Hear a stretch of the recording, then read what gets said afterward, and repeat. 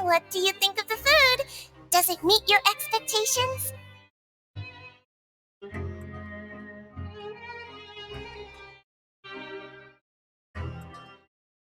Wow!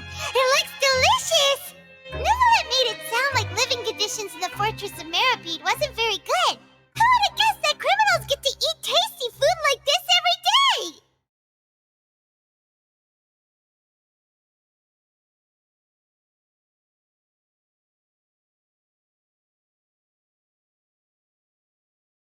Oh, isn't that the meal box that only super lucky people manage to draw?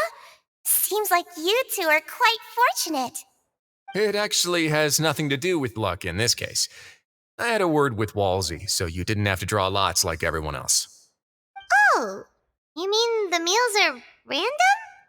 Yes, what you get to eat depends completely on your luck. You could say that it's a distasteful little game that Chef Walsey likes to play here in the cafeteria. Paimon knew it! If criminals got to eat tasty food like this every meal, the crime rate in Fontaine would skyrocket for sure! Excuse me, did I hear you mention Nervylette just now? I've been wondering how he's doing. Is he busy with work? Has he been taking care of his health?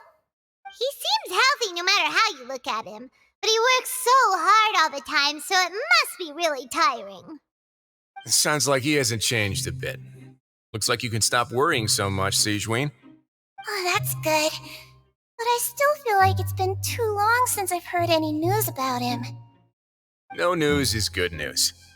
Maybe next time I've got something to discuss with him, I can invite you to accompany us. But isn't the Fortress of Meropide independent from Fontaine's court system? What do you two have to discuss?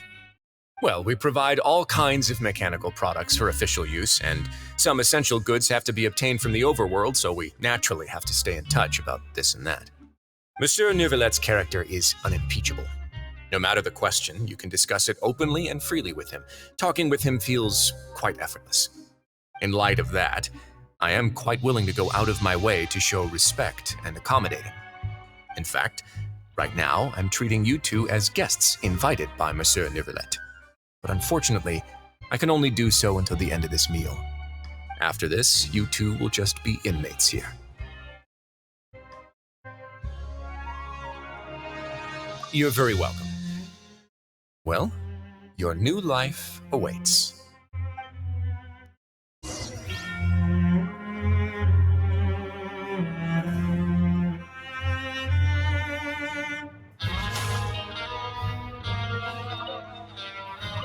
Now that I've gotten a good look at you two, I think you're very cute. After all, heavy is the head that wears the cutesy crown. I guess I just want to say, just take care of yourself and don't get hurt.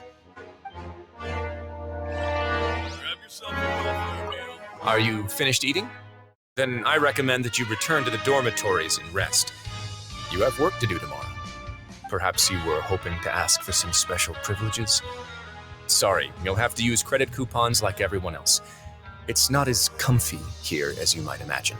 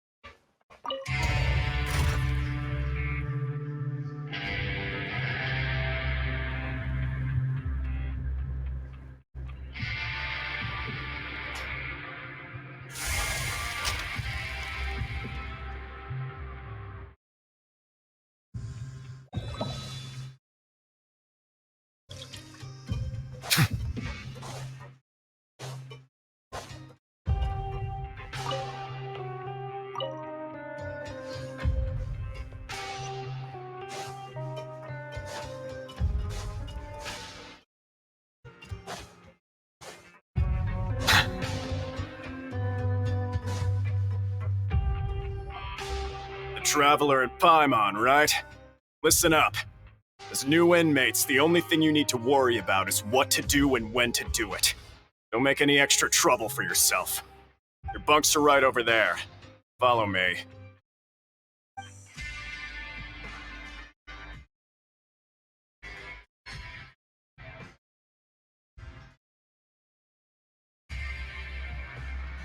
Whew. So this is where we'll be sleeping from now on. Oh, Paimon can't believe this! The days of staying home and reading detective stories are like a dream now. By the way, Traveler, we saw a lot of things worth investigating just now. Even though the Duke didn't say it too directly, judging from what he said at the end, it seems that he was only welcoming because we know Neuvillette. We are criminals, and Paimon did eat that cake, but we're actually here to help Neuvillette. Is it possible that he knows we're here on a mission? Or is Paimon overthinking things?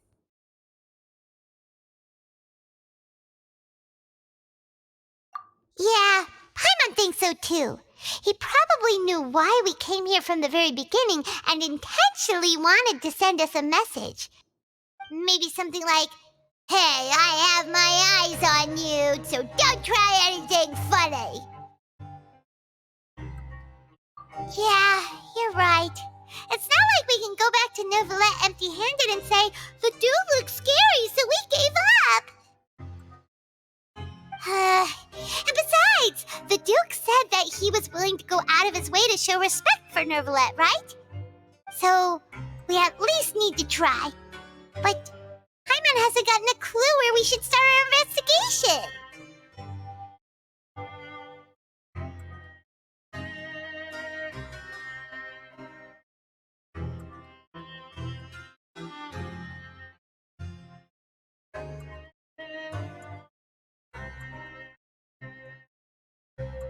You mean...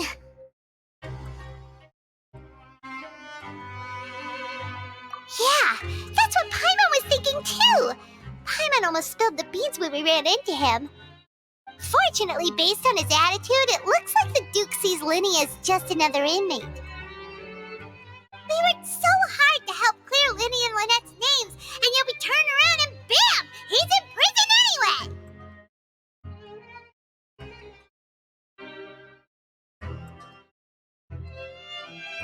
Oh, right! Linny and Lynette are from the House of the Hearth. They work for the Knave, so they could be here to investigate too!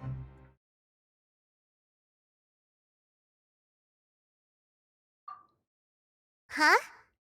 Oh, it's a card! Paimon didn't notice it earlier. It looks like a magician's prop. Lenny must have left it here. He's in prison and still doing his little tricks, huh? Let Paimon have a look. It was nice to bump into you again. Let's catch up in the production zone tomorrow. What in the world? It's written like he's greeting a buddy on the street. Paimon thought he'd write something important.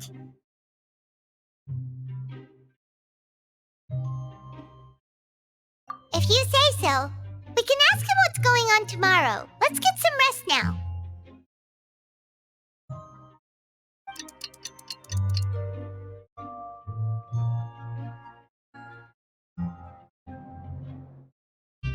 Hey, you're finally awake!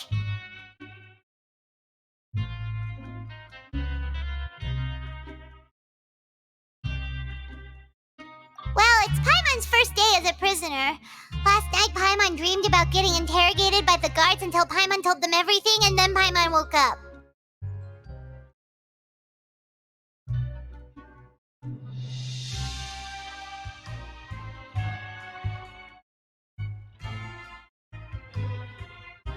Hey, come on! It's just a dream, okay? Paimon wouldn't really squeal. Maybe. Hey, lazy bones! What are you still doing here? If you don't want to starve, then get yourselves over to the production zone. Sorry! We're going right away!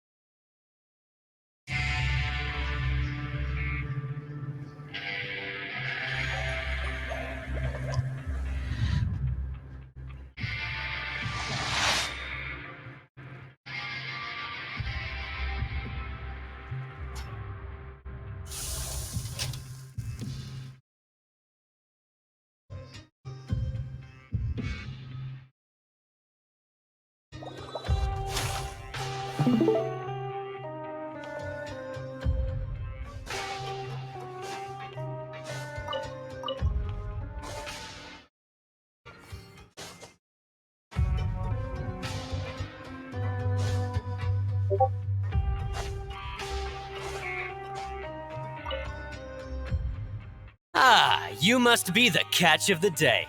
Looks like you've got some luck getting assigned this space. Yep, we just arrived yesterday and... Don't interrupt me when I'm speaking. Yes, sir. Listen carefully to my instructions. I don't want any mishaps. Every machine here is worth more than the both of you. Working around these machines can be very dangerous. Do your job well, and you can eat in the cafeteria after your shift. Get sloppy, and you dine in the infirmary. Anyway, the Fortress of Meropide doesn't want to lose a single one of its machines. And it also doesn't want to waste the production potential of any inmate. You got that? Got it. Your job is to use the machine over there to process widgets. Watch carefully, and make sure you step on the pedal at the right time. If the machine gets jammed, then give it a little maintenance with your fist. Here, take this. Bring me the processed widgets, and I'll give you some credit coupons in exchange.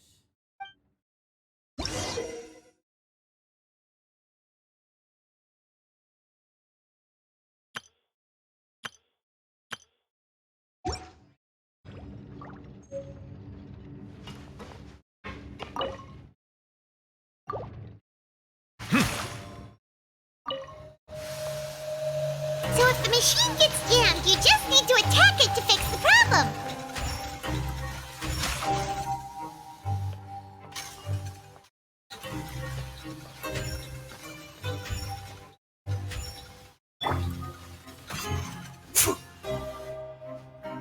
Once the widget is hot enough to blow, jump to step on the pedal and hit the widget with the hammer.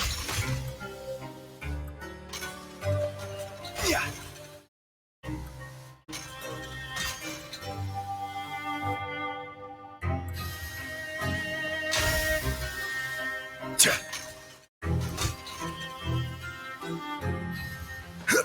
Okay, you got this! Great! Now we can report back to the foreman and give him the processed widgets! Huh. This one is tolerable. Though, since the processing is done by machine, the product is all pretty much the same anyway. Alright, I'll pass you for now. And we'll count up how many credit coupons you've earned.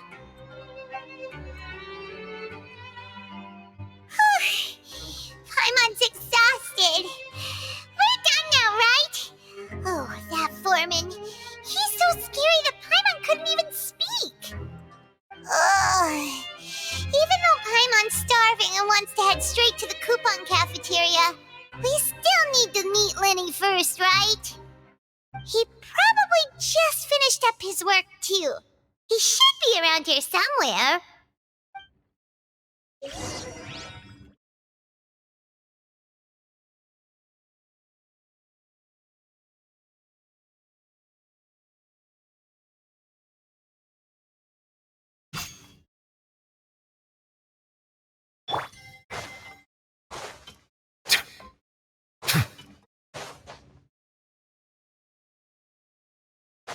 Lenny? Mr. Magician?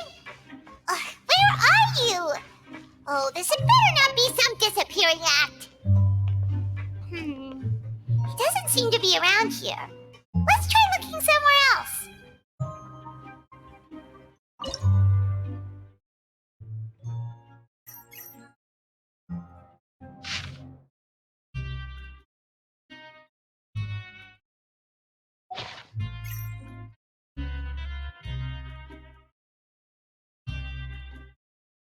Water comes in many flavors to the discerning palate.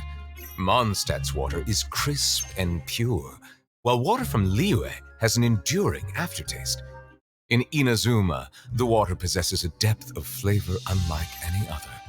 Sumeru's water, meanwhile, has a rich and complex flavor profile, but it must be savored patiently to fully appreciate it.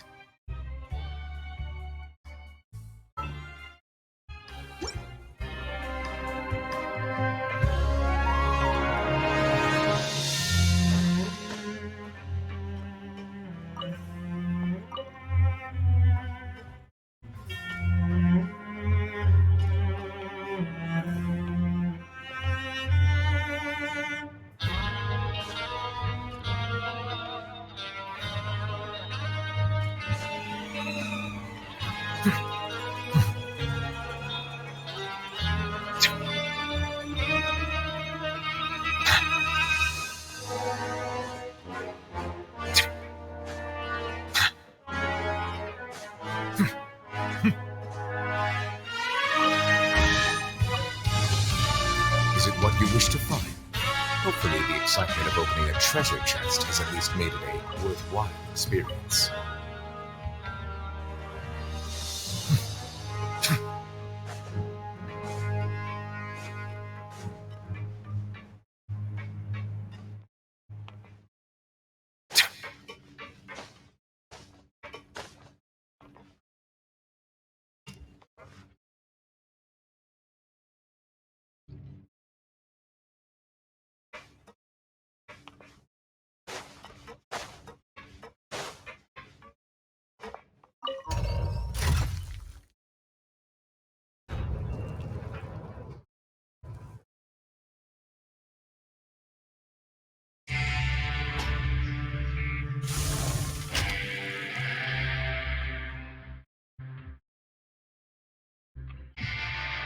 I see the value in my own work, but I also see the meaning in all the endeavors of the people of Fontaine. I believe I will continue to take pride in fulfilling my duties.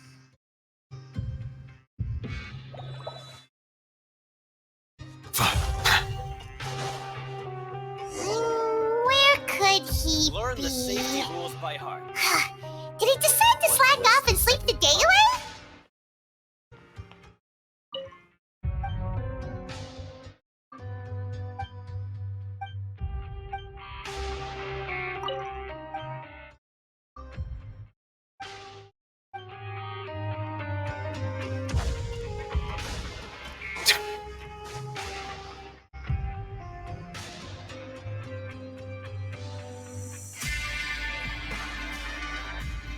Hey, over here.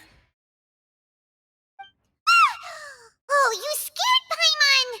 How did you appear out of nowhere like that? Oh, you scare so easily now? Is there something worrying you these days? Oh, you little... The only thing we're worried about was trying to find you. Sorry. Come over here and keep it down.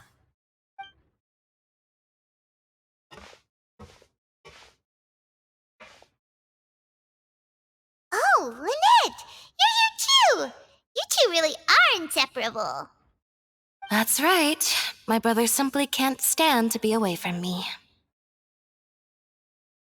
It's not just Lynette. Fremine is also here. Do you still remember him? Oh, you mean that diver from the House of the Hearth, right? Paimon remembers seeing him in the court of Fontaine before.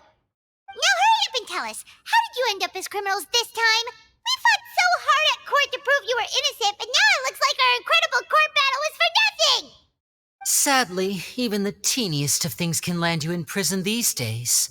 I put together a street performance and used the popularity we gained from the Opera House incident to attract a big crowd. And then? Next, I invited several audience members to participate in the show. And then, with the entire audience watching, their wallet suddenly disappeared. My brother was charged with theft, and I was charged as his accomplice, having assisted him in his crime. It really isn't that bad. The missing wallets are all in the leftmost drawer of the Maison Gardiennage's big filing cabinet. We just need to see how long it takes to discover them. Yep, we should be released then. In terms of the magic trick itself, I think the performance went perfectly. Leave it to Lenny to magic himself into prison. Indeed. Last time I hid my identity from you, I promised that I'd tell you absolutely everything if you were angry about it. No more secrets. So I don't plan on keeping anything from you this time either. At the moment, the House of the Hearth's interests don't conflict with yours at all. We were instructed by the father of our house, the Knave, to come here and conduct an investigation. Told you so! See? Paimon guessed right. As for what we're investigating, perhaps you haven't heard, but the fortress of Meropide hides a secret. Some even say that the entire fortress exists just to protect it. The House of the Hearth has been investigating this for a very long time, trying to uncover its mysteries. But recently, all of our informants, including the ones that had infiltrated the guards, suddenly vanished and have not been heard from since. We believe that this is a direct provocation, and it's the reason why we came here.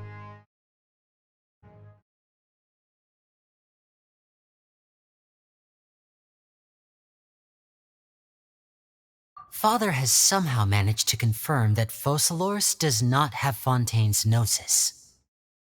Huh? How did she manage to learn information that important? Father has her ways. Many of them are beyond our imagination, and we've never had the chance to see her at work. But we trust her conclusions. It was this information that led us to suspect that Fontaine's Gnosis might be in the fortress of Meripede and is related to that secret. So it's all about the Gnosis again. Well, that's about it from our side. How about you two? Did Monsieur Nervulette send you here? Bingo! The maid has been applying a lot of pressure. She wants to know what happened to Child, so we came here to investigate. Traveler, are we allowed to tell them?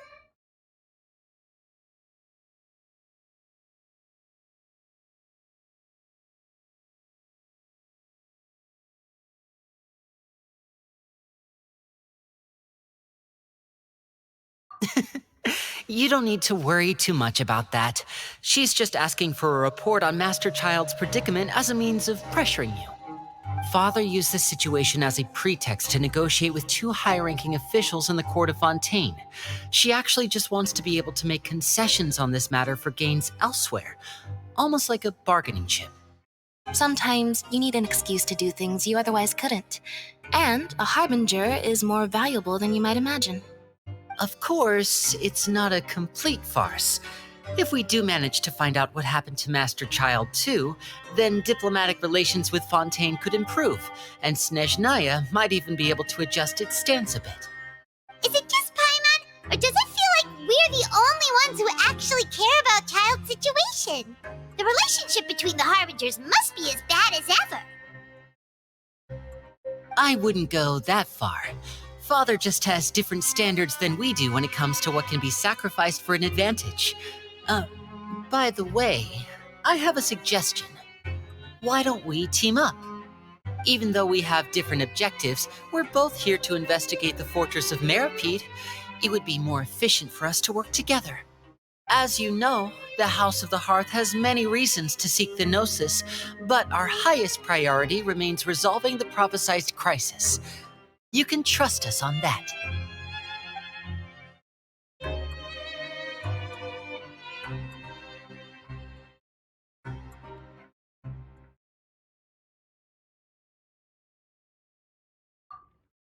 See, I told you. Is that so? Sure enough, it won't be easy to convince them to cooperate with us. Lenny seems to be thinking pretty hard about something. Of course he is. Lenny has been looking forward to a chance to reach an understanding with you ever since last we met. Or, I should say, we were really looking forward to teaming up with you this time. Lynette, just tell them everything, why don't you? It's okay to open up a little.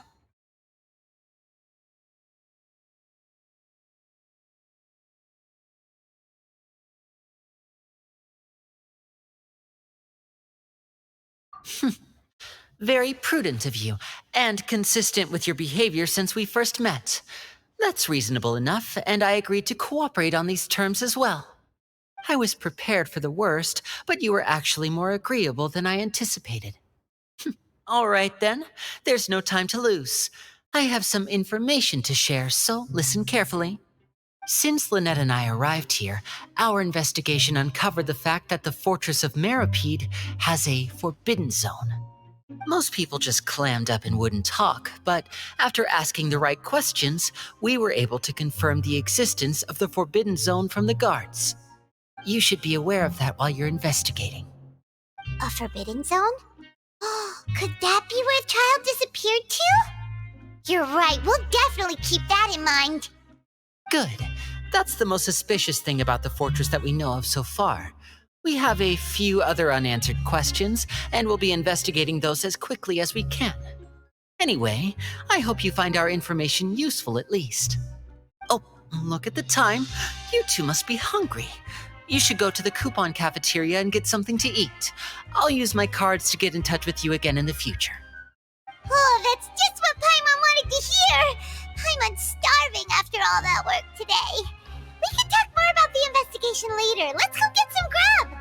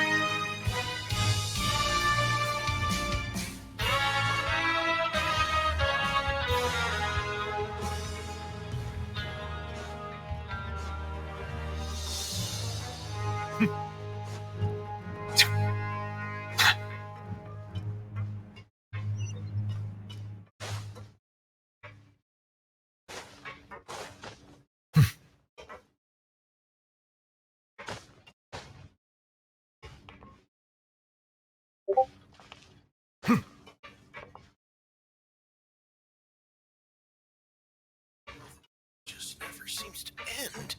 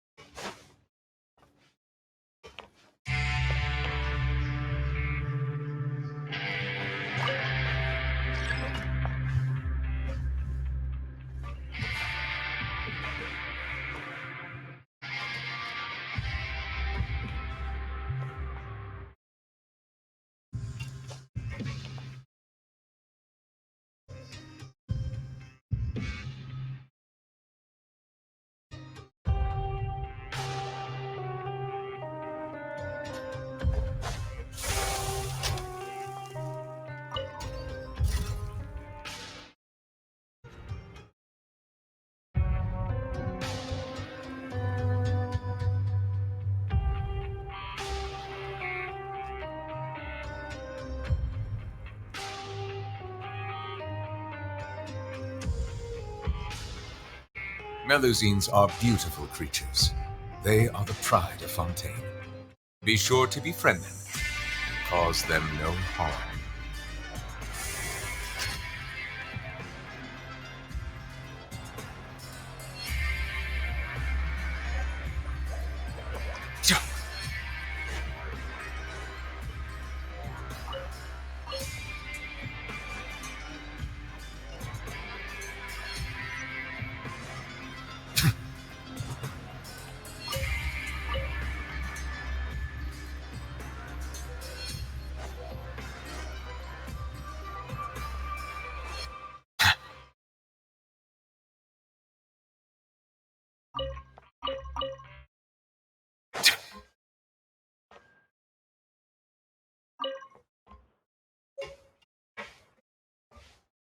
Why do you have to make the script so complicated?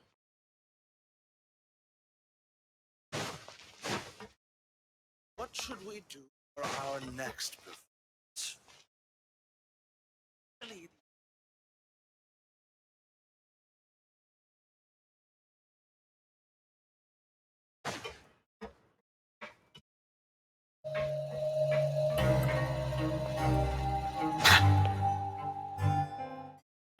Oh, he wasn't kidding.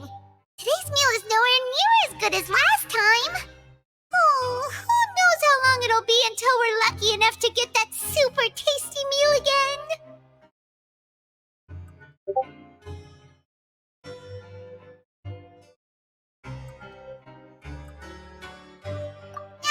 Forget about it then. We'll just deal with the regular food for the time being. Let's just get out of here as soon as possible. But life here doesn't seem all that bad.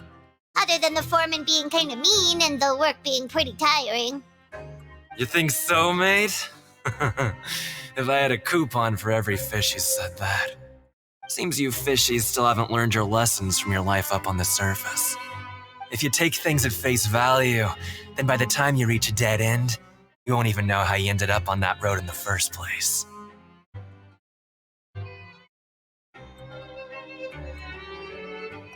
I like your attitude.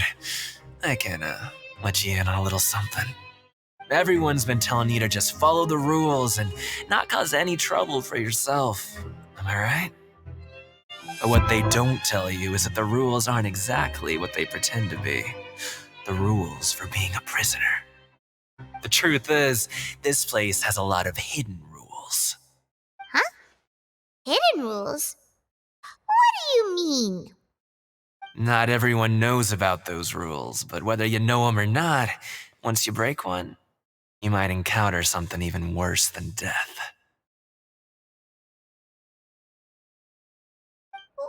Really? Oh, now you're really scaring poor Paimon. Don't joke around like that! Of course. And I'd say that just disappearing would be one of the better outcomes. Oh, you mean that if there really are hidden rules, then Child's disappearance might have something to do with that? In that case, would you tell us some hidden rules? We definitely want to avoid breaking them. Come on, mate. This is valuable information. The difference between life and death. Do you really think you can just ask and I would tell you? Paimon understands, but we don't have many credit coupons yet. Yeah, I know. Not like I'm going anywhere. Just come talk to me after you've saved enough. Moreover, you're new fish, freshly caught, and completely out of your element. What'd be the point in even telling you anything before you've gotten a handle on your new lives? Come and find me once you've been here longer. I'm usually around the rag and bone shop. Just call me V-Doc. Bye-bye now.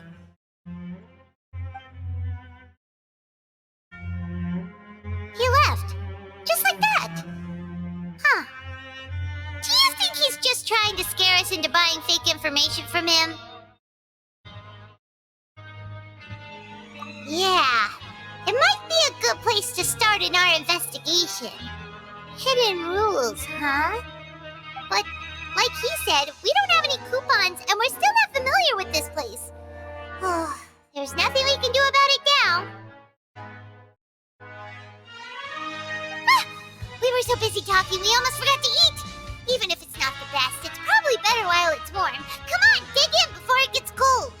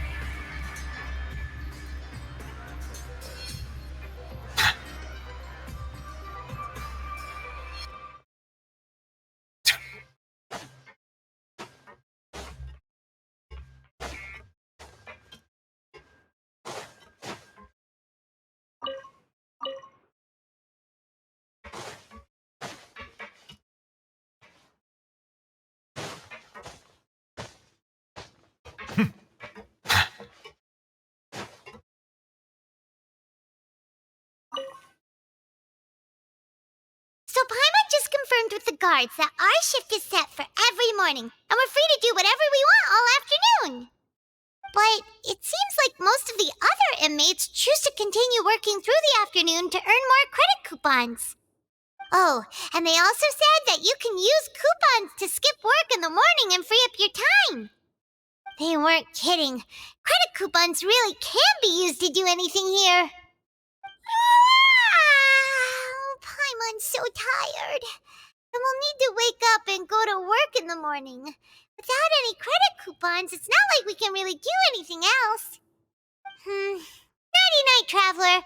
Paimon hopes we can keep making progress on our investigation tomorrow.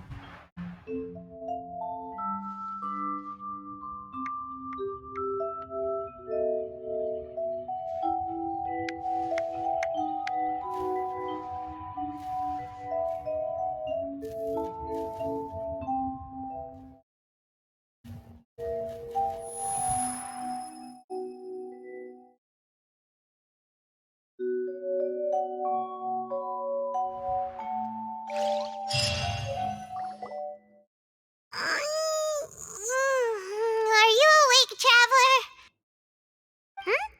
What's wrong? You seem to have something on your mind. Did you dream about something last night?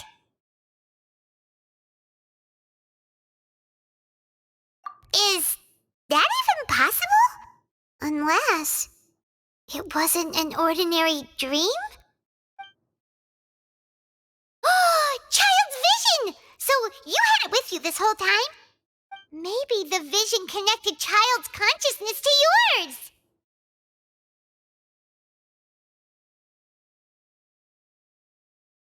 And our investigation has its first major breakthrough! Good thing you brought the vision with you here. So what did you see in the dream? Do you know where Child went?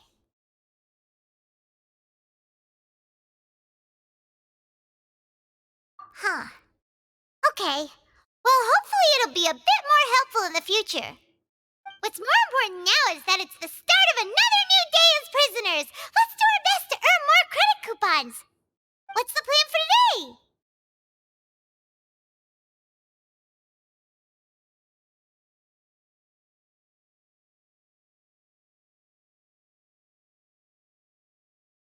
Huh?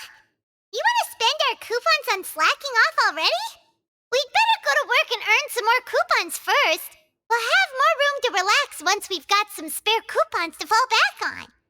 Let's go! It's time to start working. If that guard Fielding catches us skulking about, he's sure to give us an earful.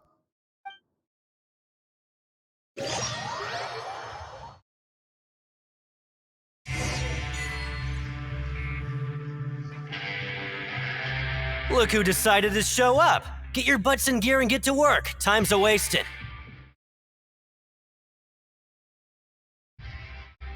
Good, here you go. Remember to give me the widget once you've finished processing it.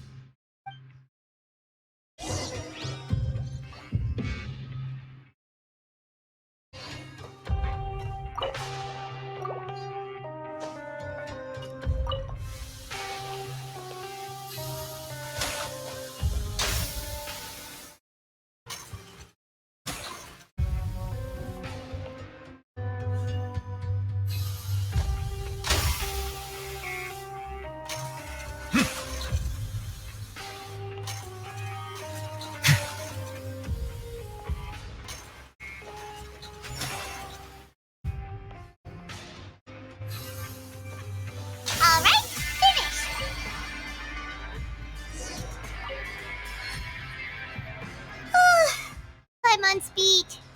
But after so many shifts, it seems we're really getting the hang of it now.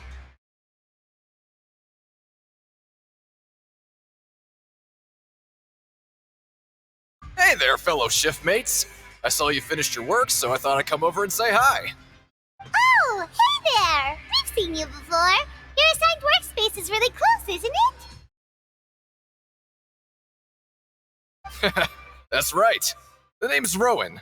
This past few days, I couldn't help but notice the new faces working nearby. I guess we were destined to meet. I've been working here for almost 15 years. Even the foreman, Grainville, always calls me Chief. Whoa, you've been working here a long time, Chief.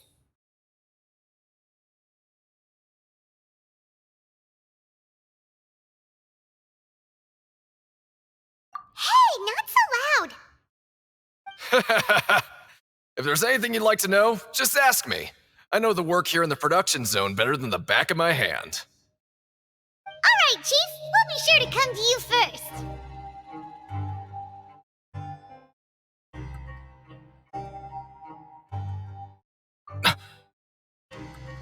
Did you just ask about the rules? Pretty sharp for newcomers. You've already heard about the rules, huh? Who'd you hear it from?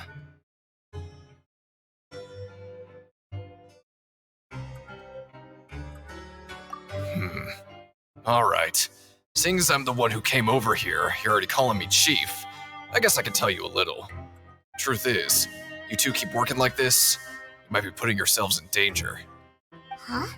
Wait, there's even a rule about that? What would have happened if you never told us about this? Well, it's usually not that easy to break one on accident. The conditions of the hidden rules are usually pretty specific. But once you do break one, bad things happen. If you work continuously in the production zone for 3 days, and if all you do besides eating and sleeping is just work, then something bad will happen during lunch on the 3rd day. Huh? Like what? Oh, don't scare Paimon! If I knew that, then I wouldn't be standing here talking to you, now would I? You mean, even you have never tried working 3 days like that before? There's actually a legend about this rule. They say that there was a worker who worked way harder than me. He was both efficient and eager on the job, and most other workers couldn't hold a candle to him. One time, he tried to test his limits and worked as long as he could. Then during lunch on the 3rd day, he disappeared into thin air, as if he'd evaporated. Later, some people went and asked some of his past friends about him, but they said, never heard of the guy. What the? How could that happen?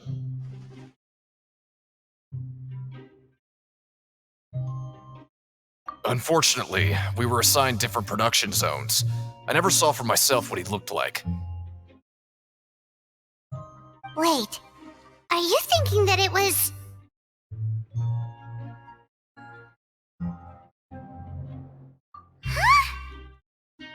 Oh? You... Listen, kid. This ain't the kind of thing you should be curious about. Let me tell you, you're better off forgetting about it and looking after yourself. Now I kind of regret ever telling you. Yeah, I agree with Chief here. Do you really want to try?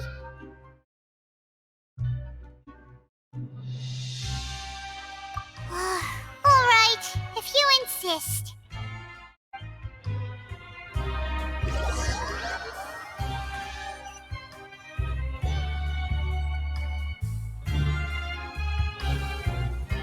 Whoa! Isn't this the super lucky meal? Looks like hard work really does get rewarded. Paimon's gonna take her time and savor every bite. What would you like to do this afternoon?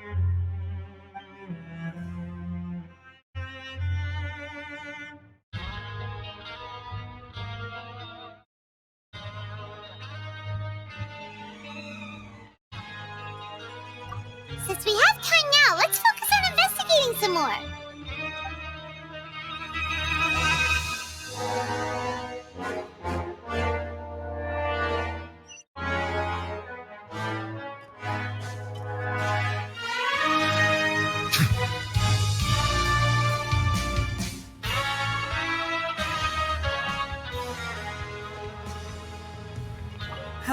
I'm not very good at remembering people's appearances. Anyway, no one comes to mind based on your description.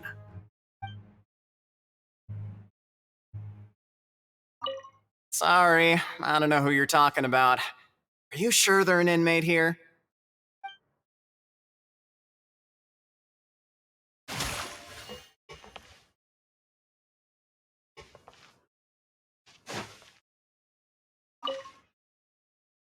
Oh, hello. You two are the ones who were with His Grace. No need to be so nervous. Sorry, I couldn't help but think of His Grace once I saw you, and I...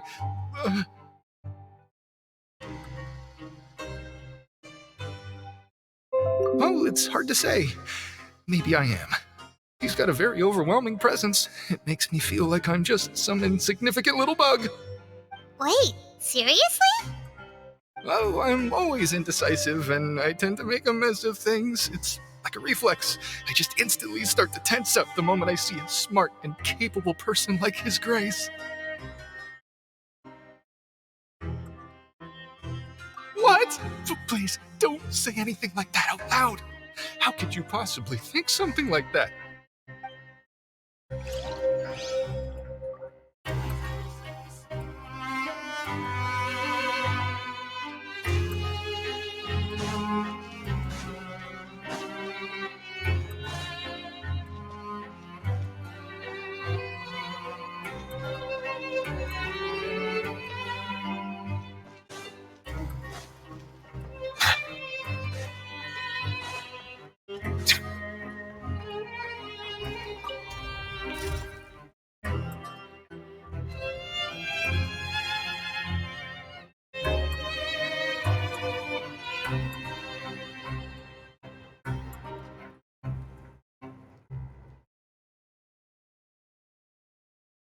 I see the value in my own work, but I also see the meaning in all the endeavors of the people of Fontaine. I believe I will continue to take pride in fulfilling my duties.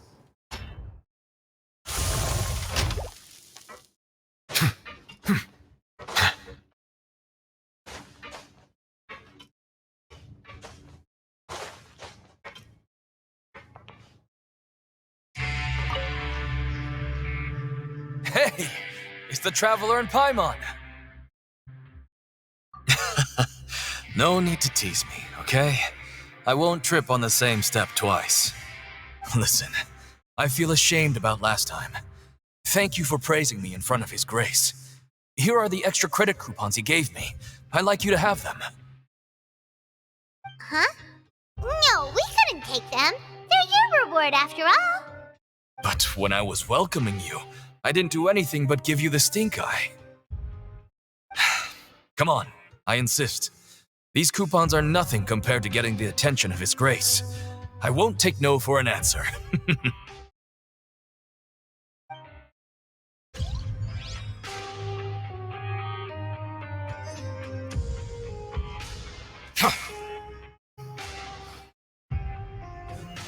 Just like His Grace said, paying attention to every little detail is the key to prosperity. Maybe this is the true meaning of rebirth, not just earning credit coupons.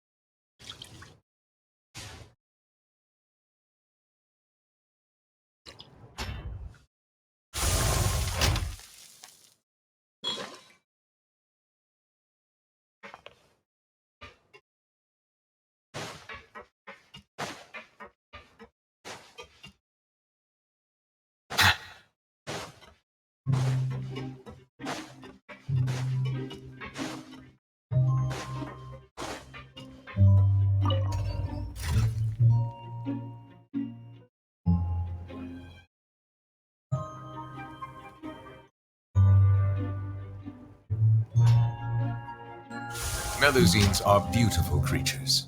They are the pride of Fontaine. Be sure to befriend them and cause them no harm.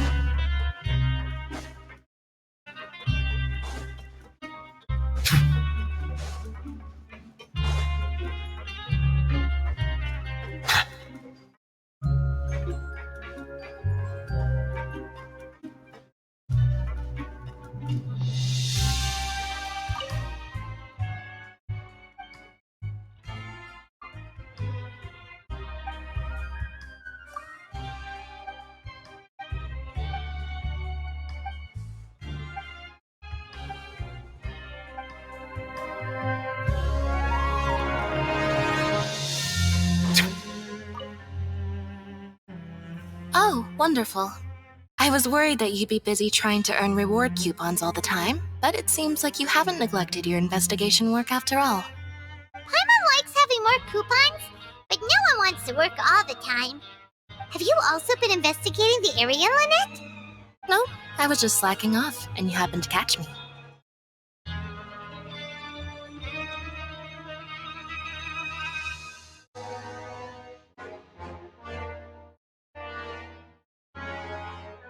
My brother is still obsessed with anything remotely related to the Forbidden Zone. But knowing him, it won't be long before we get more leads. Oh, before I forget, this is for you. Huh? Credit coupons? Why are you giving us these? I've been here longer than you. Coupons aren't a resource in particularly short supply. What is in short supply are interesting people to talk with. Aw, that's so nice of you, Lynette. We'll be sure to make good use of these coupons then. Thanks a bunch!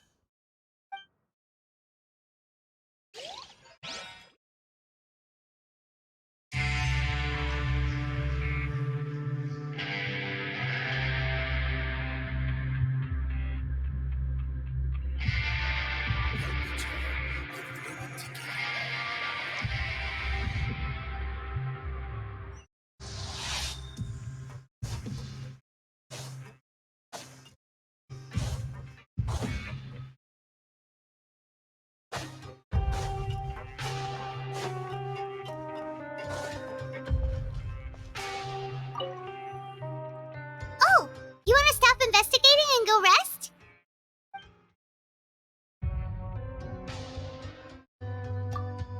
Okay, you should rest up. We'll be back at it tomorrow. Aw, looks like we won't get a chance to sleep in as long as we're here. Let's get to bed early.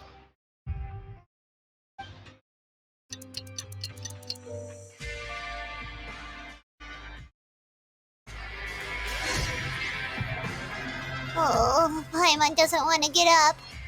Paimon still feels completely exhausted from yesterday. What do you have planned for us?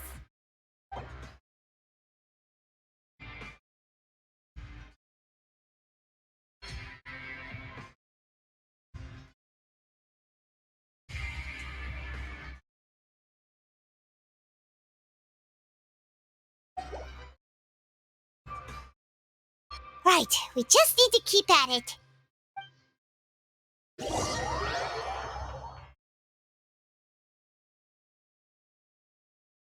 Look who decided to show up! Get your butts in gear and get to work. Time's a wasting.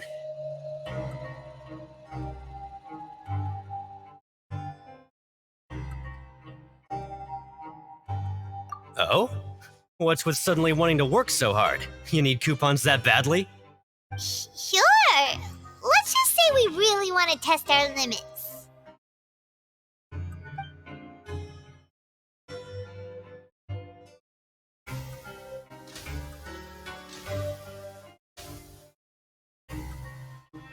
Nice! We did well today. Let's keep it up!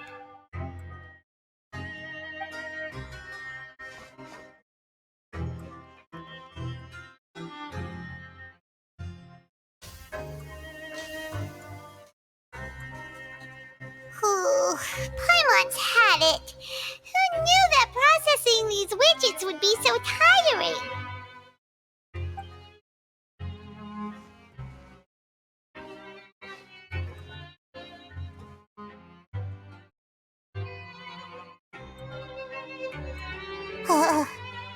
That's it. Paimon doesn't even have the energy to talk anymore. Is it time to eat yet?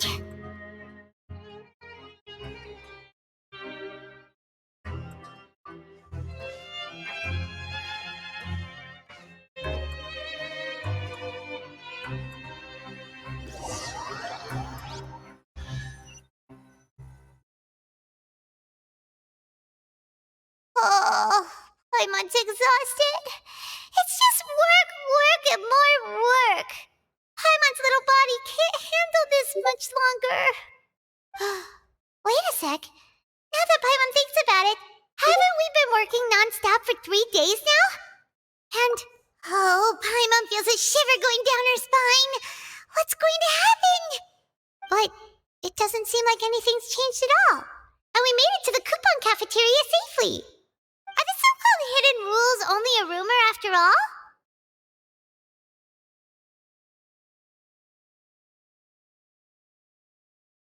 Well, there's no use to just guessing all day.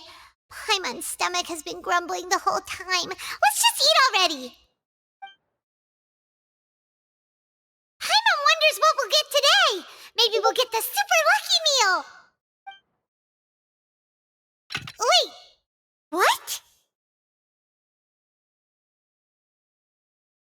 What in the world is this? What's with Paimon's food? And yours is the same. Is this stuff meat? But it looks and feels so bizarre. What kind of chef would make food like this? What do you think is going on? Is this the bad thing that Rowan was talking about? No, stop right there. Paimon gets what you mean, just don't say it. Hey, isn't that Woolsey over there? He must have made the food, right? So let's just ask him about the food and be done with it. Hey, Woolsey, have a moment? What is it? I'm about to go report the numbers for today's free meal, so you'd better make it quick. It's about the meat in our meals. Look, does it seem normal to you? The meat? Oh, that. Looks perfectly fine to me. Totally normal. You better hurry up and shout out. How could this be fun? Hey, don't leave! You barely even looked at it! Hey! Ugh, what should we do now? Woolsey wouldn't even give us the time of day. Is he trying to hide something? Yeah, looks like we have no other choice. Paimon was positively famished a minute ago, but now she's lost her appetite.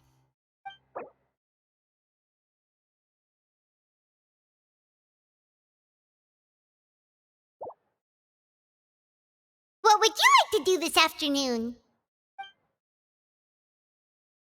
Yeah, Paimon felt like some of the people here were a little strange the moment she saw them.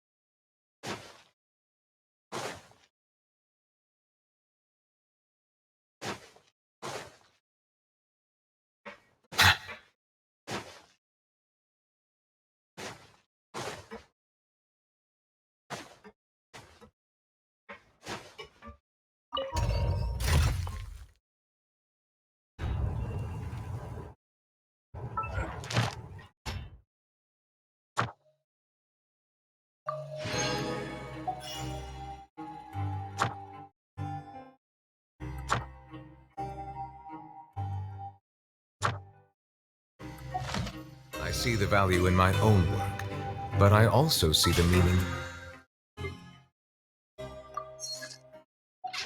all the endeavors of the people of Fontaine.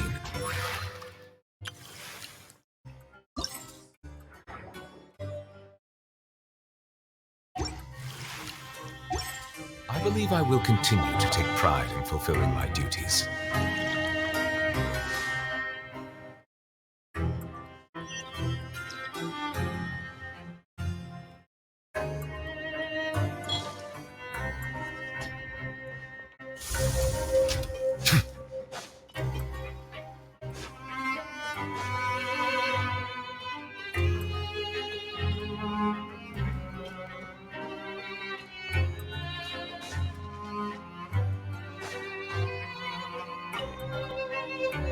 Siegewing? Aren't you supposed to be in the infirmary? What are you doing in the production zone? Hello, Traveler. Paimon? Everyone's usually busy around now, and we don't have any patients to look after in the infirmary. I thought I'd come here and enjoy the sight of everyone hard at work. Enjoy? What's there to enjoy here? It's really worth watching. I often stand here and observe everyone. Humans are just so interesting and adorable. I like to watch your expressions while you work. Are you talking about pets or people?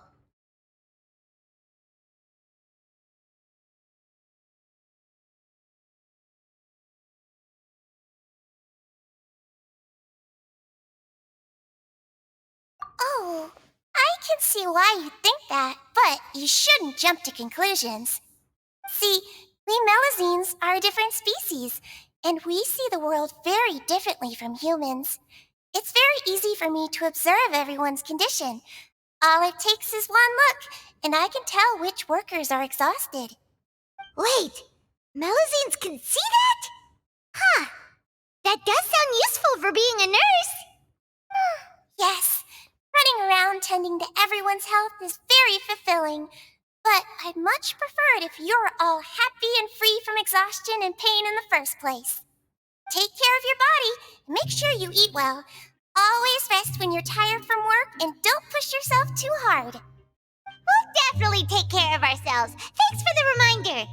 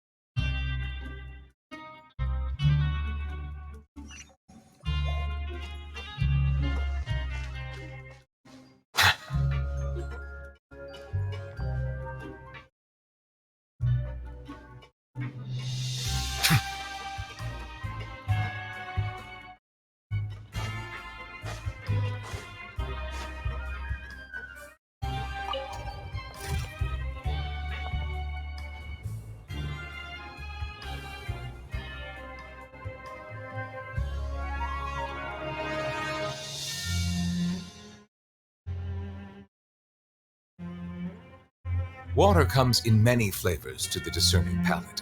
Mondstadt's water is crisp and pure, while water from Liyue has an enduring aftertaste. In Inazuma, the water possesses a depth of flavor unlike any other. Sumeru's water, meanwhile, has a rich and complex flavor profile, but it must be savored patiently to fully appreciate it.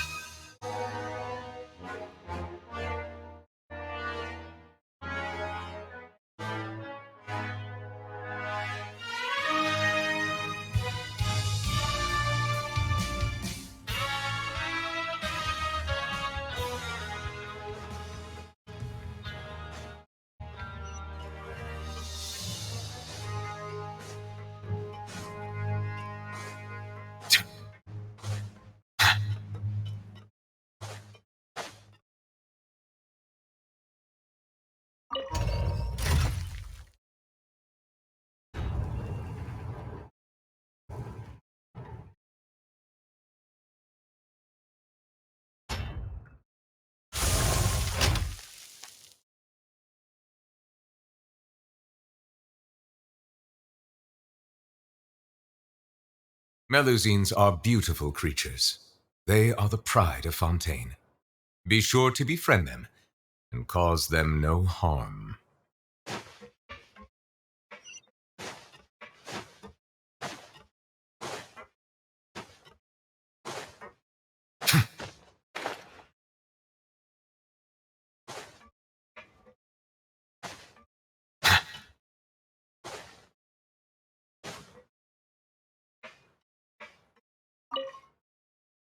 Huh?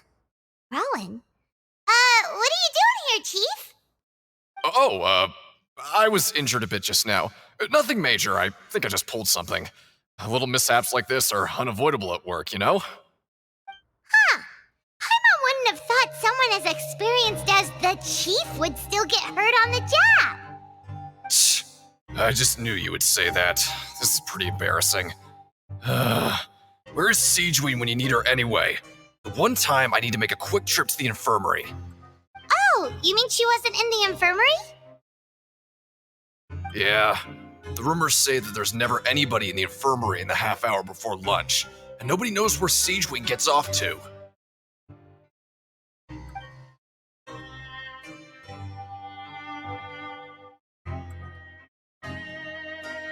Huh. That's actually really strange. Siegeween's always super dedicated to her work. Where else would she possibly go? Forget it. I can take care of a small sprain like this on my own anyway. No need to trouble her.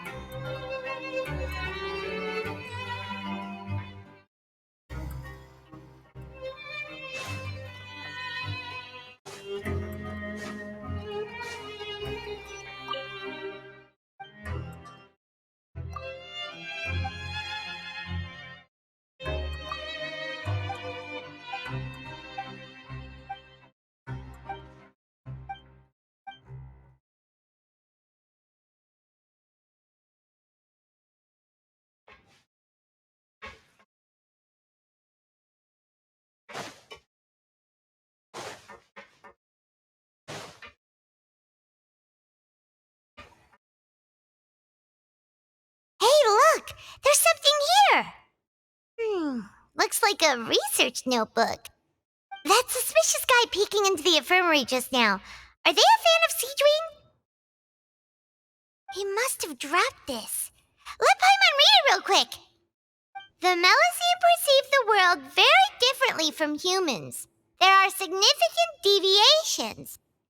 As a result, their sense of aesthetics and beauty is also very different from that of humans. This must be taken into consideration when giving gifts. Ooh, this all sounds pretty serious. He sure did his homework.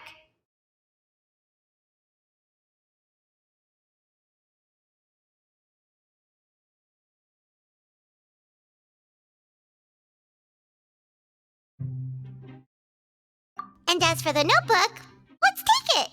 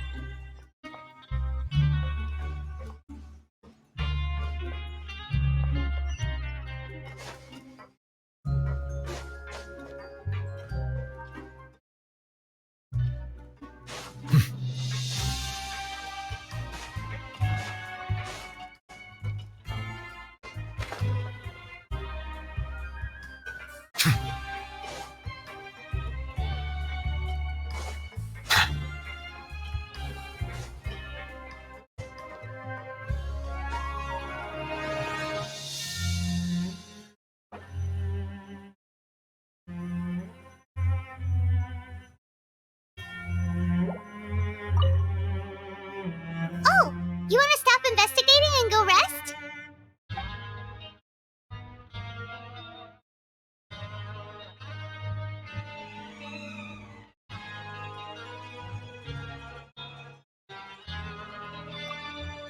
Okay, you should rest up. We'll be back at it tomorrow. So after working a few days straight, we got some strange meat in our lunch. What was that all about? Has our investigation turned up anything useful recently?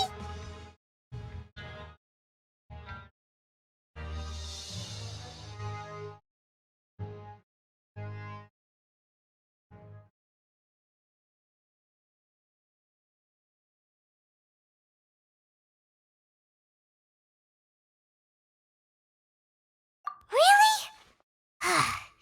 And it looks like that part of the investigation has hit a dead end. Well, we'll keep searching for more clues tomorrow. Good night, Traveler.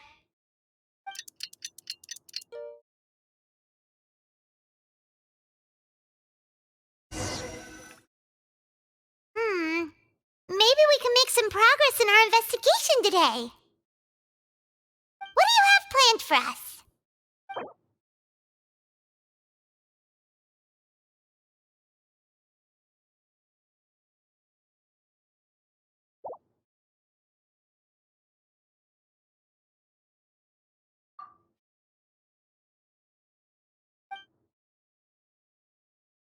After working here so long, we're really starting to get the hang of it.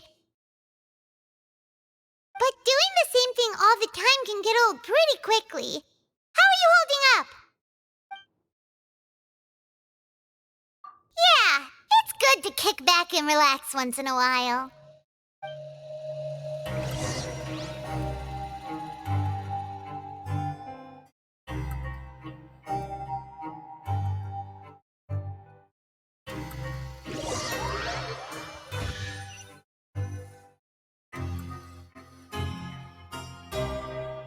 Whoa! Isn't this the super lucky meal? Looks like hard work really does get rewarded. Paimon's gonna take her time and savor every bite. What would you like to do this afternoon? Maybe we'll be able to find some leads there.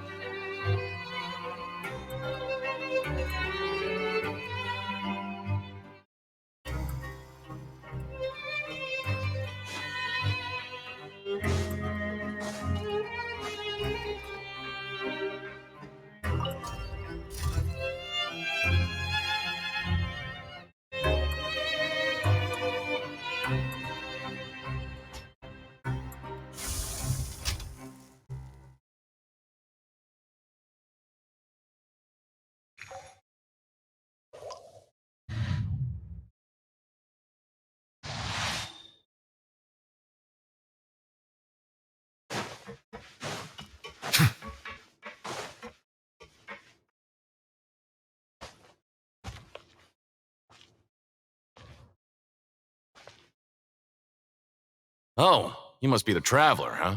Sorry, mate, but competitors as strong as you are prohibited from participating.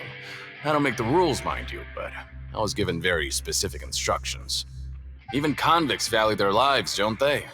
I hope you can understand. But we have a game here that'll let you show off your strength, and you'll even earn some credit coupons in the process. What do you think? Interested? And if we lose the game, will it cost us credit coupons? Of course. That's the cruel reality facing every competitor in a place like the Pancration Ring.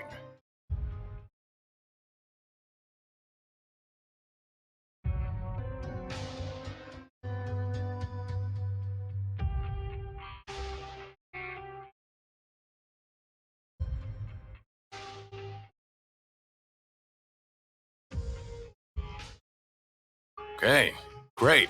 Let me walk you through the rules. The targets in front of you will pop up one after another. You'll need to hit the targets in the same order that they popped up.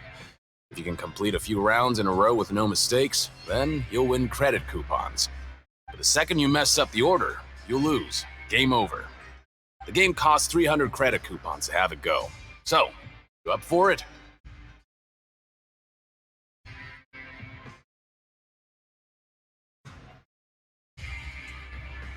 Thanks for your patronage, mate. Now, let the game begin.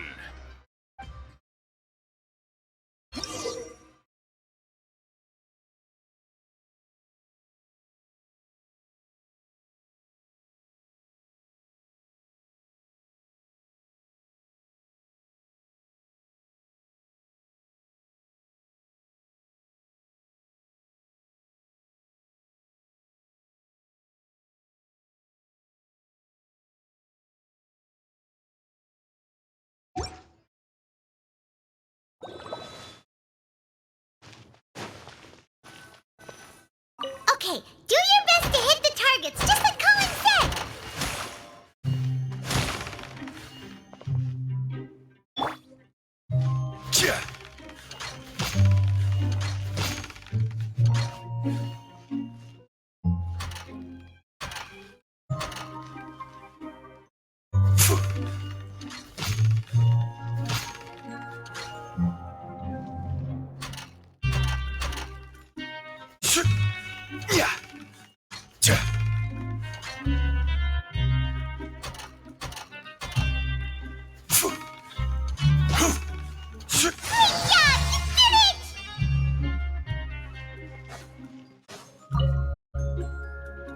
Your strength really shouldn't be underestimated.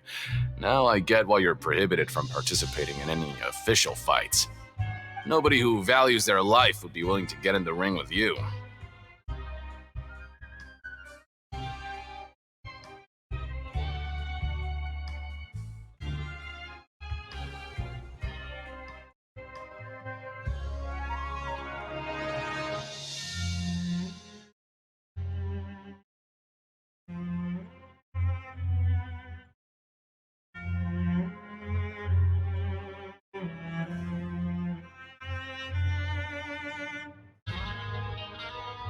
However, you two haven't tried betting on the outcome of the Pancration match yet, have you?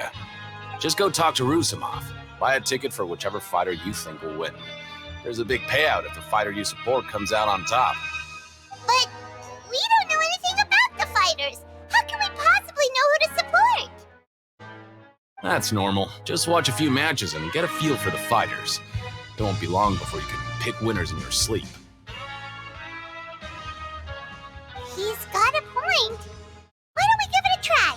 If we have enough coupons, we could probably bet at random until we figure everything out. Bet at random, huh? Well, how should I put it? It's not like you can't do that, but I'd advise you to give it some more thought first. Huh? We shouldn't get too carried away. What's the problem?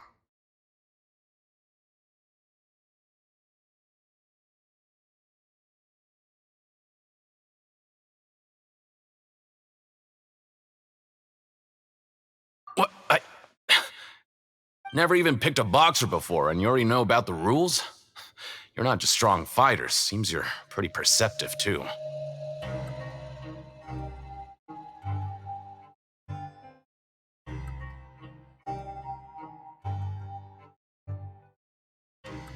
Might as well tell you about it since you already know that much. Plus, I think you've got the potential to be one of my greatest customers. I think I can let you in a bit. Besides, I don't want to risk ever losing a customer like you. Is it that serious? Okay. The hidden rule here is, if you buy both boxers' tickets and support them both, something bad will happen the next morning. So the rule is that we shouldn't pick both boxers in the same fight. But if anyone actually did that, wouldn't they be guaranteed to lose coupons? Who would do that anyway?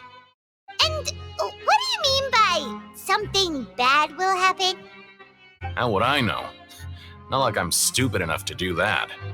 But I've heard a story about the rule. According to the rumor, there was a masked boxer who possessed incredible skill and power. None of his opponents even stood a chance against him. However, in the final match, the organizers told him to take off his mask. He refused and never showed up to the fight. And after that, he was never seen again. Some say he died, or that he was taken care of by the event's organizers. But everyone remembers that he was someone who cherished honor above all else. In his eyes, supporting both boxers in a match would dishonor the competition itself. So you mean it's like a curse? He'll take vengeance on anyone who does that?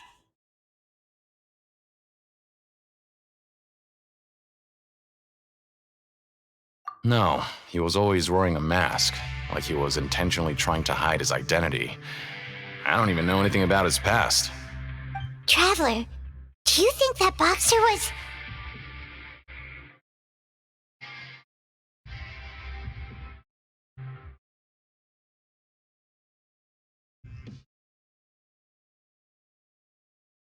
Huh? We will? You're not serious, are you? Look, here I was just trying to be nice and warn you, yet here you are trying to break it on purpose? Yeah, it sounds pretty scary to Paimon.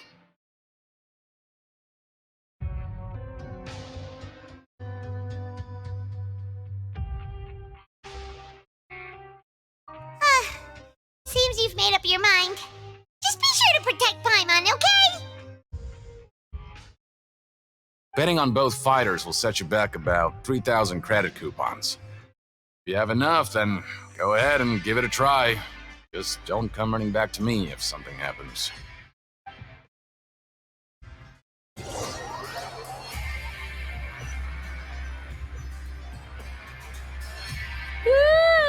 We woke up so early today that Paimon's been nodding off all afternoon. Good thing it's finally time for bed.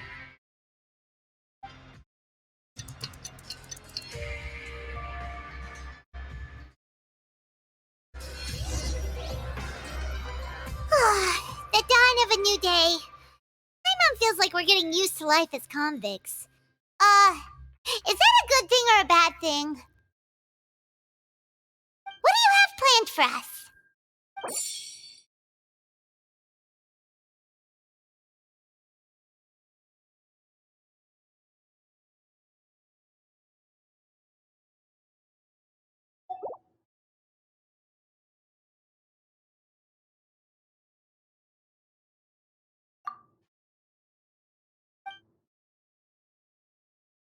After working here so long, we're really starting to get the hang of it. But doing the same thing all the time can get old pretty quickly. How are you holding up? Yeah, it's good to kick back and relax once in a while.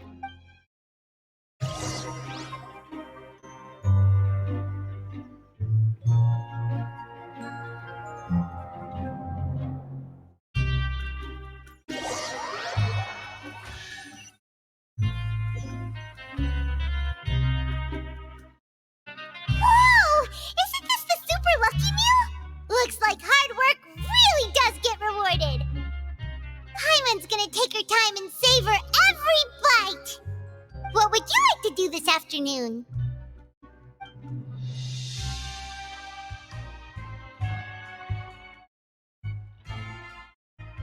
knowing child, he must have been there all the time.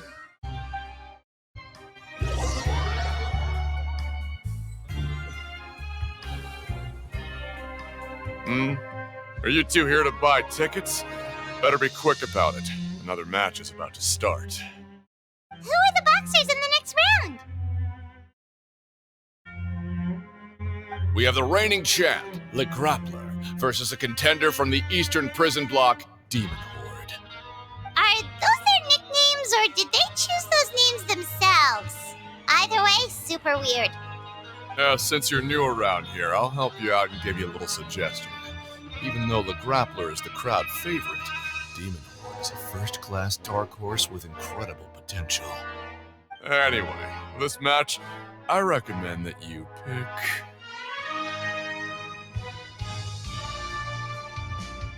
Huh?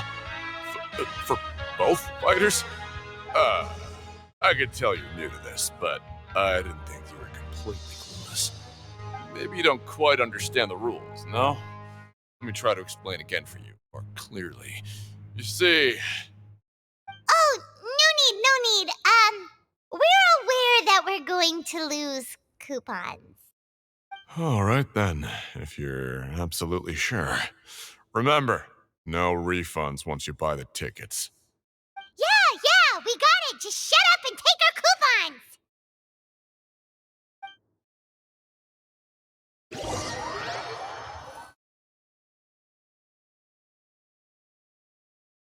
Seems we had a productive day. Hope we can make even more progress tomorrow.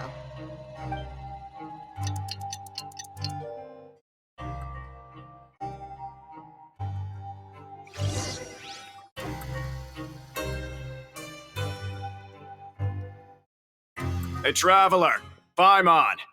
Package here for you. The next time you buy something, go pick it up yourself. I'm not a delivery man, you know. Huh? A package? For us? Did you buy something, Traveler?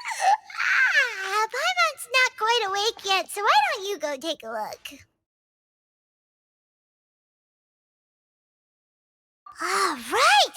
Yesterday we broke the hidden rule and bought tickets for both boxers. Oh, maybe this package is the bad thing that Colin said would happen. Paimon suddenly feels wide awake. Wait, maybe let Paimon go hide somewhere first. Just call Paimon after you opened it. Hey, wait! Paimon's still here! Don't open it! Ah!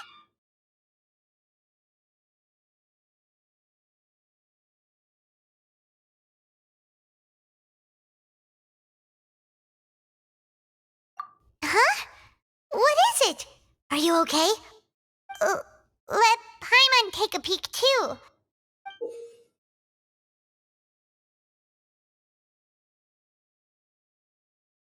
Oh, it's just a small bottle. But the color of the liquid inside looks so wrong. Almost like...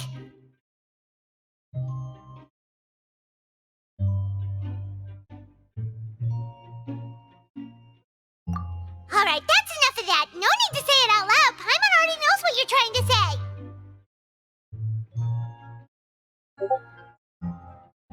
Ugh! No way! Get that stuff away from Paimon!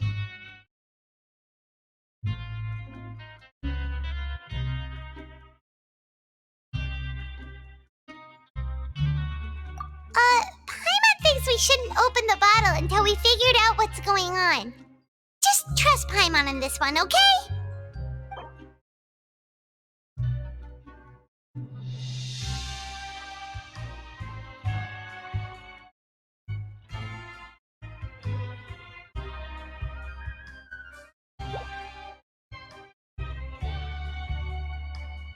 What do you have planned for us?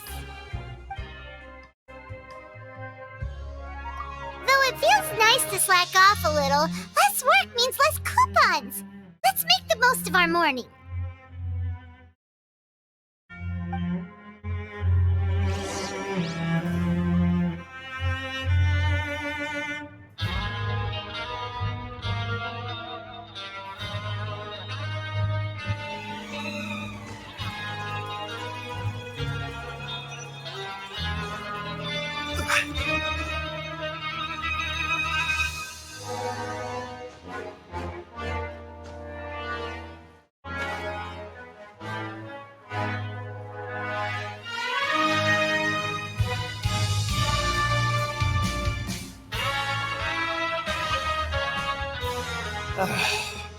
If there's no way to send it all out, maybe I'll never get a chance to leave. Who are you? We've never seen you before, and you don't look like a fellow convict. I'm not! Of course I'm not. Please, don't mistake me for a criminal. I'm a good, law-abiding citizen. Then what are you doing here? You sure seem anxious about something. I'm a promoter for Fontico, and I'm usually responsible for promoting our drink products.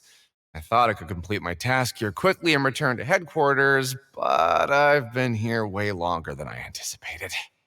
Oh, a promoter from Fontico? So what kind of problem did you run into? I'm so upset. It's all because of that Duke. After discussing the company's promotional plans with him, he told me outright that my project was worthless. However, in light of our long history of successful collaboration, I still tried to patiently explain the details. However, to my surprise, he just cut me off while I was speaking. Let me take a moment and recall his exact words. I'm just gonna stop you there and say no.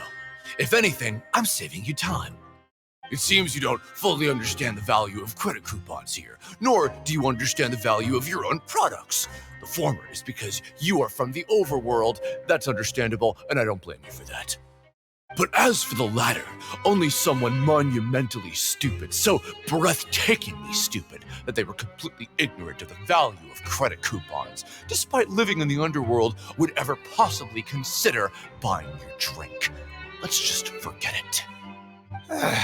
Anyway, that's how he rejected my proposal and asked me to come up with another solution with the condition that it doesn't cause any trouble for him. Can you believe that guy?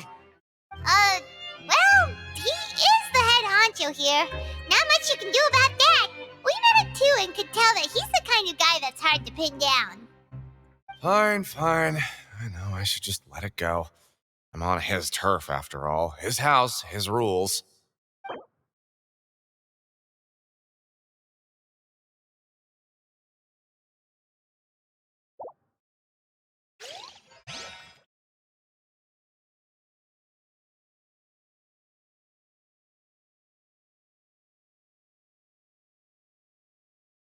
I just don't want to be stuck here forever.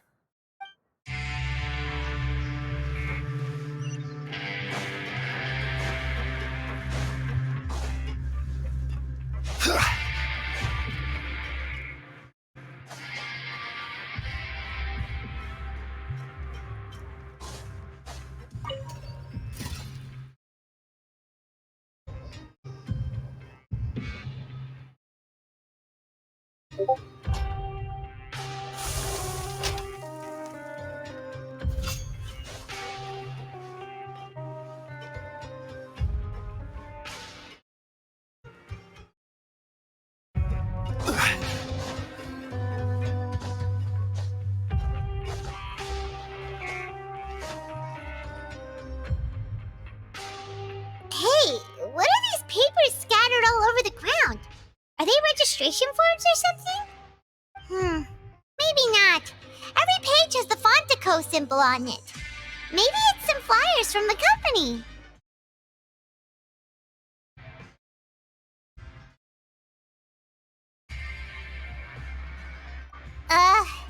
Okay. But if someone catches us, they could accuse us of trying to steal the company's secrets, couldn't they?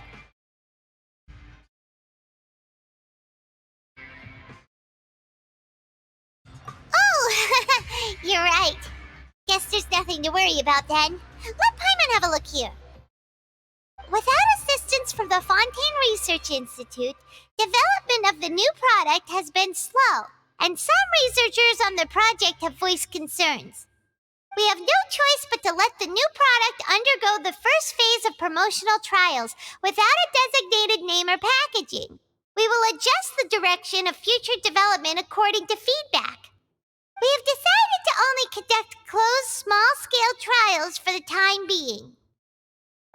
Sure doesn't seem like anything unusual. The company is just trying to develop some new products besides Fanta. But it sounds like things aren't going well at all. Let's put these papers back where we found them and make it look like nobody went through them. Okay, good.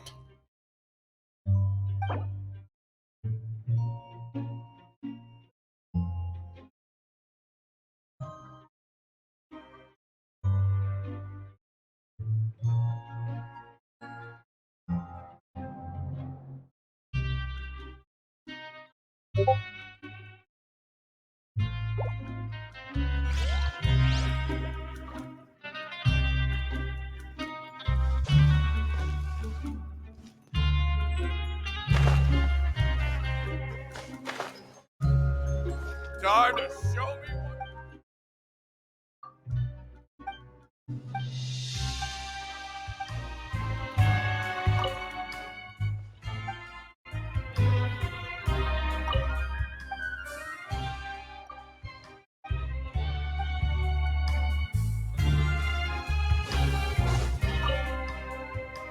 Hey, I heard you crazy fools really did it. You bought tickets to support both fighters, didn't ya? Well, did anything happen? Well, the next day we received a mysterious package, but we still haven't made any sense of the contents. So it is real. You didn't become cursed or anything like that, did ya? Are you both still okay? Wait, are you sure that it's still you controlling your bodies right now? Paimon's not sure. What do you think, Traveler? Is Paimon still Paimon?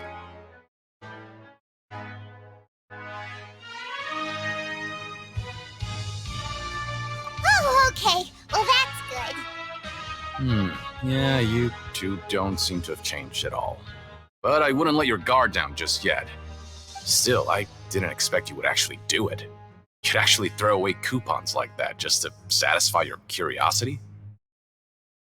Even if we bought tickets like everybody else, it's not like we could hope to earn any coupons. When it comes to things like this, it's always the organizer who makes the real profits. Hey, just what are you trying to imply? The Pancration Ring is an honest business, and we really don't make much from selling tickets. We make so little that even the current tournaments can only be held thanks to funding from the producer of Fanta. Oh, so it's the company that manufactures Fanta sponsoring the events? Paimon thought all of this was thanks to the Duke's support. Let's just say it's a mutually beneficial arrangement. They reached out to us first, hoping to promote Fanta products in the Fortress of Meropide.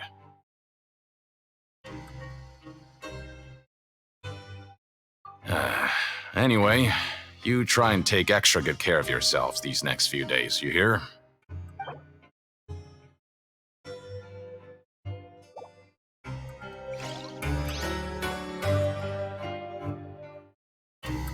Oh, it's you. You must be absolutely loaded with coupons if you have time to stroll around like this.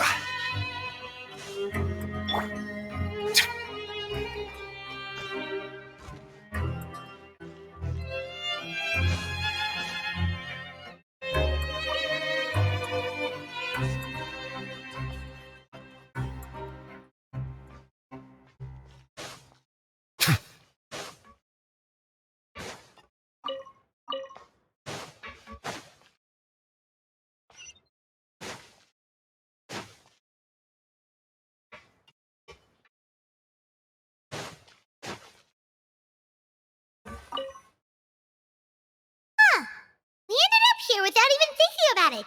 Wanna grab something to eat?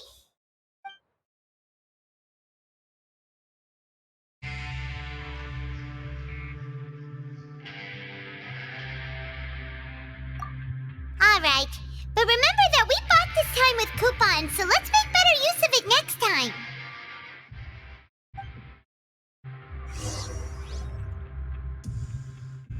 Oh, just a regular meal set. Guess Paimon shouldn't get her hopes up. What would you like to do this afternoon?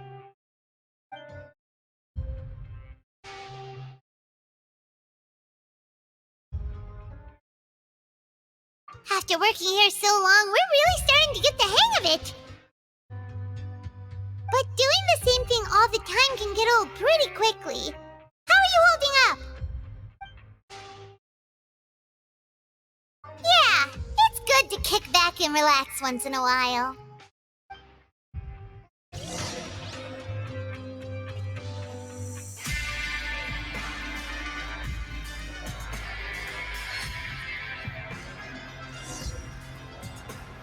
A mysterious box?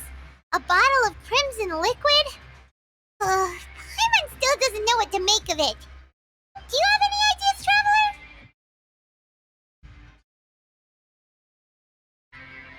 Really? Then it looks like that part of the investigation led us nowhere. Well, maybe we'll have better luck tomorrow. Good night, Traveler.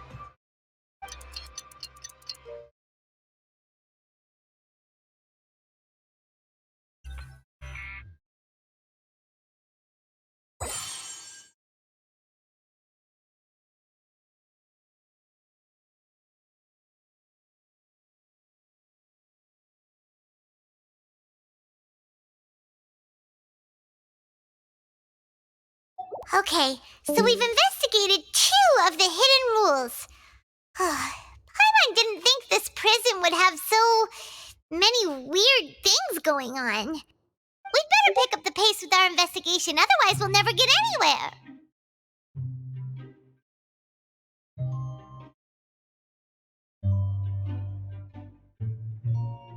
Yeah, let's skip work for now and put our time to good use.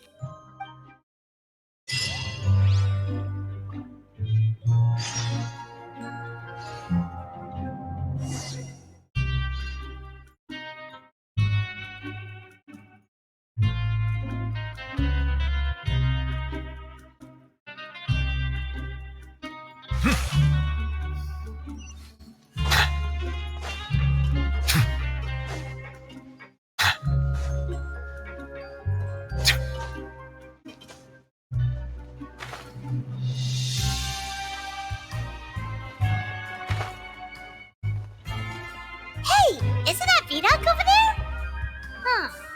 Is it just Paimon, or are there fewer people than usual here today?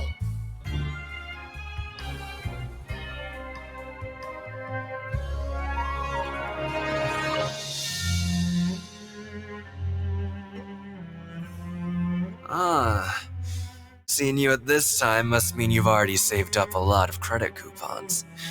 Or at least enough to skip work. Seems you're getting into the swing of things around here.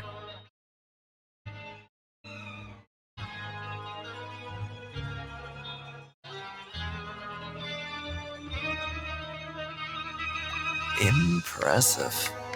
Very impressive. So, now can you tell us about the hidden rules you know? If that's what you want to know, I guess you couldn't have come at a better time. Huh? What do you mean it's a good time? Leonid and those other pesky broke urchins have all gone to work in the production zone. I wouldn't want them listening in without paying up. We get it! Just tell us already! So, you know those pipes that make strange sounds? Don't ever, ever go near them at night. Even if you manage to avoid the guards, you might find something even more terrible there. Something even more terrible? Like what?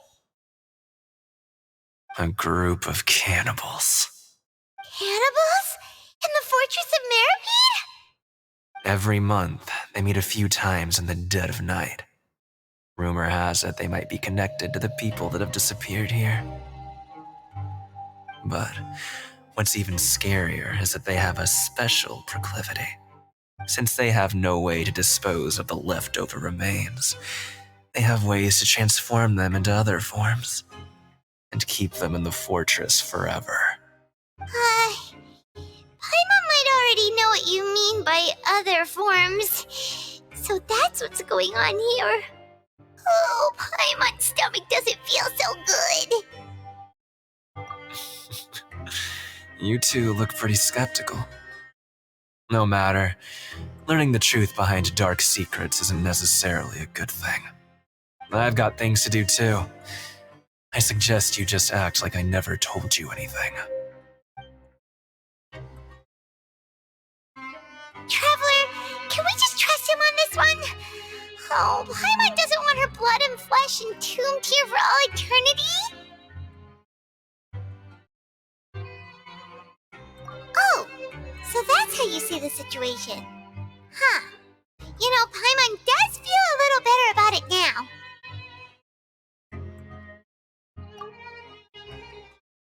When will all the secrets end?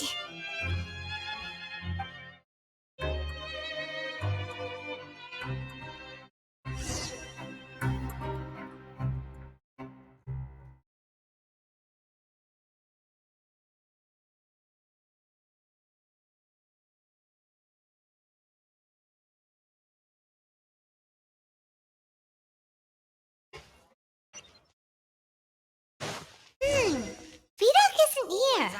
But the guys who went to work in the morning are back. Let's go ask them. Just stay away from me.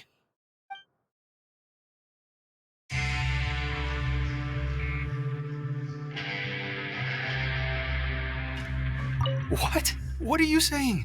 You shouldn't go around saying stuff like that.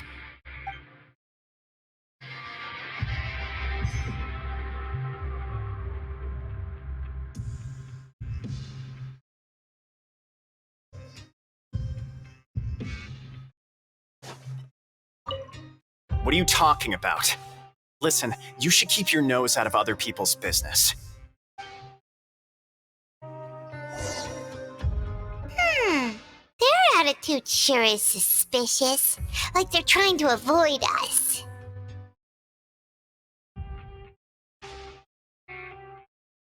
But if they're being so obvious about acting weirdly, do you think they might just be trying to lure us in? Oh, this is all getting way too creepy for Paimon.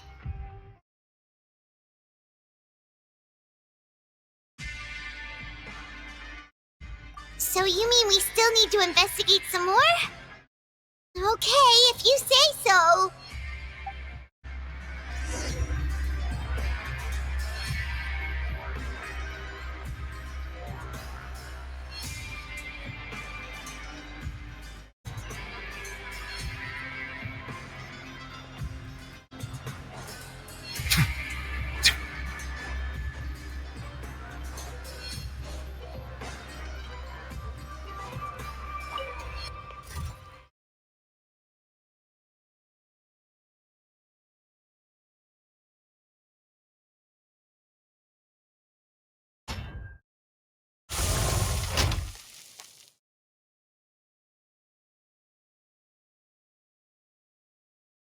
I see the value in my own work, but I also see the meaning in all the endeavors of the people of Fontaine. I believe I will continue to take pride in fulfilling my duties. Hello,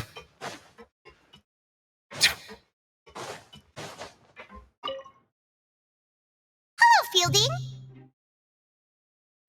What do you want? Criminals like you ought to be working right now. Catch my drift. We just want to ask you a simple question. Have you ever discovered anything odd during your nighttime patrols? Why are you asking about something like that? Whatever happens at night isn't your concern. All you need to worry about is getting enough sleep. Well...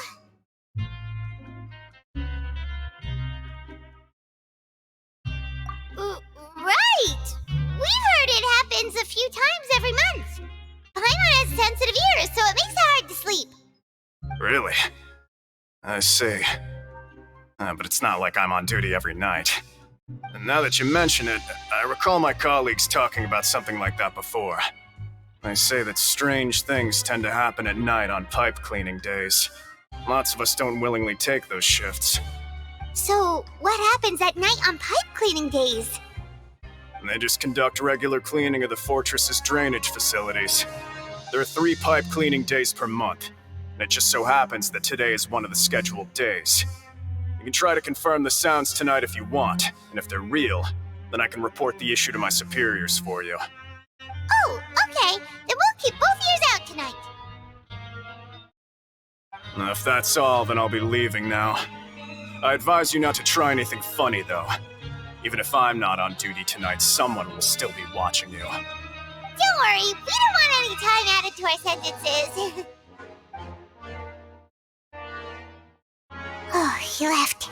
So what do you think about the pipe cleaning days he mentioned?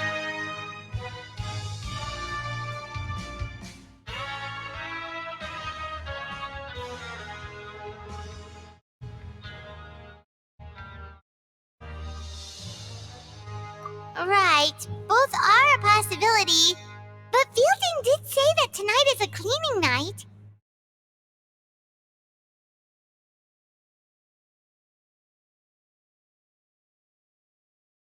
Paimon knew you would say that. Alright, sounds like we'll be up all night tonight then. Paimon just hopes the guards don't catch us.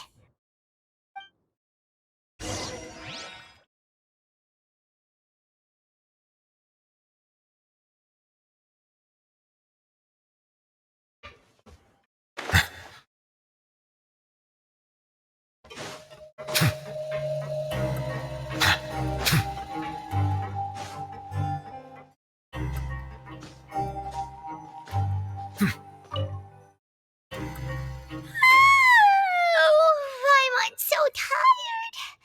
But we can't sleep yet. They'll be cleaning the pipes tonight, so it's the perfect chance for us to investigate.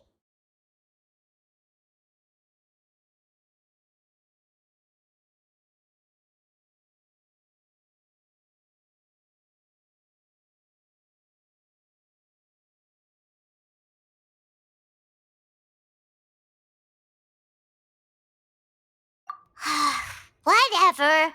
Just be sure to wake Paimon if she dozes off. Paimon's worried something might happen if you go alone. Huh? Traveler? Did you fall asleep already?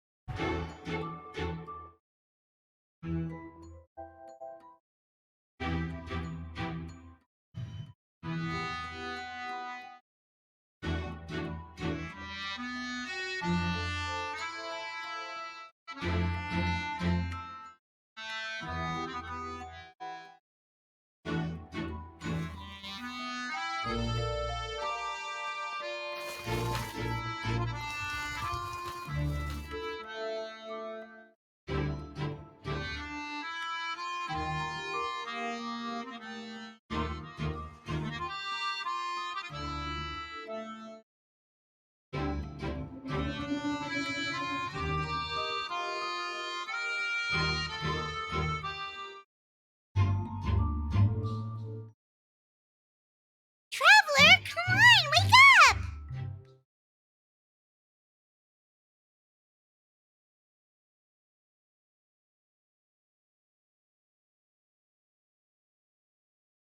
Oh, it looked like you were just peacefully sleeping to Paimon. Well, what did you see this time?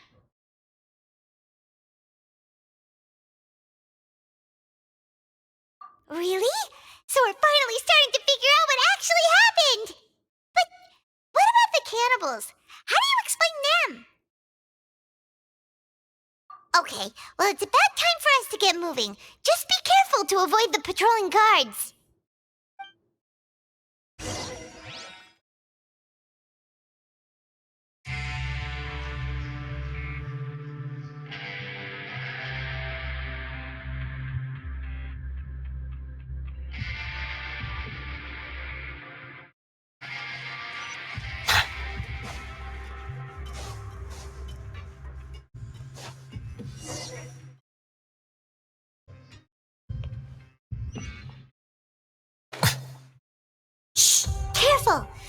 trouble if the guards catch us.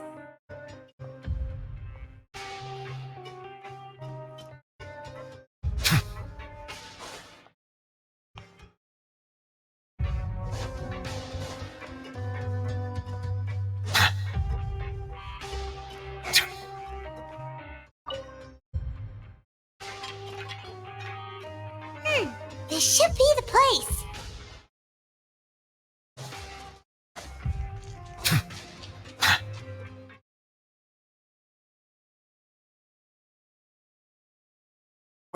I know you. You were the ones we saw. Huh. You've got guts showing up here. You know who we are, right? You'd better leave now. Ain't nobody coming here to save you. What'd you say? Yeah, so what if they were? If you push us, we can make those rumors a reality at any time.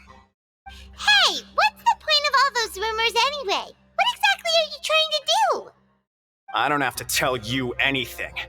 If you turn around, go back to the dormitories, and act like you never saw anything, then I'll pretend that you never showed up here. Yeah, scram. Nothing worth seeing here.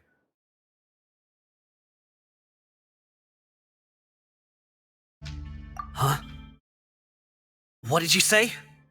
Isn't that exactly what Boss said when he left? Hey, do you know our boss?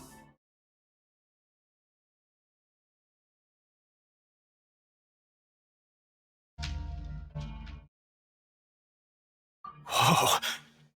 We had no idea our boss was such a big deal.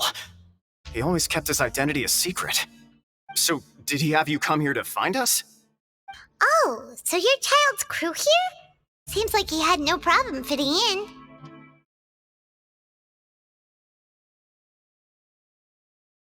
We're the only ones who heard him say those words when he left that night. So unless he somehow told you those exact same words after that... All right. I guess that's proof enough for me. I believe you. Wow, those dreams of yours sure come in handy. We gave him the business for a while and would always give him a hard time when he first came to the fortress of Maripede. But here in the fortress, the strong will always earn respect. He was working the longest hours and racking up wins in the Pancration Ring. You could always see how amazing he was, even when he was teaching us a lesson. So eventually, we all decided to follow him. But one day, he suddenly told us that he had to find a way to escape this place, no matter the cost. He said it was because he heard that call again. And as his crew, if the boss wants something, then it's our job to get it done. So, we got to work and used the hidden rules that were here to make up and spread the rumor about the cannibal rule. We just wanted to give him a better chance of escaping on a night after the pipes had been cleaned. Oh, thanks to your rumor, nobody would want to come anywhere near here, prisoner or guard. Wow, it sure is easy to exploit people's fear of the unknown. But has a child already escaped? Why are you all still coming here after pipe cleaning day? Because as far as we know, the pipe he went into isn't actually an exit. It should be a dead end. It leads to an abandoned factory area, and even if there were a way to escape from there into the sea, we're still way too deep. No one could ever reach the surface alive. But Boss still insisted on going in. It's like he was obsessed about it. So we told him that we'd pretend as if he never existed while he was gone. And that if he wanted to come back, he should wait for nighttime on a pipe cleaning day. That way, we could meet him here and help cover the whole thing up. So you come and wait here through the night a few times a month just because of that promise? Yeah, but it's been so long now. We already know in our hearts that he must have managed to escape somehow. Is it also possible that something unfortunate happened to him? Nothing could ever defeat Boss or slow him down. It's one thing we know for sure. Okay. Paimon was just brainstorming possibilities.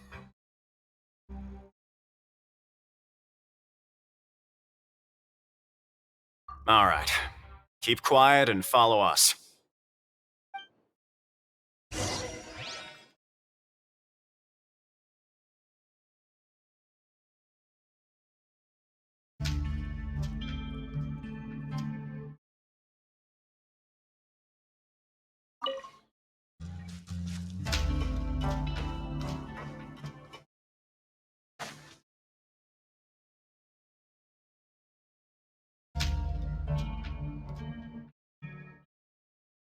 The way up from here has been sealed off. It's impossible to get through. Boss left by going down from here. It wasn't full of water at the time. Later, we came back hoping to have a look. That's when we found out it had been completely flooded. It's impossible to navigate unless you're an extremely skilled diver. Do you think Child got trapped by the water? Not likely. We all know that Boss was an incredible swimmer.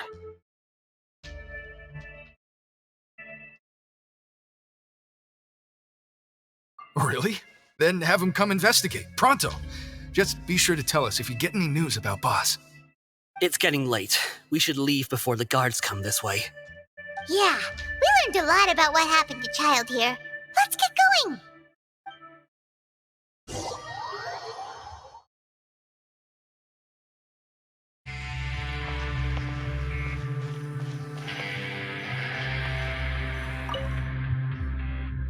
Whew.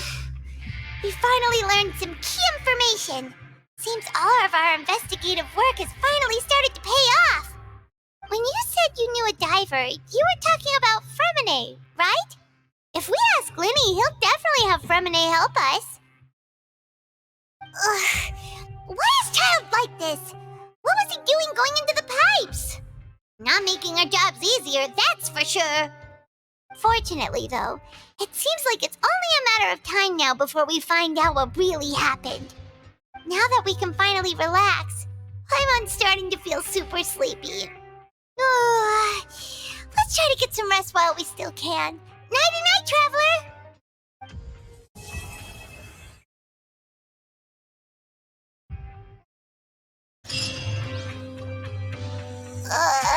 It's morning already? Oh, Paimon still needs more sleep.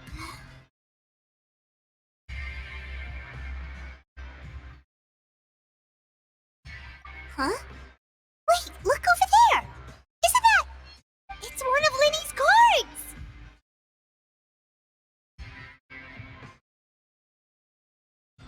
Let Paimon see what's written on it! Maybe you haven't heard, but today is the monthly free day. Everyone has the day off today, which makes it the perfect time to do some investigating.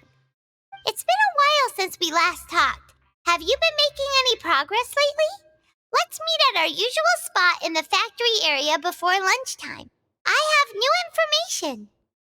Ooh, today's our lucky day. We have the day off.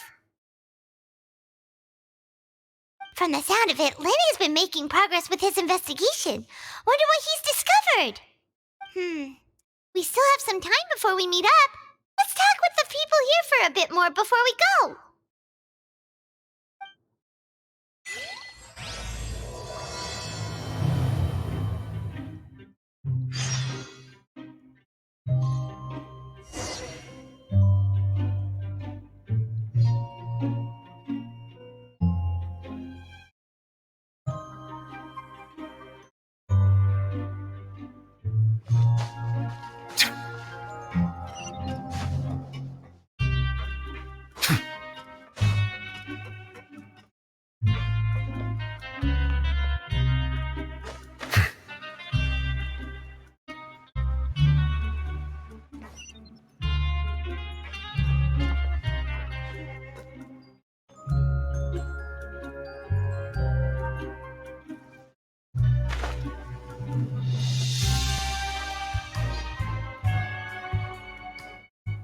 Look, there are some people talking over there. Let's listen in on the conversation.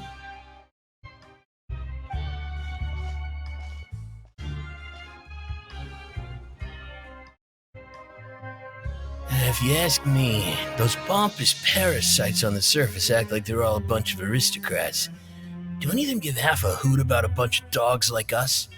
Hey, speak for yourself, mate. I'm no dog.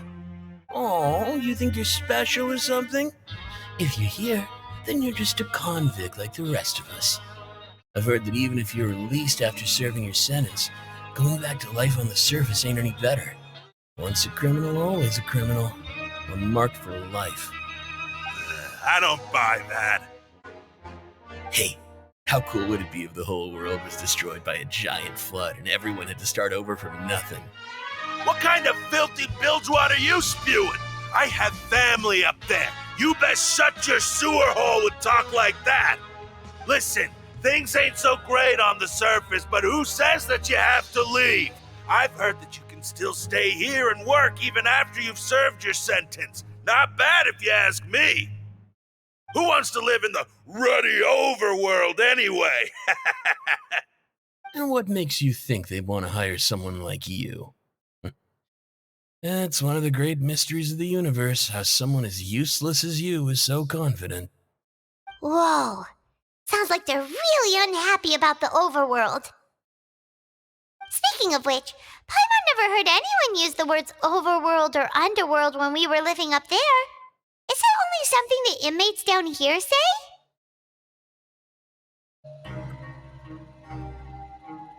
That's true.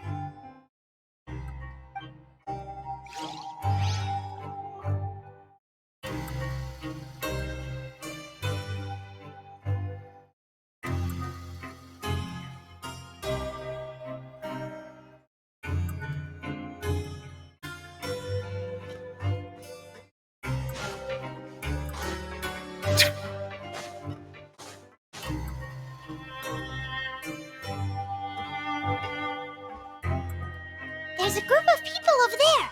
Let's go listen in. So I said, that's not a faucet. Hey, who are you two? Why'd you come over all of a sudden? Oh, sorry for eavesdropping.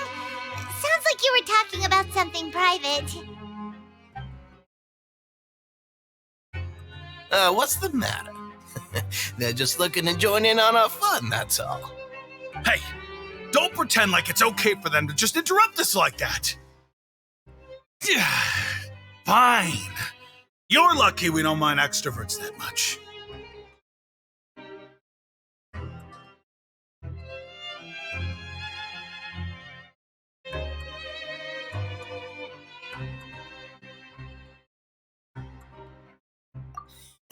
You hear that, Quisto? What nice! Your expressions tell me you're looking to hear some juicy info, am I right? But before that, it just so happens that I know you two. Really? Are we that famous? You're kidding. How often does anyone get a personal tour led by His Grace himself? Practically everyone was talking about it. Word has it that you also caused quite the kerfuffle. A little mistake, huh? I like the way you put it. You see, people with a good attitude can join our group anytime, unlike some of the others here. Your group? I'm Quisto, and this is Lavaroon. People usually call us the Bombshell Bros, but don't worry, we're not playing with bombs or anything. It's just that our information is always so explosive, and we blow minds on the regular. So, you two really like to gossip? Ooh, you sure know how to embellish.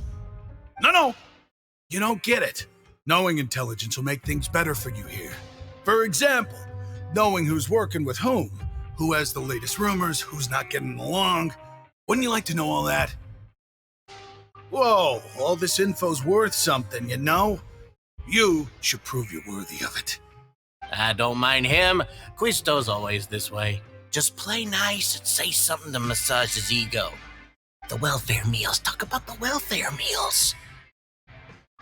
Right. That meal we had yesterday was super delicious. Paimon can still taste it whenever she closes her eyes. Is that so? To tell you the truth, I've been helping out with making those welfare meals. I've been working as a kitchen assistant for about a month and a half now. Oh, so you're the one who made those delicious steaks. Amazing. You could be a professional chef. You are correct. I am a true professional. In fact, I even went to culinary school. But enough about that. Since you like my cooking, I guess that means we share similar tastes. Listen carefully. This little bombshell will help you learn what's really going on here in the fortress.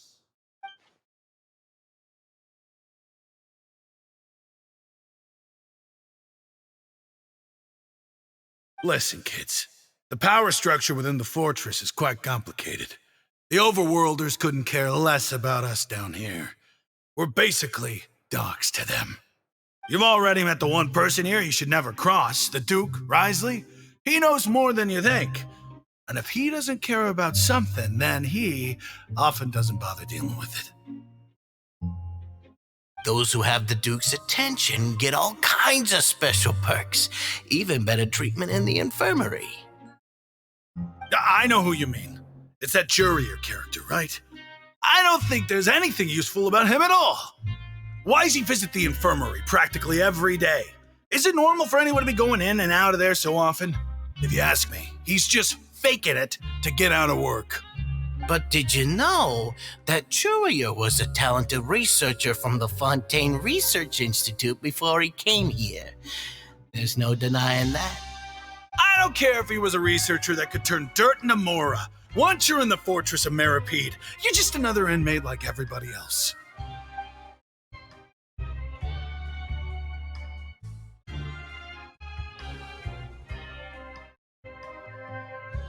Speaking of which, the last time I saw him, he was passing by in the corridor with Lorvine. I also heard they started arguing in the library and got into a fight, right? Guess that's just how terrible of a guy he is. You mean he hit a woman? Wow, I never imagined he was that bad. But that Lorvine's also quite the odd one, you know? She's always gabbing away, got into a fight with a man, and she also got sent to the infirmary. Come to think of it, I always see her going to the sick bay every couple of days, too. Huh. Wait a second. You don't think? Do you think could it be that they're secretly meeting there to go on dates? But it's really hard to imagine. After all, I do remember seeing Lorvine beat Jurier to a pulp that one time. And we might be overthinking things.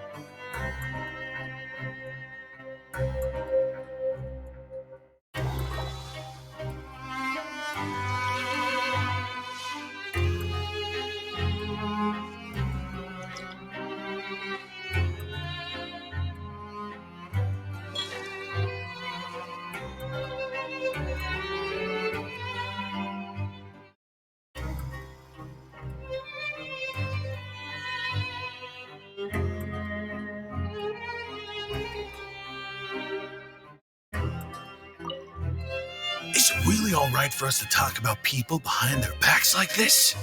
That's just how it goes. Good gossip is still gossip. Yeah, I guess you're right. But wait, we're not just gossiping. This is legit information we're discussing here, right?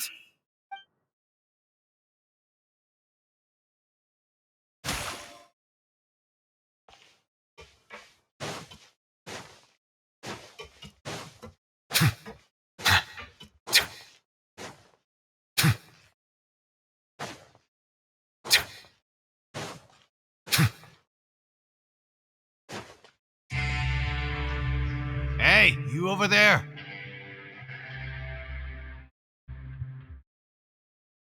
Yeah, you. Say, do you like playing card games? You know, like Genius Invocation TCG? You TCG players are like mint in the wild, literally sprouting up everywhere. Hey, come on now. What's wrong with finding fellow Invocation aficionados? Anyway, care to join me for a game? All right. No pressure. But why would you be looking for people to play Genius Invocation in a place like this? Don't people usually come here to fight? Whether you're throwing down cards or throwing punches, it's all a competition, isn't it? It's all the same in my eyes. There are lots of card players here in the fortress. When I saw you, I immediately thought, hey, even outsiders from other nations play cards. So I came over to say hi. Sure. Great! Since you've been here longer than us, you need to flex your seniority a little bit, right? Maybe you could start by telling us newcomers some stories about this place. I thought you would have already heard everything by now. All right, then. Did you have anything specific in mind?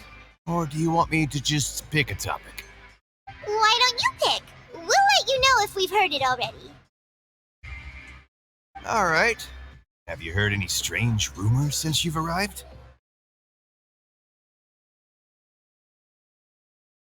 Then, did you know that there are some people who are always gossiping over in the corner? Yeah, so you've already met those two. They're quite a pair. They always keep an eye out for the latest happenings and gossip about everything. I've never seen anyone with more time on their hands. I heard that they used to be a chef and a bartender before they were sent down here. You know how bartenders are, always chatting with customers.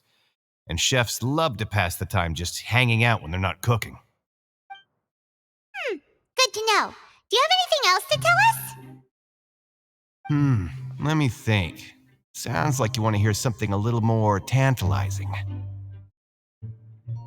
Oh, did you know that the Duke was also a convict in the fortress of Meripede before?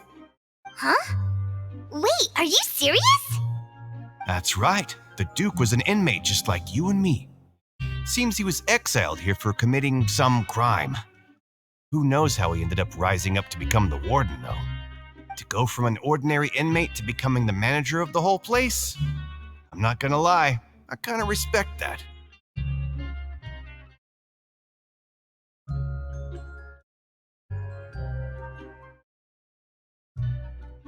A forbidden zone? Sounds like something that someone just made up. I've never heard of that. Where did you hear about it? It's just a rumor we've been hearing, but no worries if you've never heard of it. Do you have anything else you can tell us?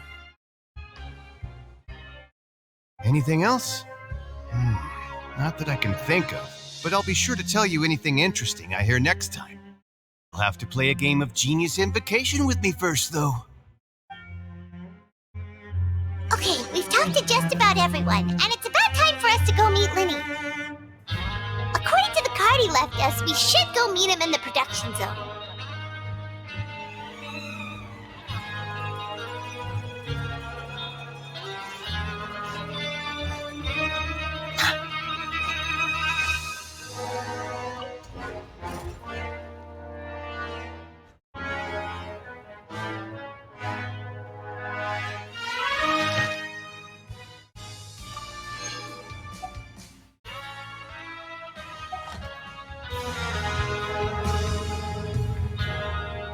Melusines are beautiful creatures. They are the pride of Fontaine.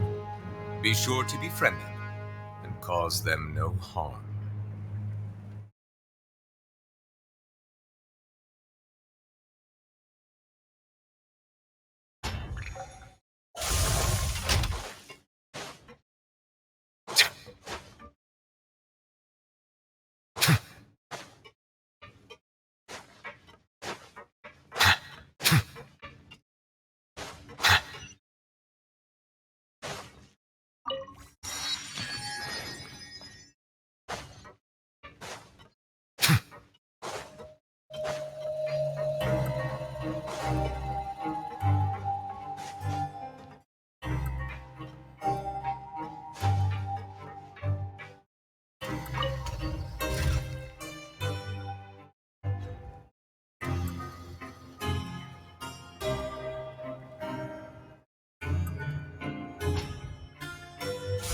Water comes in many flavors to the discerning palate.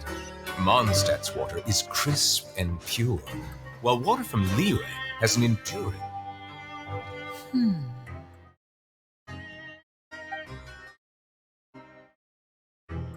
Huh?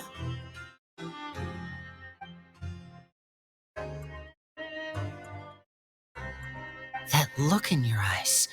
You found something? Hey, this is no time to be modest. Just tell him we found a boatload of information. Oh, as expected of the legendary duo, you have my full and undivided attention. Huh. I'd have never guessed that myself. The rumors swirling about this place are unreliable after all, and Master Child probably went missing because he found a way out. He is a harbinger after all. I suppose he's much more resourceful than I initially gave him credit for. Unfortunately, this isn't enough for our final report to Father. We need to find out Master Child's exact whereabouts. Father told me that even though Master Child said he was just coming to Fontaine for a vacation, he actually had some personal reasons. His agenda might be linked to his disappearance. His escape route is already flooded, so we'll have to task someone with professional diving skills to chase after him. Well, when you put it that way, it's obvious that only Fremine would be up to the task. Bingo! Is he around?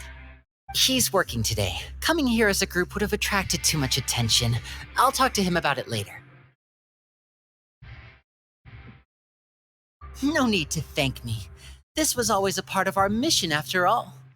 Honestly, I'm far more impressed by you guys managing to collect all this information right under Risley's watchful eyes. Collecting information has always been our strong point. Now, let me think. To find out more information, Fremine will have to retrace Master Child's original route. And if he's to do that, he'll have to set out on the next pipe cleaning day at the earliest. That's 6 days from now. And after that, he'll probably take another 2 or 3 days to return. You can even estimate how long it'll take for him to get back? We've been working together for a long time. We know each other's capabilities like the backs of our hands. Traveler, what say you to meeting here 9 days from now? We'll be able to pick up Fremine while we're at it, too.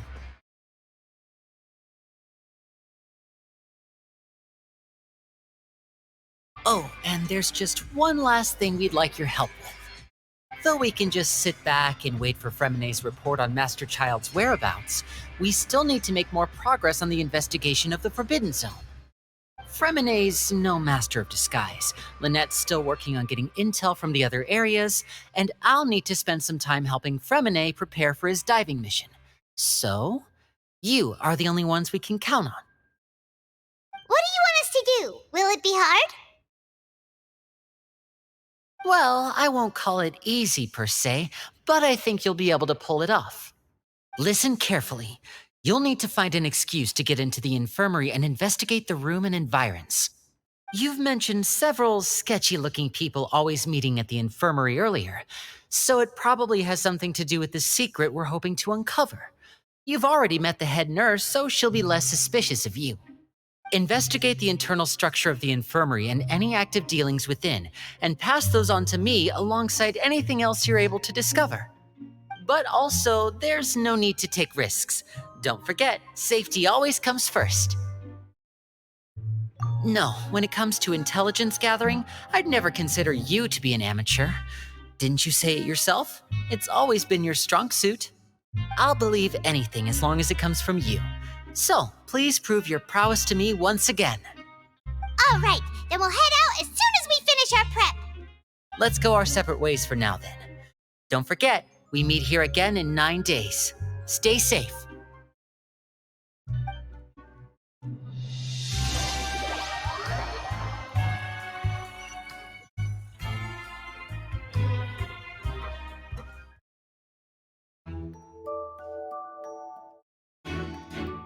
Hey, stay here for now. Paimon will take a peek.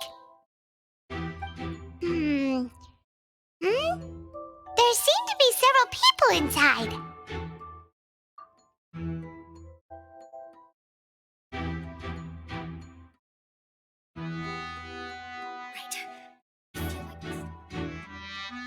It's not impossible.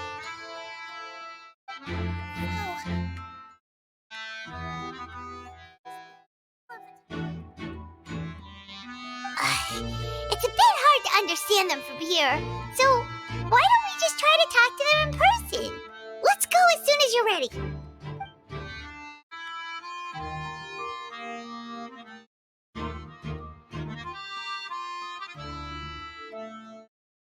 Oh.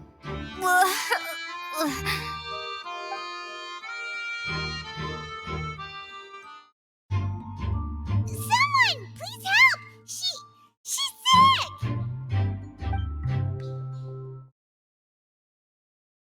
Whoa, are you okay? Oh my! What's wrong, little one? There's no need to panic. Take a deep breath before you begin. The traveler started complaining of a stomachache, and then nausea, and then collapsed onto the ground. Paimon doesn't know what to do. Freezing limbs, twitching fingers, and pale complexion. Could it be poison? Let me take a look. Please lie down over here.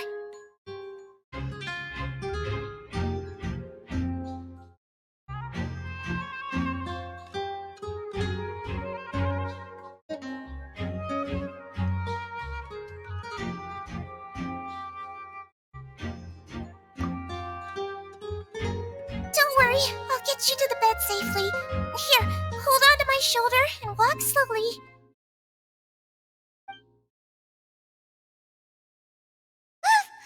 You can do it, traveler! Don't apologize. You're sick after all. Now, please relax. I'm just going to do a preliminary checkup on you.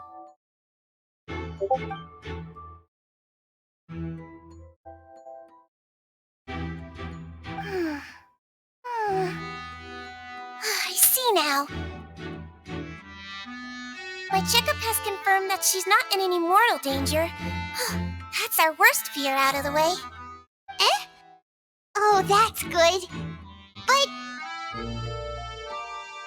I'll continue my diagnosis of the patient now. Please relax and take a deep breath.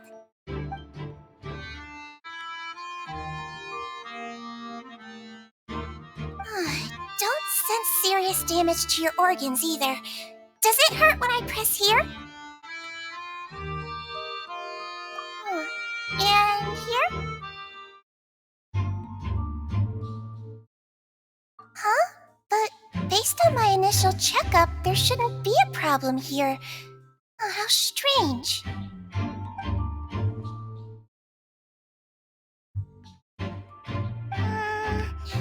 What about here? Does this hurt?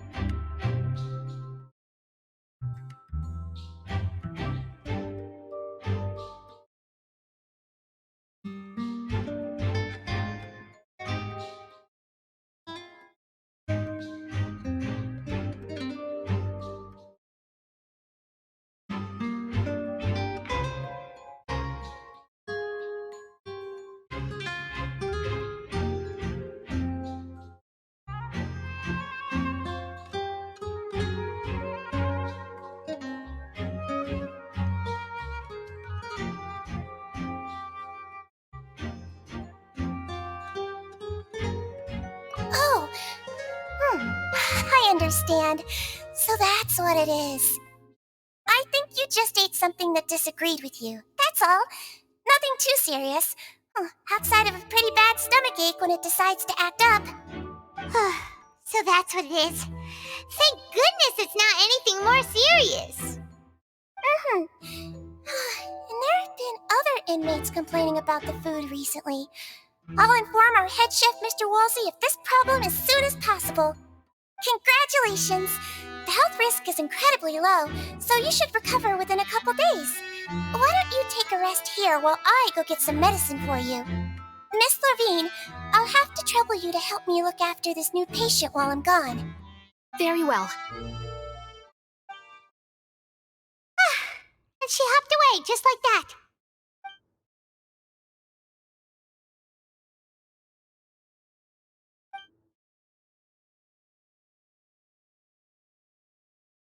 Hello. So how are you feeling now?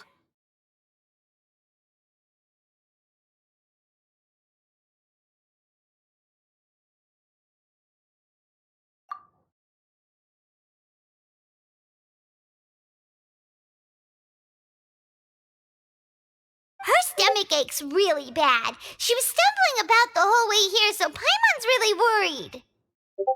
If Miss Sijuin says it's not a serious problem, then there's no need to worry. She's the best medic we've got down here. But it also looks like she's the only medic you've got down here. Well, that's true. What do you mean, that's true? That's really misrepresenting the situation. Of course I can't speak for the whole fortress, but it's not like everyone imprisoned here is useless, you know? Though they may have committed crimes and gotten locked up here as a result, they still know a thing or two about medicine, and they help Miss Sijuin take care of the sick and injured. Yeah, you're right. But did you have to lecture me about it in front of another patient? Aren't you a patient too? Where did all your energy come from? That's correct. Sorry, I got a bit ahead of myself. Are you two also sick? We've been sick a while. I come back every once in a while for checkups and to pick up the medicines Miss Sijuin prescribes for us. That's just the nature of chronic illnesses. As for her, you could say she fancies herself as Miss Sijuin's capable helper because she learned a bit of medical knowledge ages ago. Please watch your mouth, Mr. Jurier. Don't forget that you are the primary reason I have frequent heart palpitations. Hey, don't start arguing now. Please, keep it civil at least.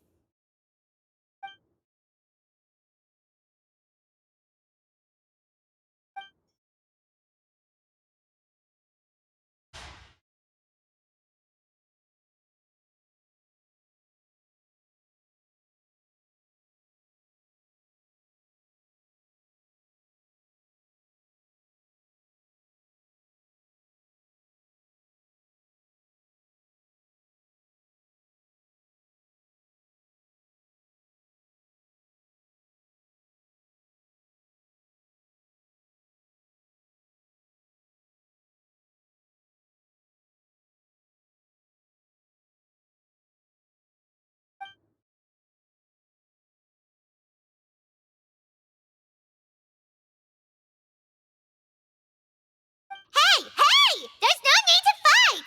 Everyone will be released someday, so there's no need to argue over silly things like this!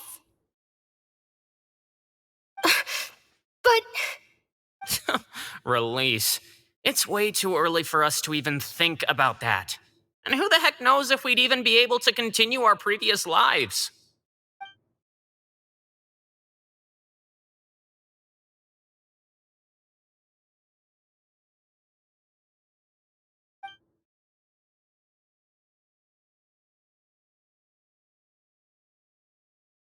Please allow me to end this boring and useless conversation.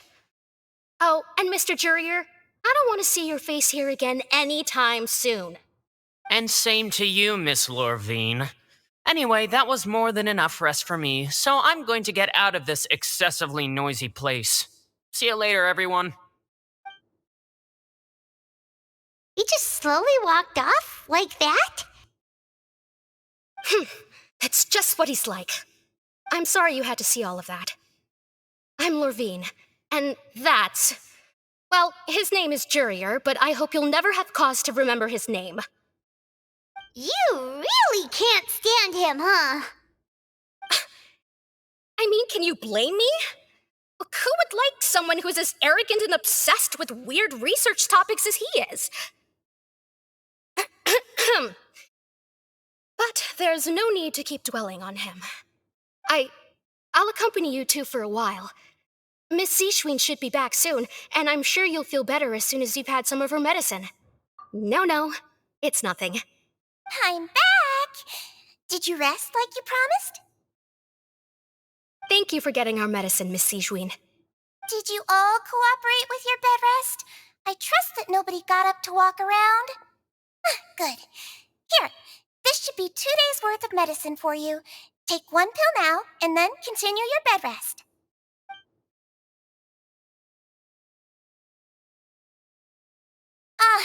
Miss Lorvine, I left in a bit of a hurry just now. Do you still remember if we discussed the color of the pill that you should be taking today? I remember. You said it should be yellow.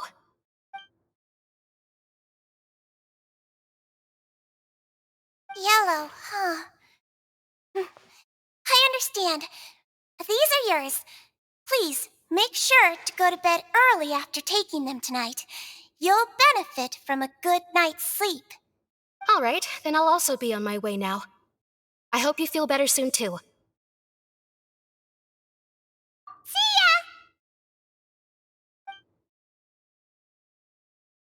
I'm going to fill out your medical record now. You're widely known as the Traveler, right? I just want to double-check a few details, if that's all right with you. Those two made quite the commotion just now, so why don't we let the traveler rest? Paimon can answer the questions instead. So her primary symptoms are abdominal pain, with secondary symptoms of nausea. Is there anything else? That's it. All right then. Is there anything we should know besides to take the meds? No, her base constitution is quite good, so I'm sure she'll recover quite quickly after taking the medicine. Please, make sure to stick to bland or less stimulating foods, and don't stay up too late at night. Got it. Paimon will hold the traveler to that for sure.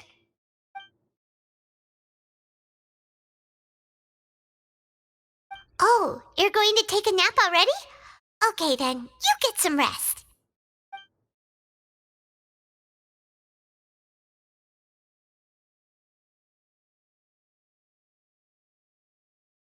We've been to lots of places together. She may look a bit under the weather now, but she's actually super strong. Oh, so you're the best of companions. Don't worry, she'll recover soon.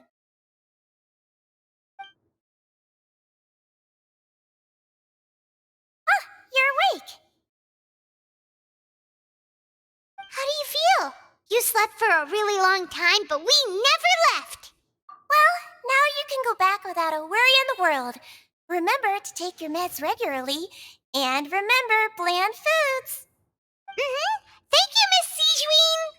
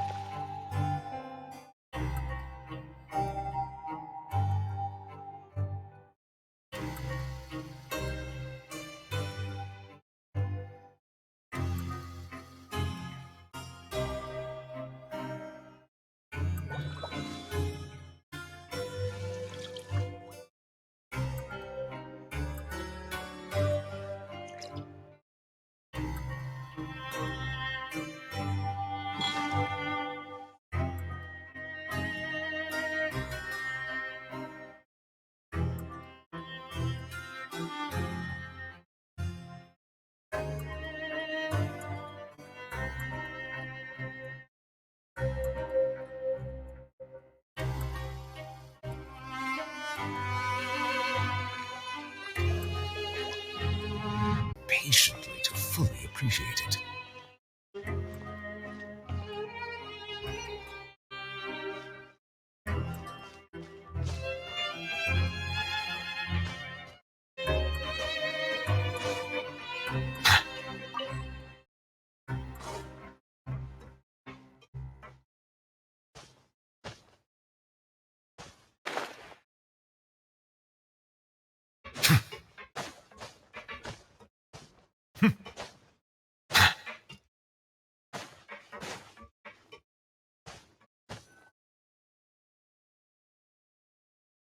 are something. To be able to fall asleep like that and even sleep talk the entire time, you scared Paimon half to death!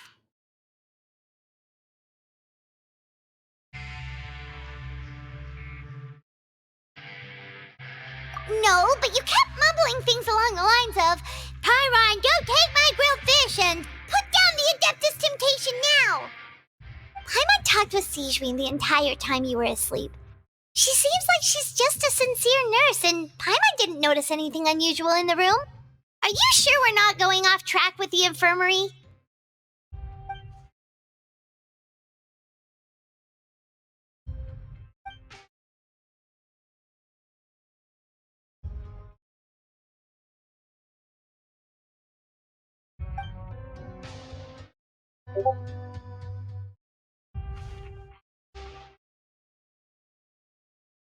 Whoa!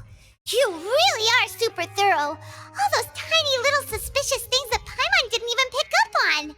We've got to give the info to Linny.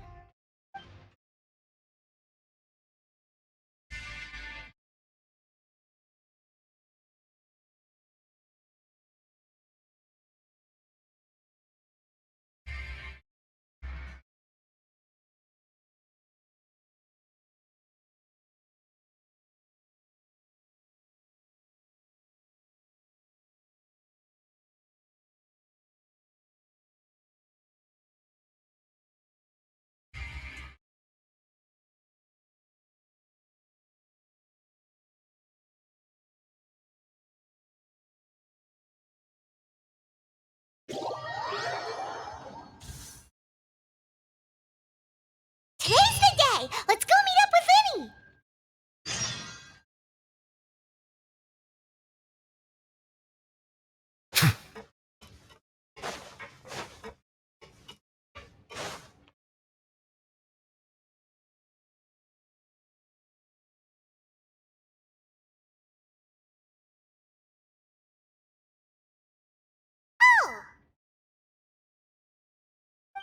Hmm?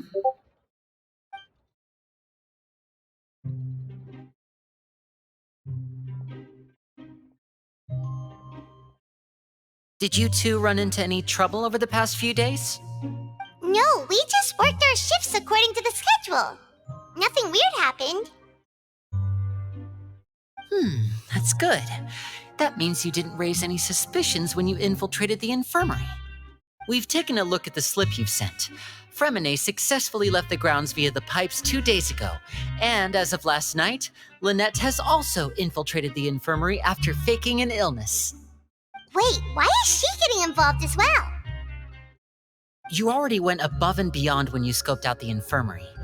To put it more bluntly, even if we were to view that as something you did in exchange for Fremine's help, you've already done more than enough. Infiltrating a guarded stronghold is a different kind of job from a one-off investigation. We want to avoid using the same faces over and over and reduce the amount of suspicion that will fall on any given person. Lynette also felt like you have already taken the first step for us, so she should be the one to finish the job. So that's what Lynette thinks. Oh, Paimon hopes everything's going well for her. Perhaps that's true. You're both very good people, and we've come to appreciate that more than anyone else. Unfortunately, there's still one thing that could get between us, lest you've forgotten. The matter of our respective loyalties. You've mentioned before that you've had some run-ins with the Fatui. I can understand that feeling, so I assume you're just helping us out of the kindness of your hearts? Well, everyone could use some more friends. We'll be counting on you to help us in the future, too. Since I see you as friends, then it's even more important for us to protect you from any peril. Fremine and Lynette feel the same way. Glad to hear it. Then, let's go check on Lynette before Fremine returns. If everything went well, then she should be wrapping up her investigation right about now. Is now really a good time to go over? According to my observations, Sigewin always spends around half an hour away from the infirmary right before lunch. Lynette knows this as well, so this should be a good time to meet up with her. Also, I'm her brother, remember? It's only natural for an older brother to care about his younger sister's well-being. Okay, then let's head over right away!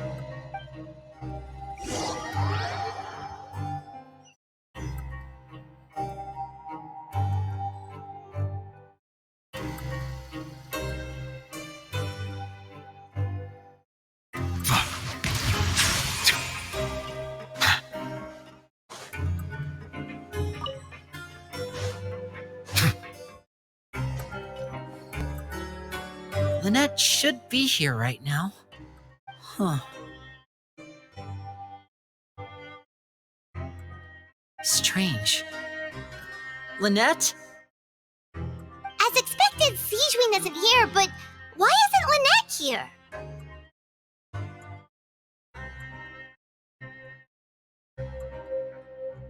No, Lynette rarely deviates from the plan. We agreed that if she were to make changes on the fly, she'd find a way to let me know. Unless...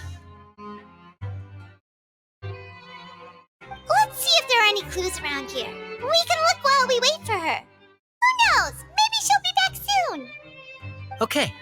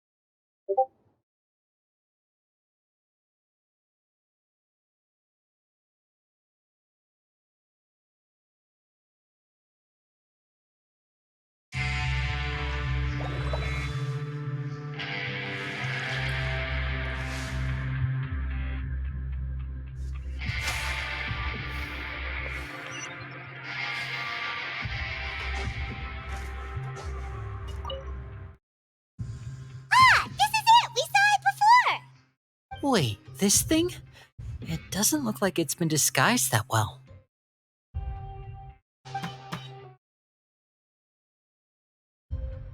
The space behind it is empty.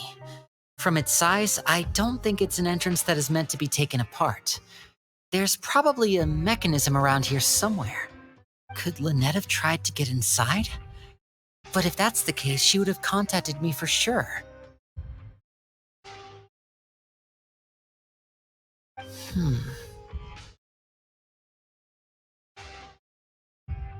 Let's look around here for some more clues. Don't panic, just take another look.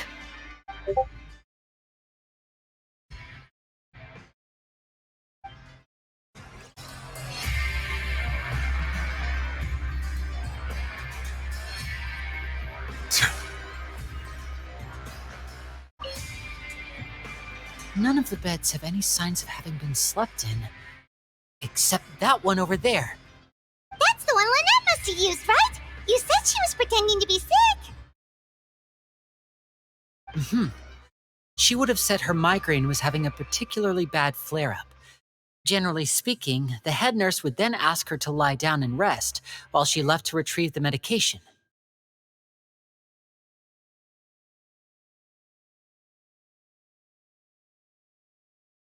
Which means either the head nurse didn't return the entire time from when Lynette laid down up until she left the bed, or the nurse intentionally left it this way.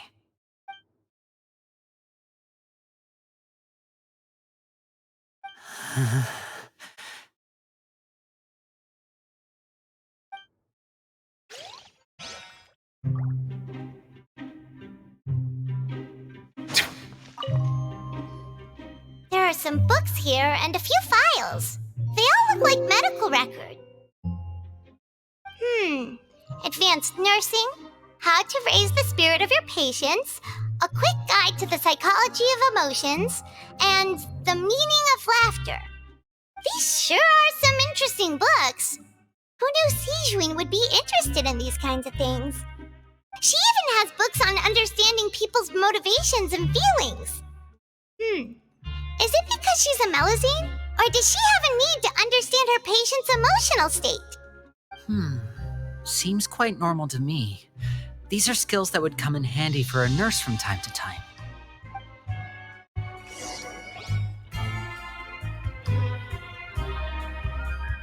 Hey, you guys, there's a slip of paper over here!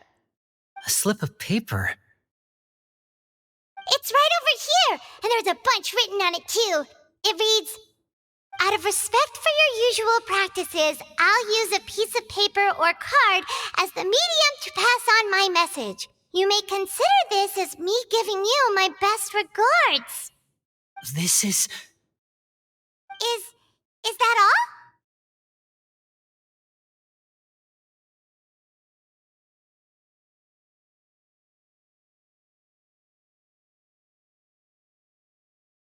The back! This is... Show me! Now! That look on your face! Paimon's reading it now! Would you care to guess where Miss Lynette of the Fatui could be right now? No! Could she have... Is she already... Writhsley. Did he deliberately leave the infirmary unguarded to use it as bait? Wait, you mean he was aware of our goals from the very beginning? But why? We didn't run into any trouble last time, and he also never reached out to us since.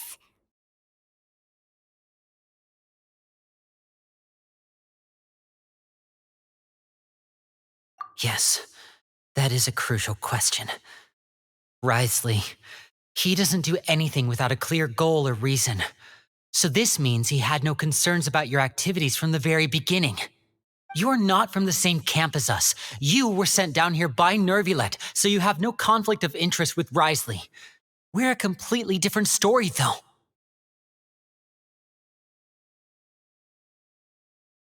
I'd like to know that, too. Why did he only go after her? Don't panic. Just think everything over. I have to stay calm. This is not like what happened last time. The situation's different now.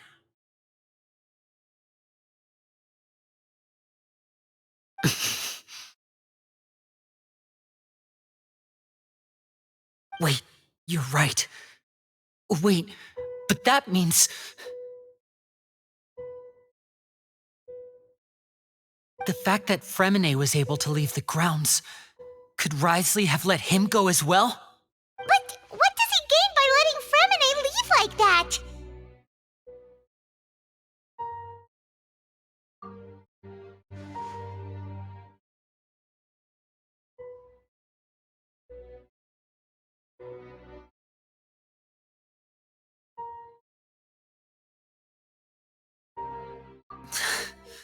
So he's challenging me and trying to provoke me, I'm sure of it. We never should have sent out Fremine. We had to go through all that trouble to find an opening to sneak him around the guards and into the pipe, and we even thought luck was on our side. If Writhsley let him leave on purpose, then he's probably in a terrible spot now as well. Lenny's getting more and more panicked. We have to calm him down.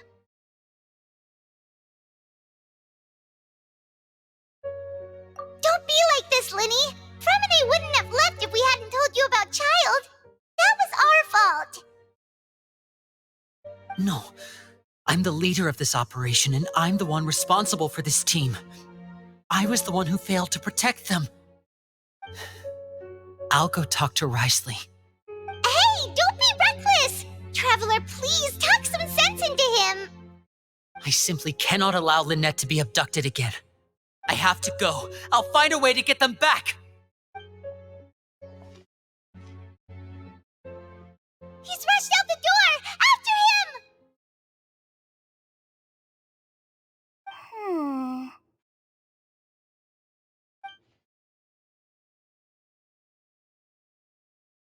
Right. I feel like we still have some room to make changes on these details. It's not impossible, but it'll require extensive testing. Is that so?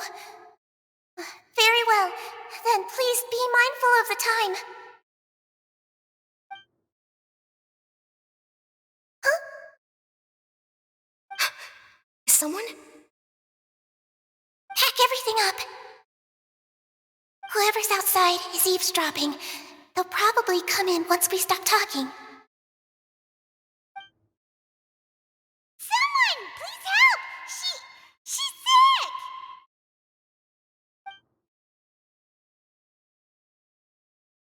Whoa, are you okay? Ah, these two. As expected, they've already found this place. Oh, they are quite sharp. What a delightful turn of events. I like smart people, but I also like playing dumb. I like the feeling of being trusted. Oh my! What's wrong, little one? There's no need to panic. Take a deep breath before you begin.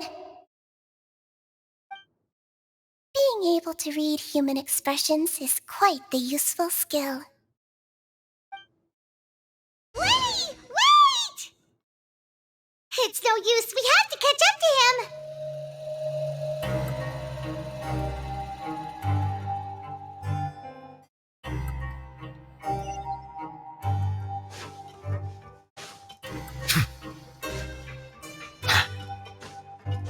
He's already out of sight. How is he so fast? Let's go head him off at Risley's office.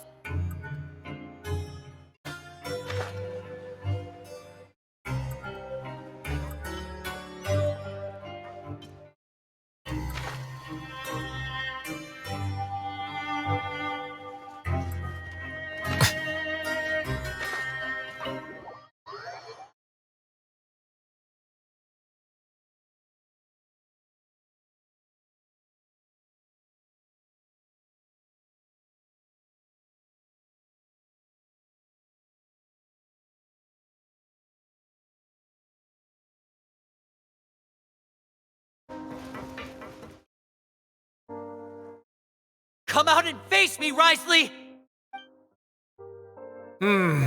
Aren't we at an administrative office space? Why don't you at least try to follow even a couple rules from the fortress's indoor management regulations? What did you do to my sister? I ran into the young miss at the infirmary. I'd heard that she was suffering from quite the migraine, so I decided to invite her over for a cup of tea. I do have some teas in my collection that can work wonders against such an illness. Stop joking around! Where did you take my siblings? I have also heard that your performances are quite the spectacle. Miss Lynette would sometimes enter a box filled with water, only to emerge the next second from another place altogether. Maybe she'll appear behind you right now if you were to turn your head. Is he trying to trick me into turning my head? No, he's probably not looking to attack me right now. All of the hostages are in his hands, and he's even in the mood for small talk. That means Lynette is probably still alive. You knew we were investigating the infirmary from the start, so you deliberately aroused the traveler's suspicions and baited us into continuing our investigation, just so that you'd be able to kidnap Lynette. As for Fremine, no, you probably didn't even interfere with Child's escape. You let him go so you could purge the Fatui members that we had planted into your ranks. There was no need to do so. The fortress of Meripede is a pretty pleasant place. Most people enjoy their lives here. The only ones who act differently are those with personal agendas. It was quite easy to identify your colleagues. You removed our original members and spread the news of Child's escape so Father would assign our team to come down and investigate. Fremine has also fallen into your hands, right? If you're oh so omnipotent and so in control, why would you need hostages? One correction. Lynette is in my hands right now, but Fremine is not. He's not? What do you really want? Winnie!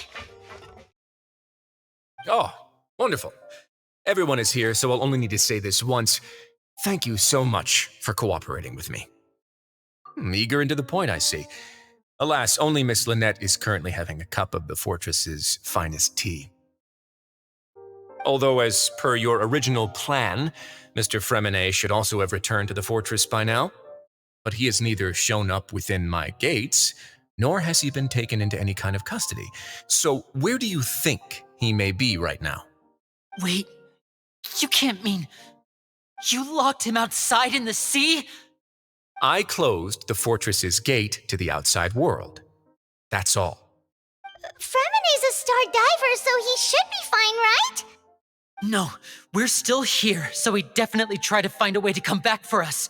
So we can't assume he might have made a break for the surface.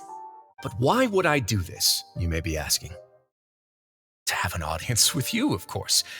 My intel tells me that Mr. Linney is a great magician, so it's only natural for me to want to have some cards of my own when it comes to negotiating.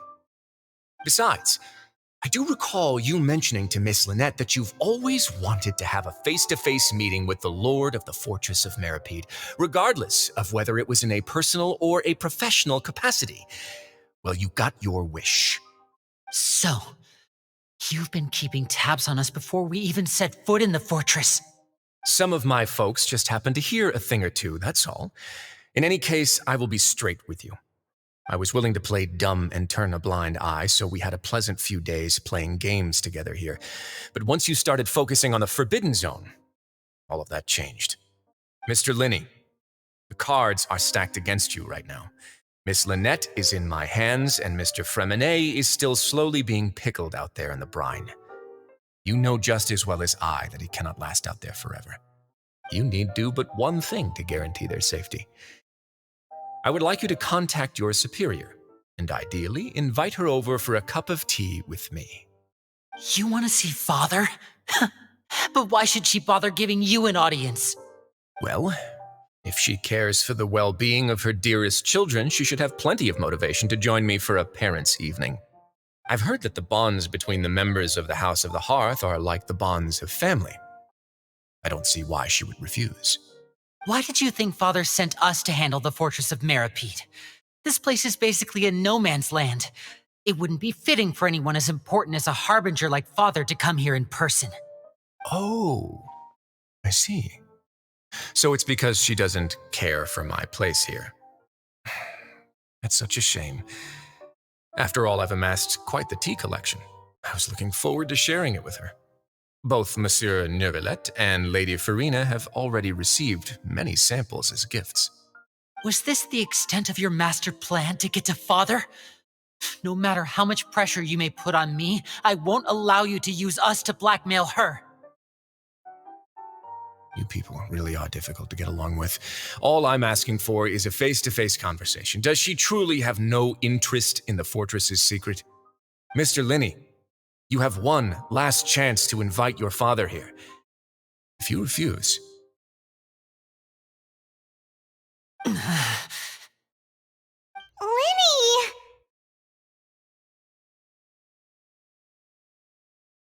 Instead of asking why I'm doing this, why don't you try to see things from my perspective for a second? From the very beginning, the Fatui has been actively infiltrating my fortress. I gave you a warning by cutting off the first few operatives I found, but that only caused you to double down. Had you given up on the fortress then and there, I'd have no reason to want to talk. Mr. Fremene left the fortress on his own, and Miss Lynette tried to pry out my secrets right in front of me. No matter how you look at it, the responsibility for this falls on you. I shouldn't ask Father to do anything because of us. 6, 5... Wait, 2, 1. Time's up. It really is a shame, Mr. Linney. Risley! Negotiations have broken down. Please leave, ladies and gentlemen. It's time for my afternoon tea. Yeah, listen to the Traveler! If you can't talk to Linny, can you at least talk to us? You do realize that I'm only letting you go because of Neuvillette, yes? You're here helping him out, and I've already done my best to stay out of your way. But that doesn't mean you can just do whatever you want. The fortress may be small and remote, but it still has its own set of laws.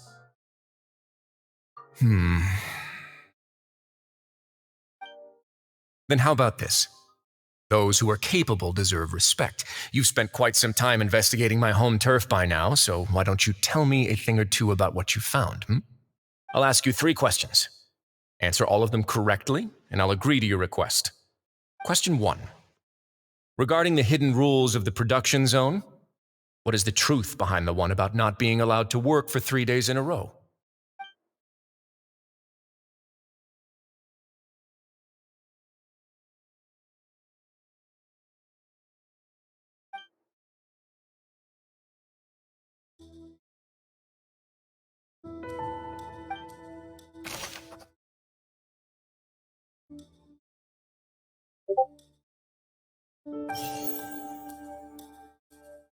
I've been told that the infirmary is always empty for the half hour just before lunch. But what could Sijuin be doing during that time?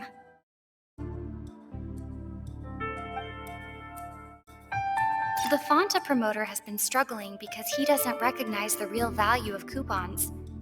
Meanwhile, the Duke believes that only idiots who don't understand the value of coupons would spend them on Fanta. We often see Miss Sijuin observing the prisoners at work near the production zone. It seems like she can perceive the general state of a person's health just by looking at them. Fanta's internal reports suggest that they're starting a new trial of an unnamed and unpackaged product. But the product has to undergo a trial because even Fanta's own employees have a lot of reservations about it. The research note said that the Melusine race perceives the world very differently from humans. Because of that, the Melusines have also developed a sense of aesthetics that appear rather strange and alien to humans. According to Collins, the Pancration tournament only took place because the Fanta company sponsored it. The company must want a return on their investment as well. I've been told that the infirmary is always empty for the half hour just before lunch. The Fanta promoter has been struggling. We often see Miss Sijuin observing the Fanta's internal reports suggest that they're starting in. The research note said that the Melusine. According to Collins, the Pancration tournament. I've been told that the infirmary is.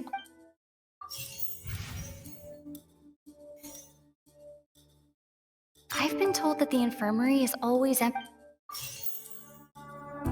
The research note said that the Melusine race.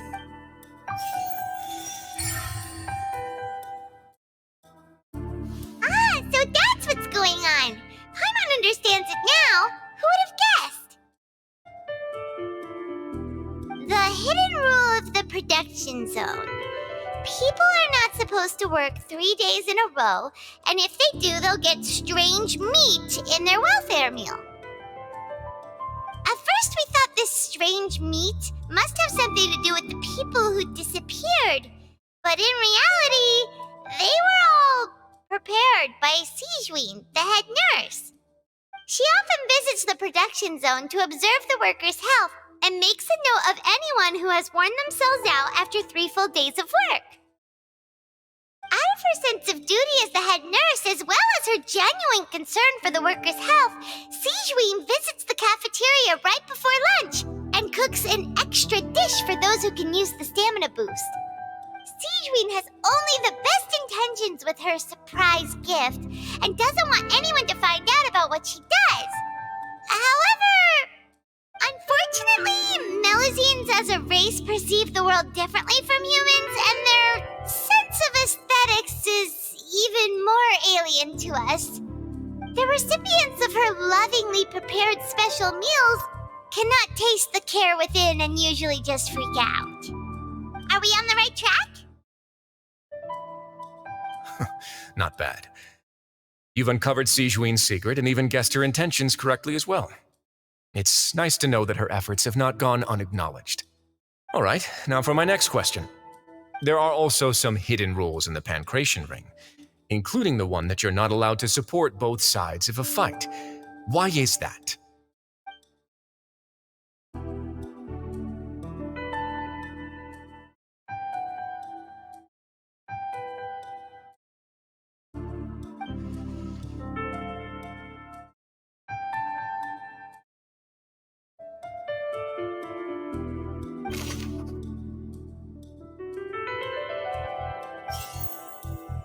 I've been told that the infirmary is always empty for. Fonta's internal reports suggest that they're starting a new trial of an unnamed and We often see Miss Sijuin observing the Fonta promoter has been struggling because he doesn't recognize the real value of coupons. According to Collins, the pancreation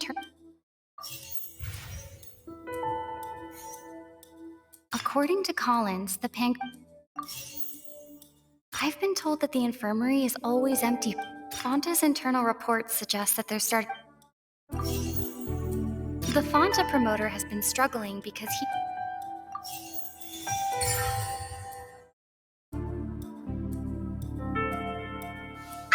Paimon gets this rule too now, so there really was nothing to be afraid of.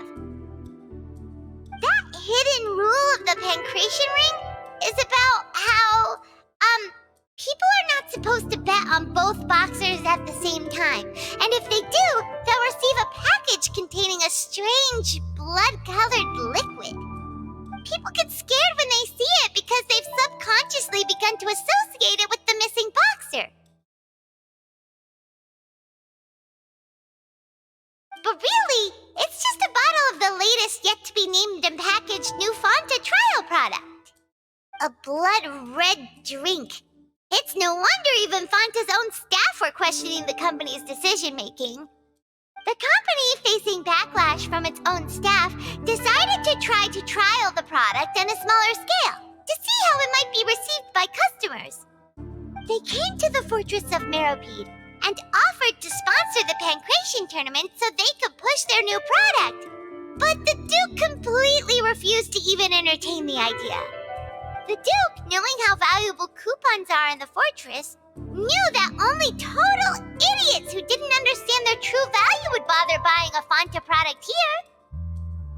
And so, only those who proved their stupidity by being dumb enough to bet on two opposing sides of the same match were selected to receive the drinks.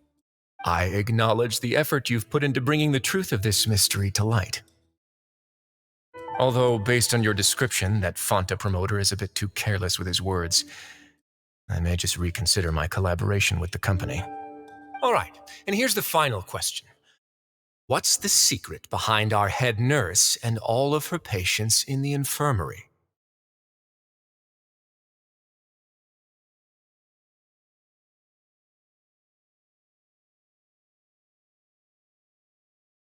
Stop your cruel and pointless games, Risley!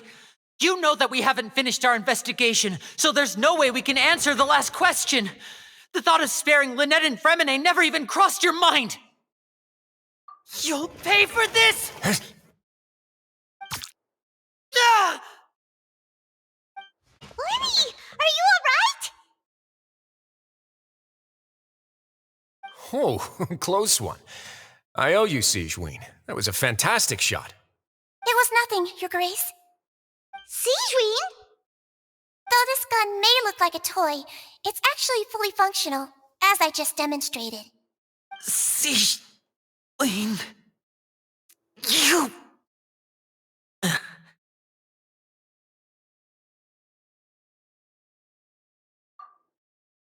at all.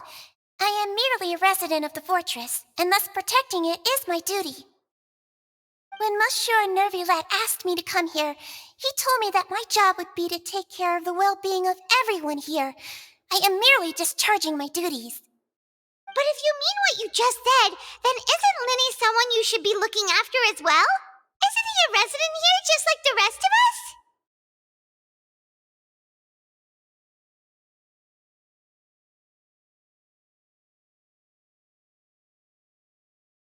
But I really am just doing what Monsieur Nervulette told me to do. Everything I did, I've done to protect them. Had I not, they would be in far more dire straits right now. His Grace knows it too, right? Your Grace? Mind proving my innocence to them? My dear Sijuin, whatever shall I do with you? Would it have killed you to just wait another minute or two? Well, it's nearly time after all. The way you do things can be truly frustrating sometimes, Your Grace. I figured I should try to talk some sense into you. What are you talking about? What time? Take me if you want, but let them go. How touching. Can you just give me one more minute? Don't be like that, Your Grace. All right, everyone, calm down. 2 more visitors will be arriving any time now. I'll go get a cup of tea. Miss Sijween, I leave Miss Lynette in your care. What are you doing? I believe I hear footsteps.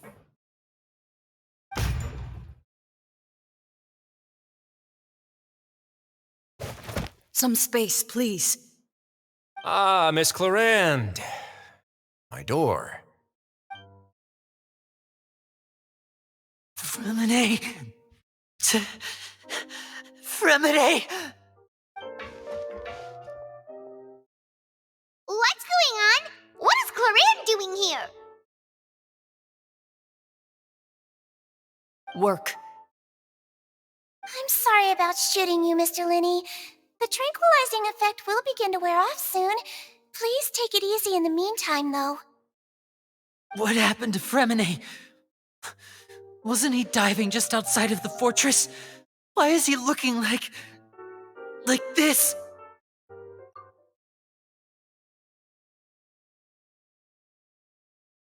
A flushed face, an accelerated pulse. He must have consumed primordial seawater.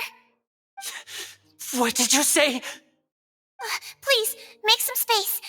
I'll need to give Mr. Fremine a more thorough checkup. Your Grace, I'll leave the rest to you. I'll talk to Clarand while you get Fremine to where he needs to be. Everything else can wait.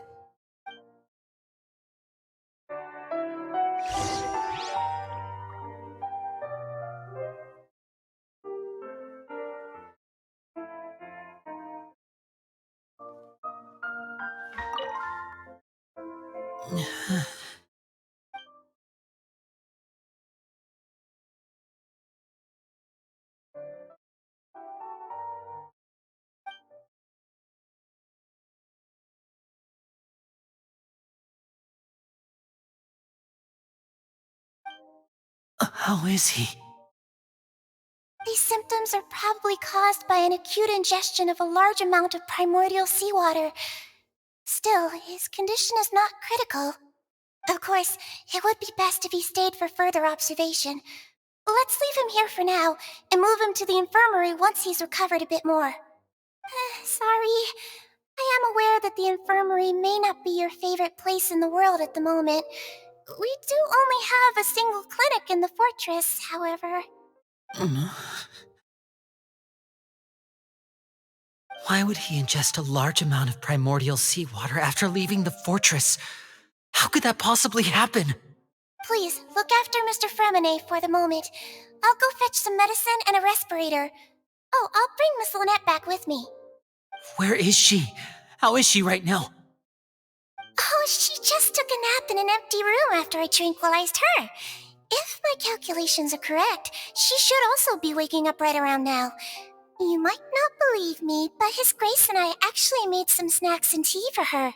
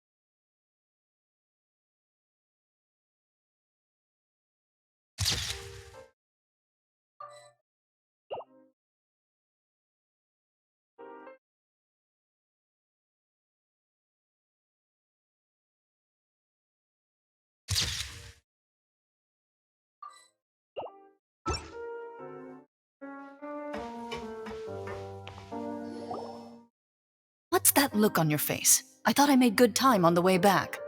Oh, I'm just admiring your punctuality. Had you arrived just a few minutes later, Sigewinne may have been forced to shoot Mr. Linney again. How's the situation out there? The water has changed. It's pretty much as expected. The concentration of primordial seawater has increased significantly. I was only out there a short time, so it wasn't too bad. But if one were to stay for any significant amount of time, well, you can see how that boy's doing. Where was he when you found him? The abandoned zone at the end of the pipes. A good distance into the water. Closer than I thought. He must have recognized it early on and tried desperately to swim back. Locking the door was necessary. I don't think we could have saved two. Well, I did try to convince him that I had my reasons. Never seems to work, though. It would probably work on Neuvillette. He has a knack for picking out who had good intentions, even when the outcomes were all terrible. It's a bad sign if you're having to plead your case to Neuvillette. Want some tea? Not particularly. If you want to drink some that badly, just say so. Fine, I'd like to get some tea. Want me to get you a cup too, since I've already made it? Might as well then, I suppose. Actually, do you have a towel? I would like to dry my hair.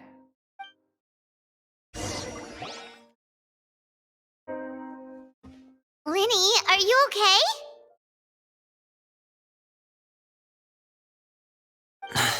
I'll be fine. They're all here now. Don't worry about me. Are you sure?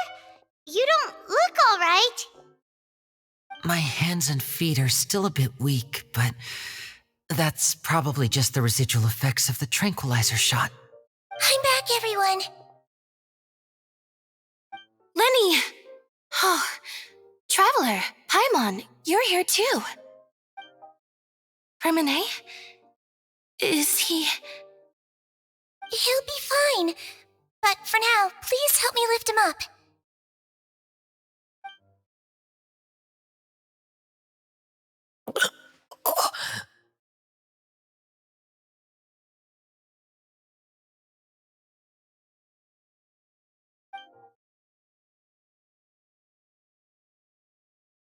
His breathing's beginning to slow down. Give me a hand and help me get him to the infirmary.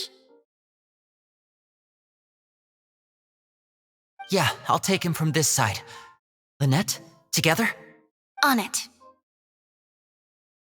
Traveler, you seem pretty worried about him. Want to come with us?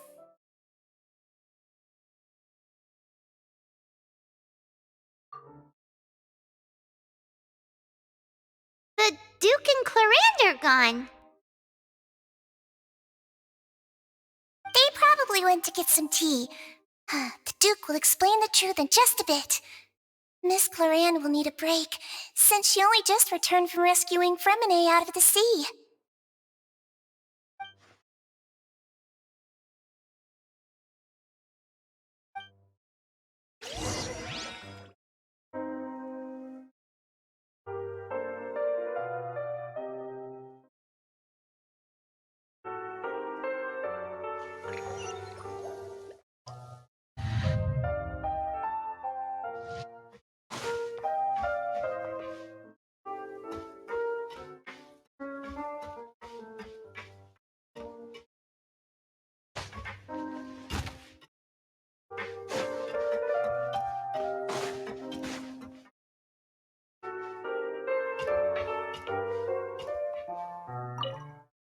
Could I tempt you with some sugar for your tea? No need.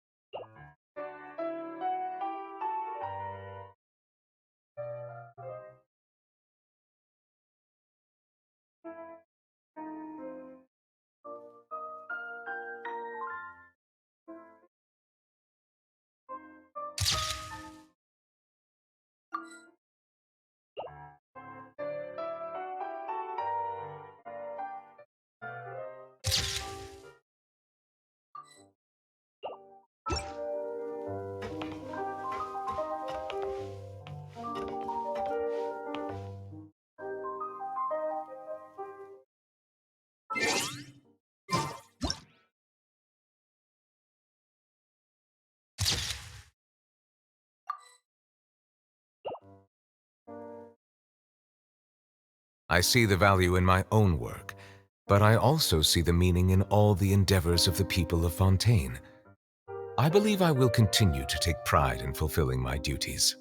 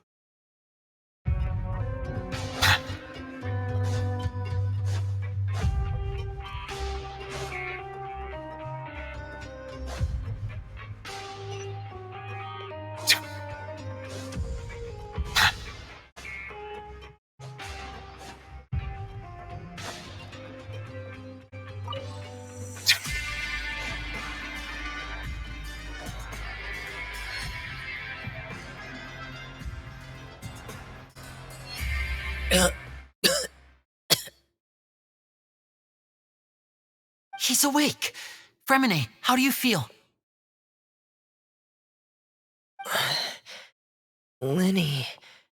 Lynette. We're all here.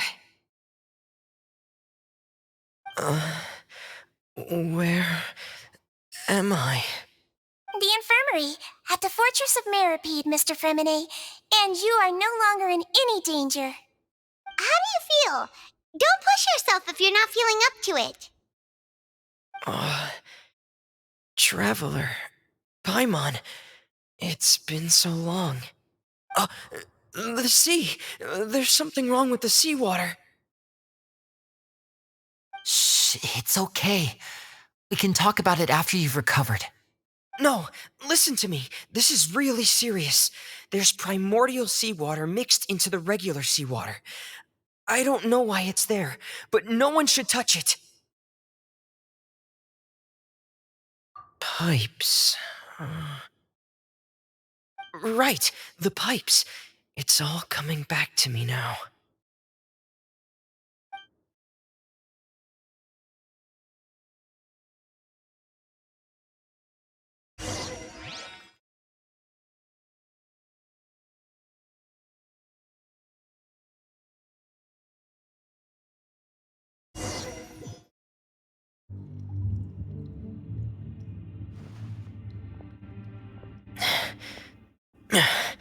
I'm in.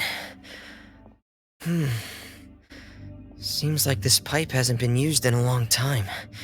It looks abandoned.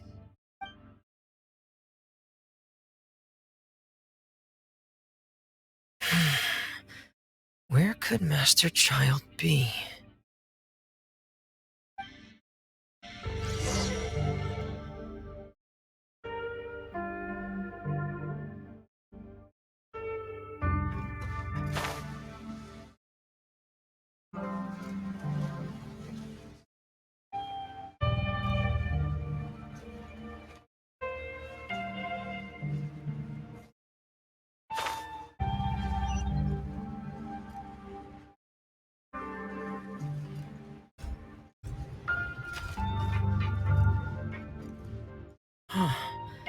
This mechanism looks like it's been tampered with. Could he have done it?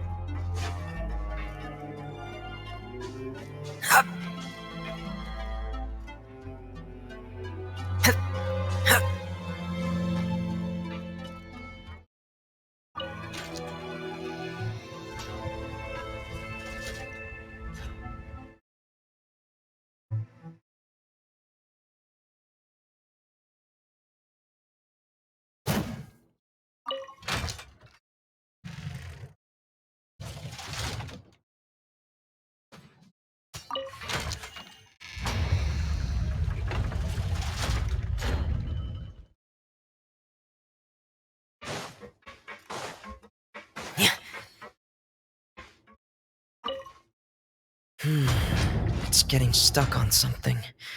Seems like I'll have to avoid those obstacles while I turn it.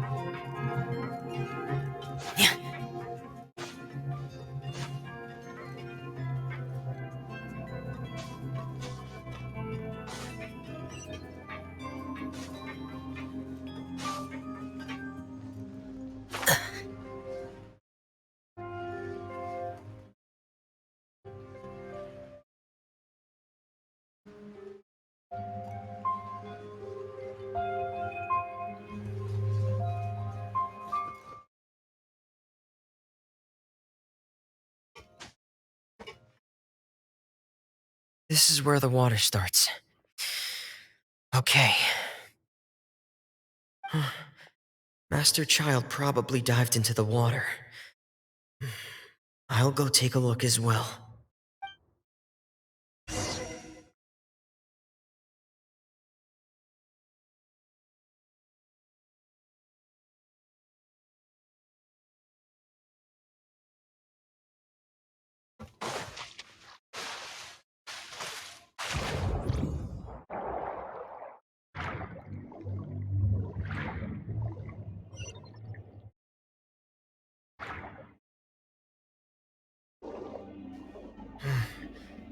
The vegetation here is a bit more sparse. These traces aren't natural. A person must have left them, and recently. I should be going in the right direction.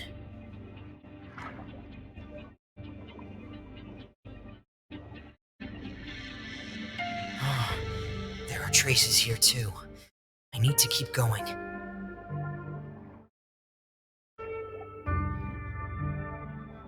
Huh?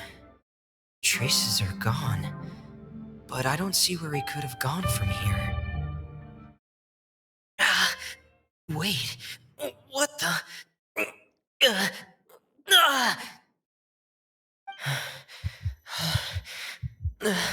My heart is racing, and it's getting harder and harder to breathe. What's going on?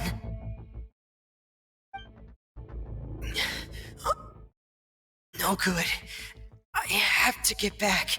They still don't know anything about what's going on. If I turn back right now, I should still be able to make it.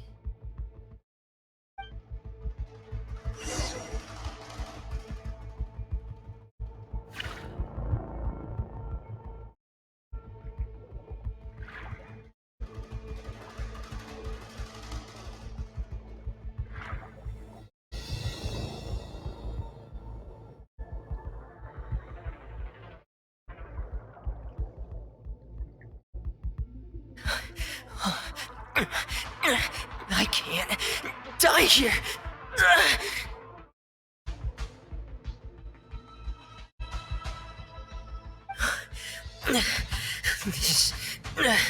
This is bad.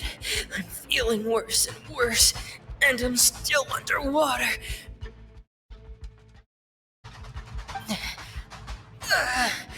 I have to push on.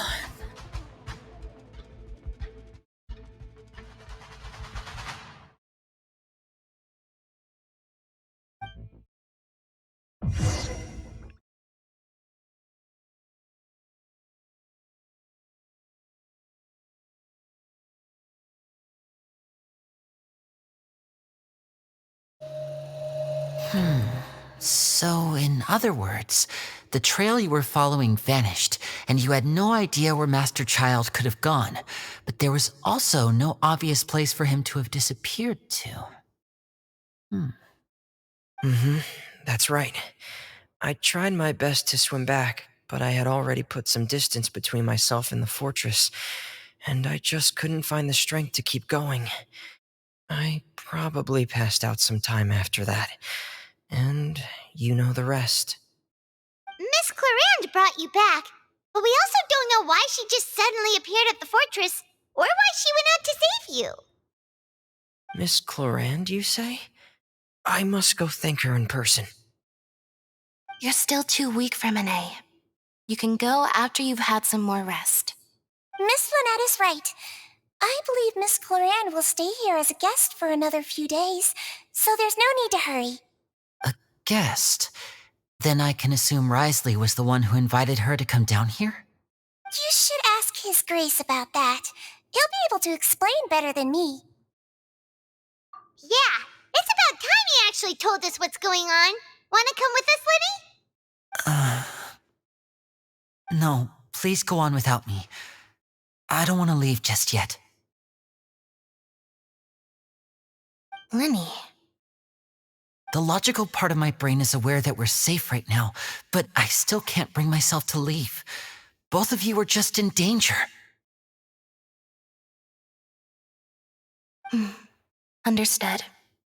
Then let's just sit together for a while. In that case, I'll leave the infirmary to you. The Traveler and I are going to head out for now. As long as you stay in here, I don't think you'll be disturbed. Thank you.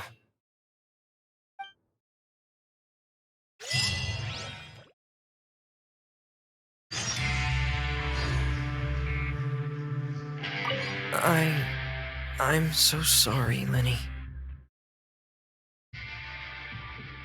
I'm also really sorry, Lenny. I should have been more careful. Don't say that. It was all my fault. I was the one who should have been more careful. You two were nearly... If I was stronger, maybe I would have already found Master Child. No, how can you say that? Huh? I'm sorry. What I'm hearing is, we all dropped the ball at some point during the mission, so the responsibility falls on all of us. Isn't that right? Yeah, that's right. It's on all of us. Lenny, we understand that you're worried about us, but we're worried about you as well. Please don't blame yourself. We want you to keep your spirits up. Yeah.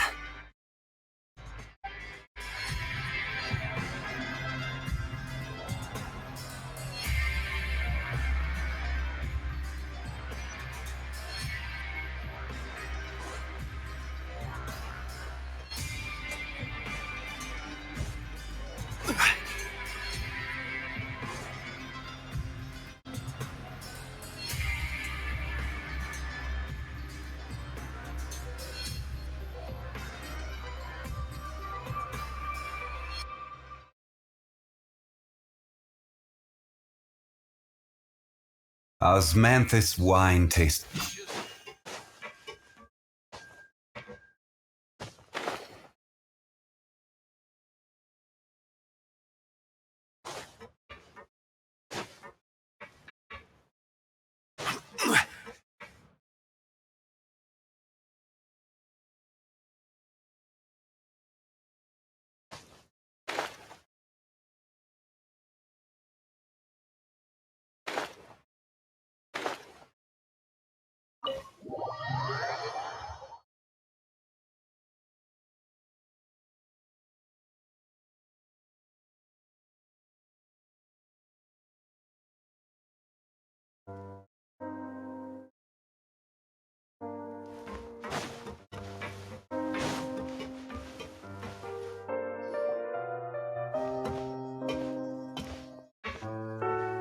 Excuse me! I take it Mr. Fremonet's condition has stabilized? Of course! I wouldn't have left the infirmary otherwise. I've been expecting those two, but might I inquire as to the purpose of your visit, Miss Siegewien? I wanted to check up on Miss Cloran. How are you feeling? Mostly fine, I think. If you don't mind, I'd like to perform another quick physical exam. It'll just take a few minutes. All right. Thank you for looking out for me. I'll take my leave for now, then. Well, want to explain yourself, Risley? Of course, but I'm not partial to the word choice of explain. How about enlighten? Where should I begin?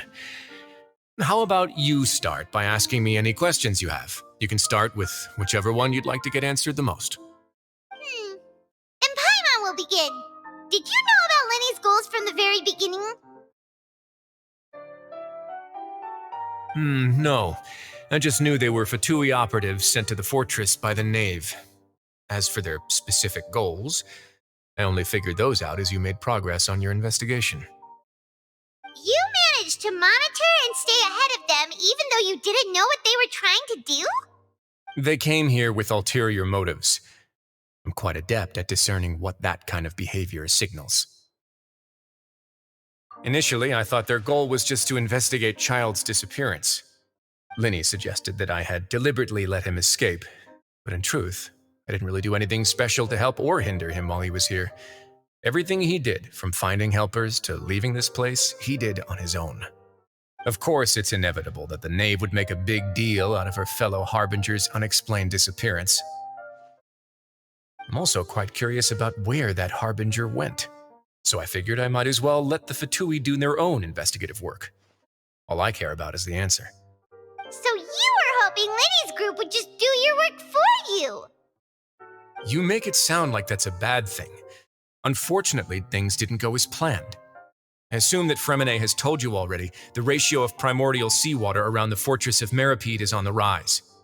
The Forbidden Zone has always been Lenny's target, and you got roped into that investigation after running into him. I began to intervene out of concern for your safety, and also to prevent the fortress from becoming entangled in more irksome matters. Are the rumors true? That you're also a former criminal? Why would you put it like that? Isn't staying here all day and serving as the manager of the fortress a kind of sentence unto itself? Another form of prison? I just happen to have some support from the rest of the inmates, that's all. Oh, right! Paimon wanted to ask, who invited Cloran down here? Me, of course. I paid her good mora to come down to the fortress for some field work. As a champion duelist, Miss Cloran could be considered to be an independent party. I needed to find an exceptionally capable person to help me get through the impending crisis. And saving Fremine was part of that crisis? You can think of it like that, yes. Credit where credit is due, that boy is quite adept at diving. Had conditions not been as hostile as they were, he probably would have found the missing Harbinger already. That's not something you should be asking after. Neuvillette only asked you to investigate Child's whereabouts. All I need to prove to you is that the Forbidden Zone had nothing to do with the Harbinger's disappearance. That should be clear now that you've spoken to Fremine. But we've already uncovered that there's something wrong with the infirmary, and we've answered a bunch of questions that you threw at us. Isn't it about time that you answer our last question in return? You make a compelling case. Do you really want to know the answer that badly? Yeah, Paimon really wants to know. Even if the truth may not be pleasant? Follow me.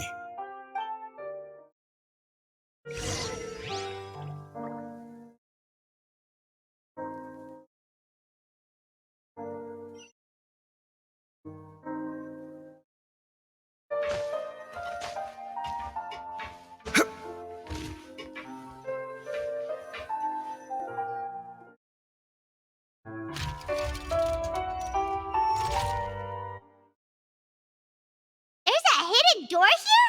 And a whole basement behind it? Huh. You're pretty good at hiding stuff, Risley. It seems you've forgotten just what kind of place the Fortress of Meripede is.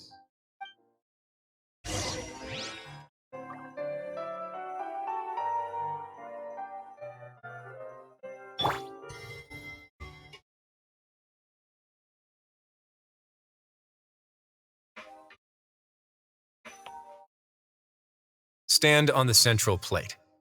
Wait, is there a secret mechanism or... Whoa!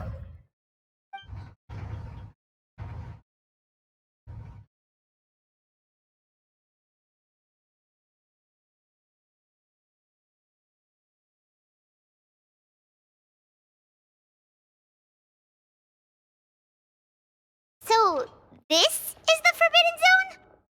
Honestly, for a place so well hidden, Paimon sure doesn't see anything special. What a huge door! There are 3 such isolation gates in total. Generally speaking, I'm the only one who's allowed to go inside, hence the name Forbidden Zone. Am I correct to assume you're going to run on back and tell your little Fatui friends everything? Well, Paimon wasn't thinking of keeping anything from them. Well, I'd advise you wait until you've seen the whole truth of this place for yourself before deciding whether or not to tell them.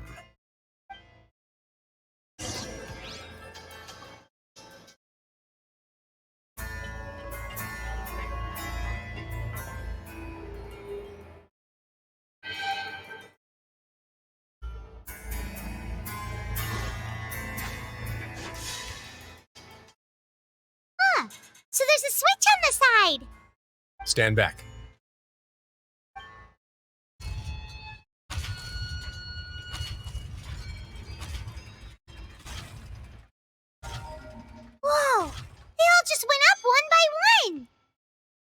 go on, have a look.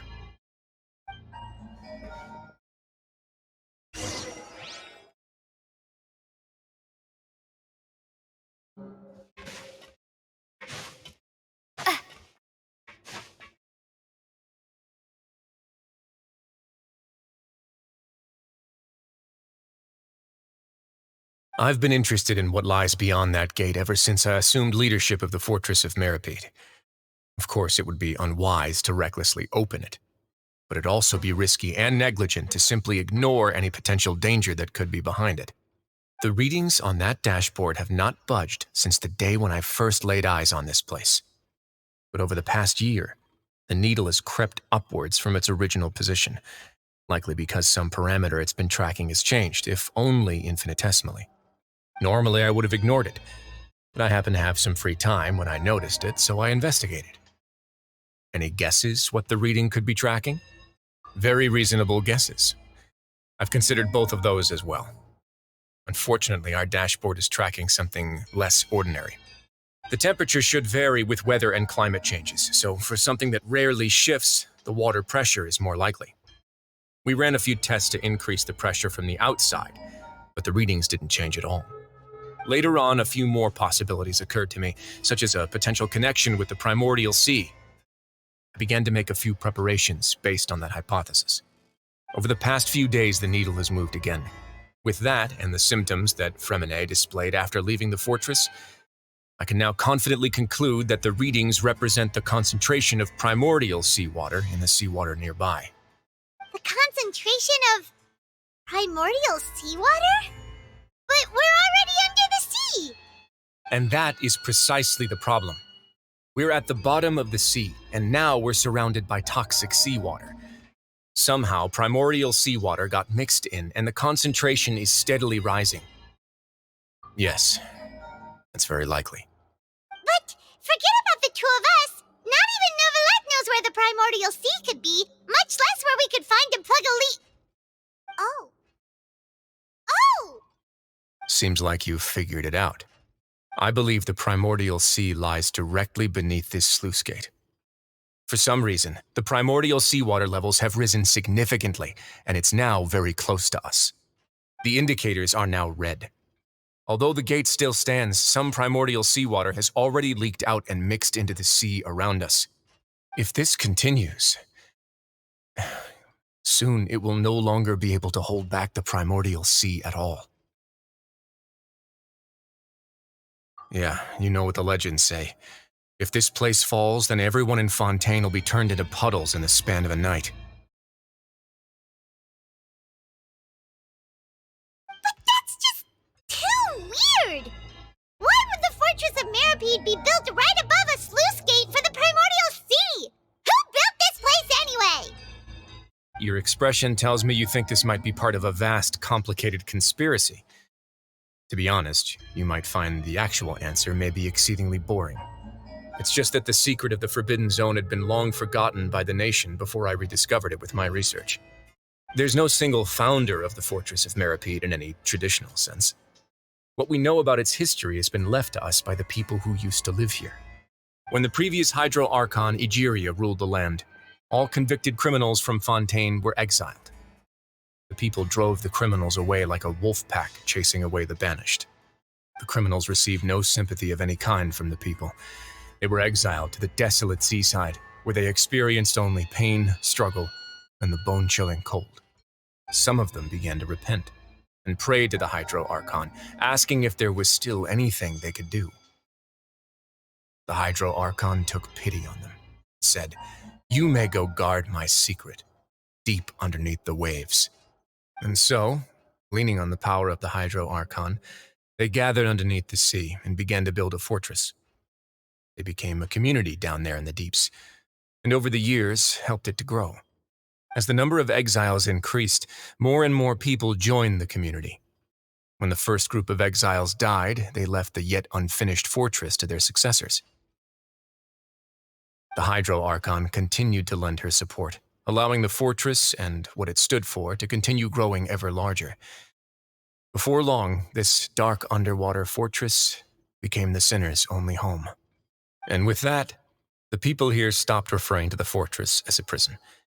They saw themselves as repenting sinners who would regain their freedom once they had sufficiently redeemed themselves.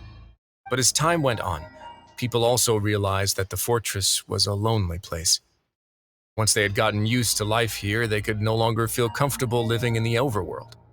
Once they had finished serving their sentences, some people left and some others chose to stay.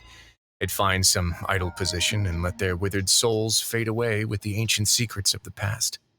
After many, many centuries, few people still remember the reason for the fortress's founding.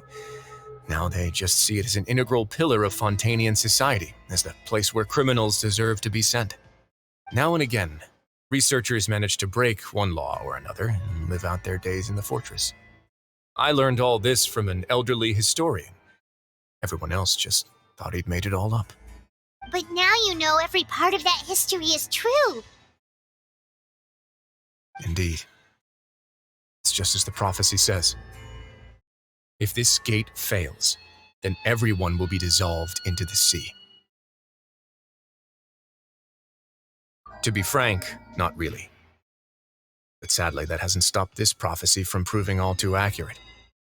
Prophecies are troublesome things. Just hearing one will create the first wave of panic. Seeing signs of it will bring about the second, and actually witnessing it in real time, the third. Let's go somewhere else. I want to show you something.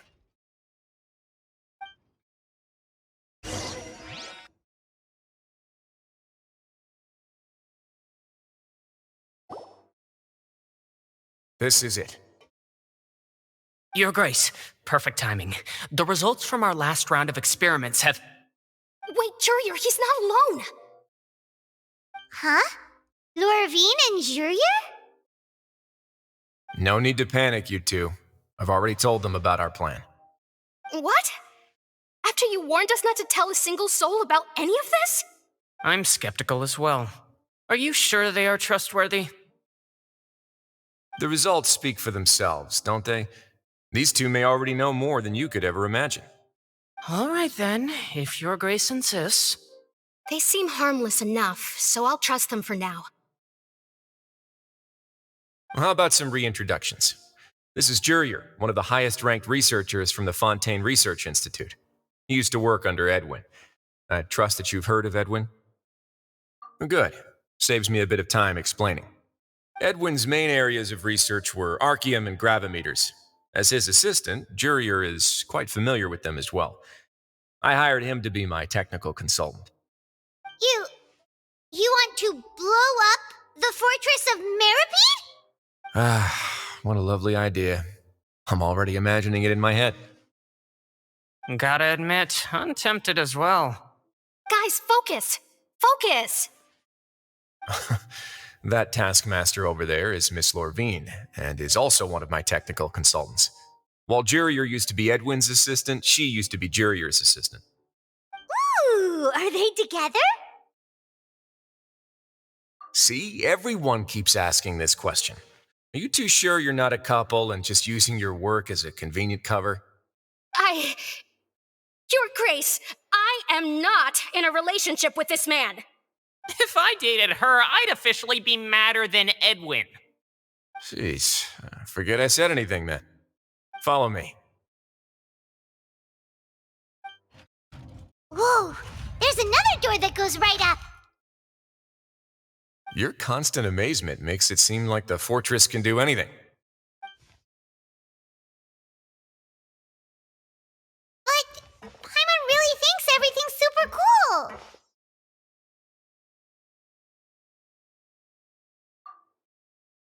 Well, let's spice it up a bit. And here you go.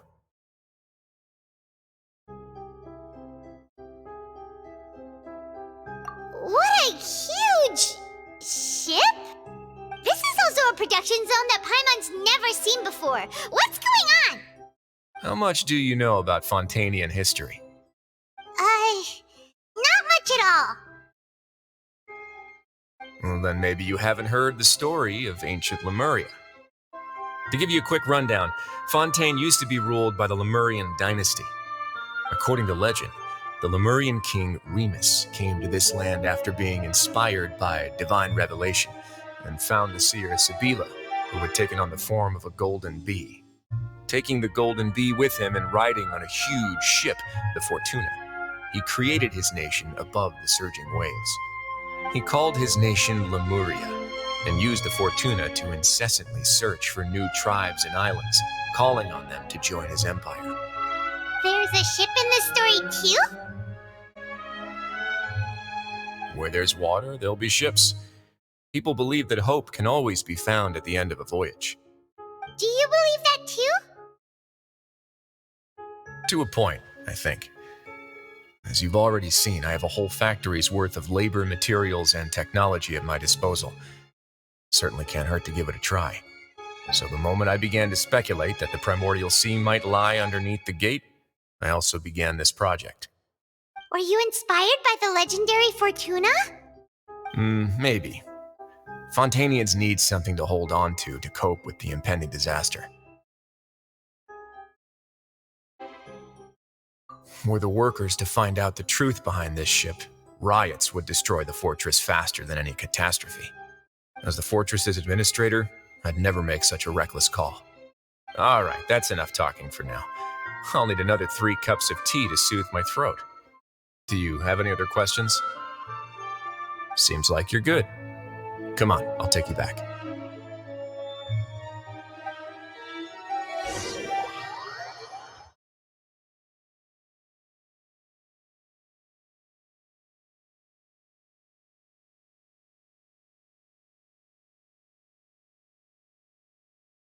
I'll leave you here for now.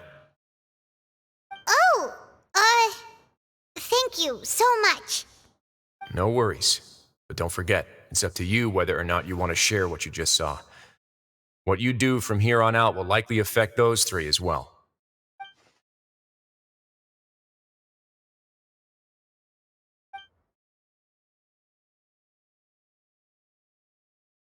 Yeah, we'll put a lot of thought into it for sure. Great. I look forward to what happens next.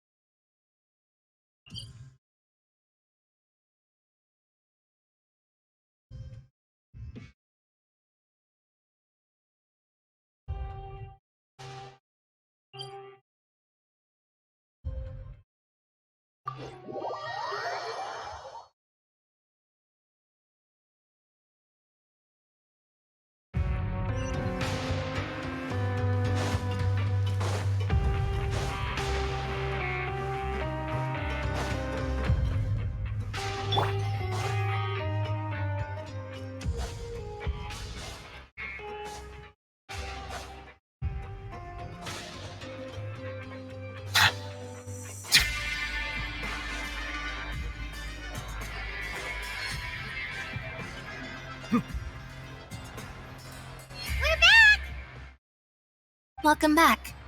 Do you want a cup of tea? How can you be so much like Risley, always drinking tea? Huh. Actually, now that you mention it, I just remembered something now. While I was sedated, I could still barely hear 2 people talking next to me. They were discussing everything, from the leaves to the water and even the teacups themselves. Must have been Risley and Sejuin. Yeah, I heard 1 male voice and 1 female, so it should have been the 2 of them. They really were just talking about brewing tea. I really can't make sense of this place. So, Traveler, Paimon, were you able to learn anything from Risley? Yeah, he explained everything. Very well. Then, would you mind checking your answers against my speculations? Yeah, I took the time to rest, so I'm feeling a lot more relaxed now. Nobody else is around, and Miss Sejuin is also busy with something or other, so let's just talk here. All right, then I'll posit my theories. I asked myself 3 questions. Firstly, why was Fremine affected by the primordial seawater? It was because he dove into the sea. My theory is, the long-lost primordial sea is probably very close to the fortress of Mirapede. Ooh, he's good! He got that right on the first try! That's our Linny. Secondly, Risley's attitude changed dramatically during the course of our stay here. He ignored us completely at first, then suddenly roadblocked us. Why? I spent quite a long time thinking about this. If he has been monitoring the Fatui since the very beginning, he probably ignored us at first because he was hoping we could find Master Child for him. What's more, the Fortress of Mirapede is not part of Fontaine's court system, nor does it report to Udex Nervulet. Risley is basically the king of a no-man's land. As long as the fortress doesn't do anything about Master Child's disappearance, Father can use it to pressure the Fontaine authorities. And while the 2 factions are pitted against each other, Risley will be free to move between the parties of interest. If I had to guess, he probably has something that he's working on himself. It's likely related to the secret of the infirmary, but I just can't think of what it could be. You're super smart! Thanks so much. Then finally, there's the last question. If Risley does have a plan, what could it be? All I know for now is that his plan probably has something to do with the changing nature of the seawater. He's even gotten Cloran to help him out. That can't be the full extent of what he's doing. There's probably a secret passageway behind the block in the infirmary, and there's something big in the fortress that most people here never get to see. He has a bargaining chip, and it could be important enough for Father to deal with him directly. I don't have enough information, so I have no idea what his chip might be. But let me guess. You have the last piece of the puzzle.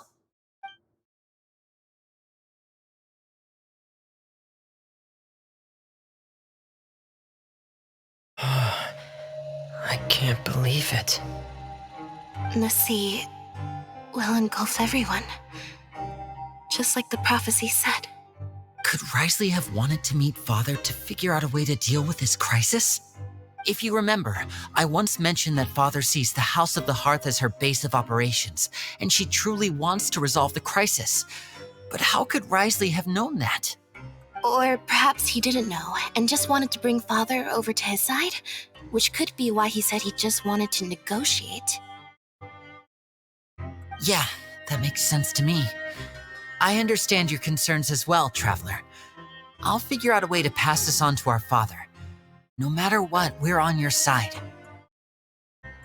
The 2 of you have already aided us far too much. We probably wouldn't be standing here right now if not for you. If you ever need anything else going forward, please come to the House of the Hearth at any time. Though you may not share the sentiment, after all that we've gone through together, the 3 of us basically see you as family now. You have my gratitude. Thank you for protecting Linny when it really mattered. And thank you for sharing the secrets of the fortress with us. We didn't think you were going to do it. Why are you being so formal all of a sudden?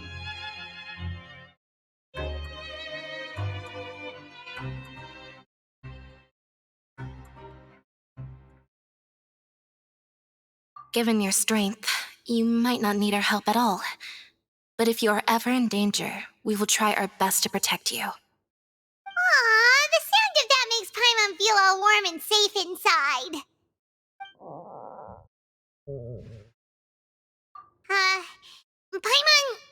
Paimon's hungry. Oh, you've done so much already. Go get some food. Alright, then we'll catch you guys another time.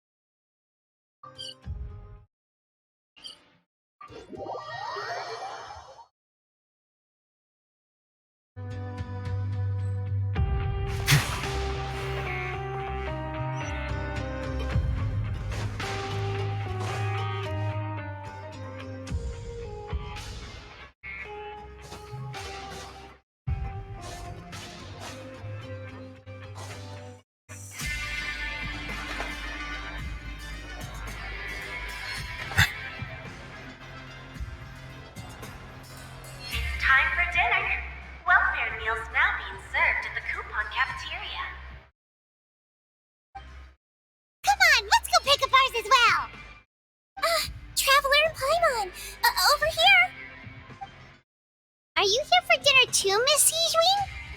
And I'm taking the opportunity to prepare Miss Cloran's dinner as well. Huh. You're right.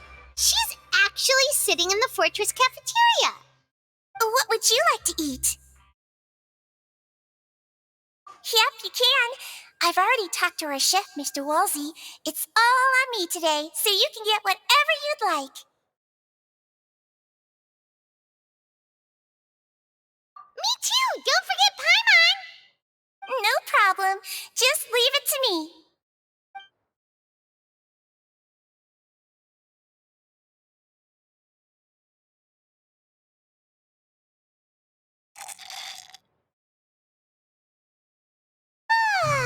So delicious.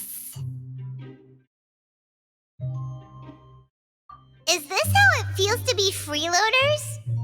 Wait a second, we did do plenty of work after all. Feeling full yet? How's the food? Delicious! I'm so glad to see you all so happy. Oh, see, the expression on your face just now?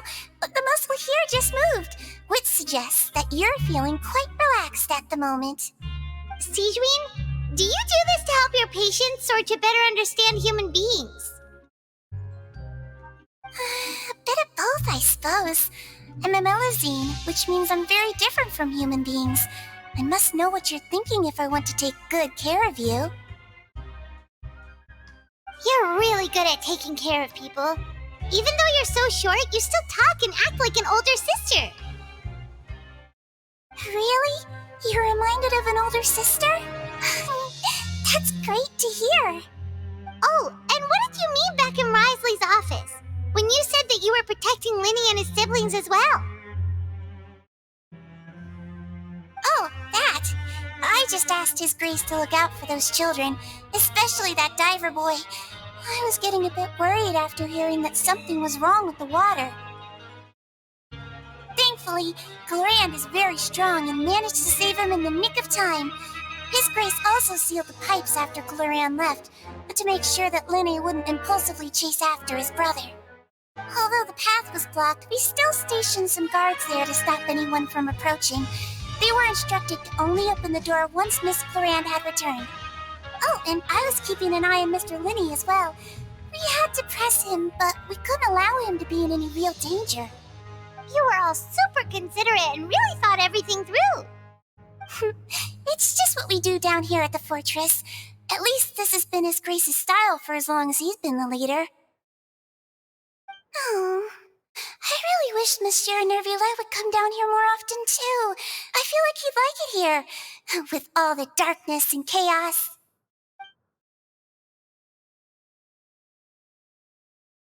Get a good night's rest, you two. You both worked very hard.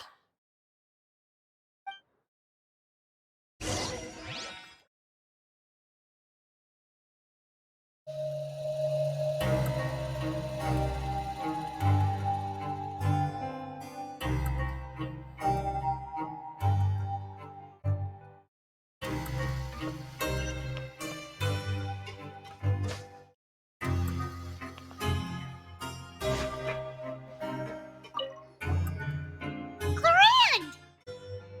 Ah, it's you two. How's dinner? It's all right. Miss Sijwin really put in a lot of effort. So we heard that Risley invited you to come down to help, and you saved Fremonade too! You sure work super fast! Oh, it was child's play. Still, Paimon didn't know even champion duelists could take on side jobs. Oh, and why aren't you eating with Sijwin and the Duke? Won't you get bored eating by yourself? Miss Sijwin was with you, and the Duke has business of his own. Actually, didn't Navia say that you went out for dinner with her as well? Yeah. First time in a long time. First time in a long time? So you mean you've gone out to dinner with her in the past? In the past, yes. You seem to be enjoying yourselves here.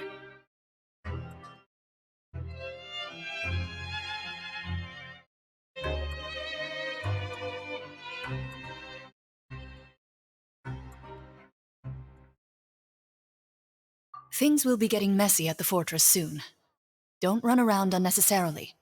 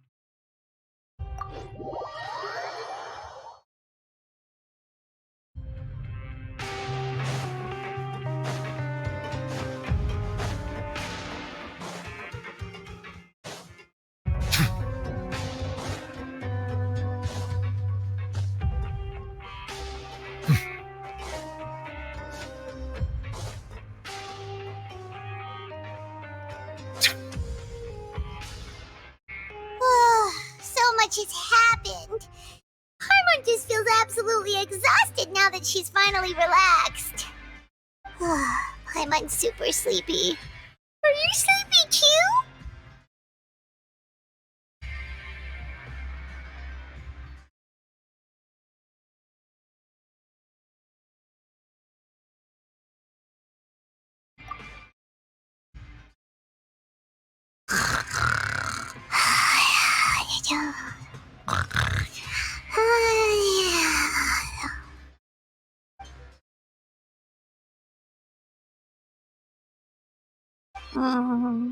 Delicious.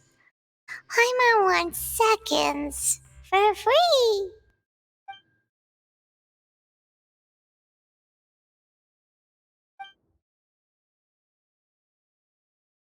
Out of my way! Get out of my way! What happened? Why is everyone running? No idea, but something must have happened. Stop asking! Who's yelling? Paimon still wants to sleep.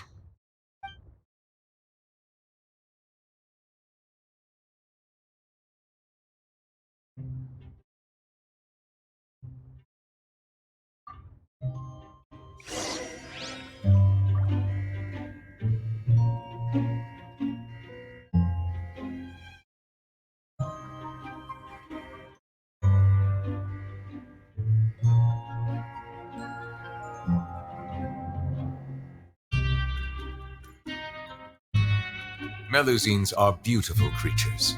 They are the pride of Fontaine. Be sure to befriend them and cause them no harm.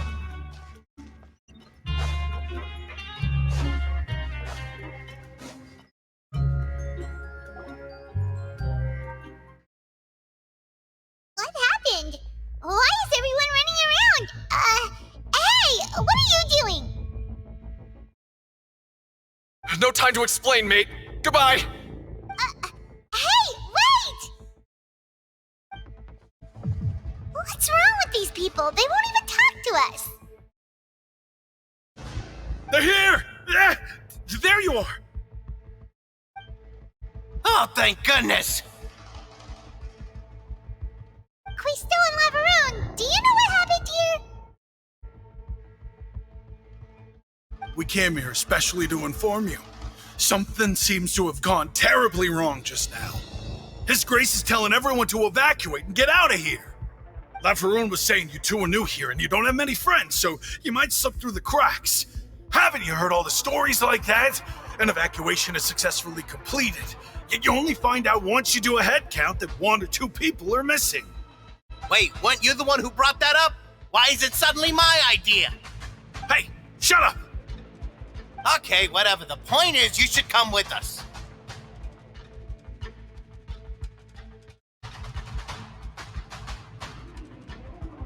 Yeah, he said to get as far away as possible, upwards and outwards.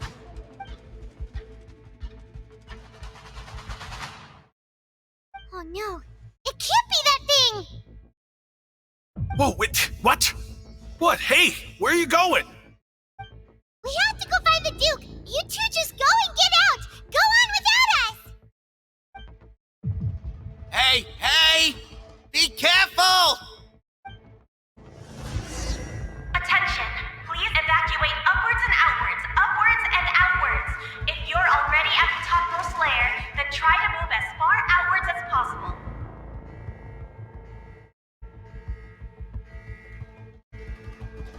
Attention! Please evacuate upwards and outwards, upwards and outwards. If you're already at the topmost layer, then try to move as far outwards as possible.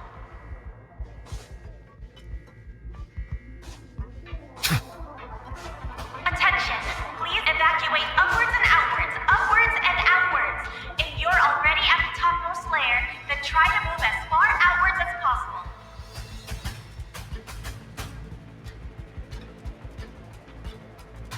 Attention! Please evacuate upwards and outwards,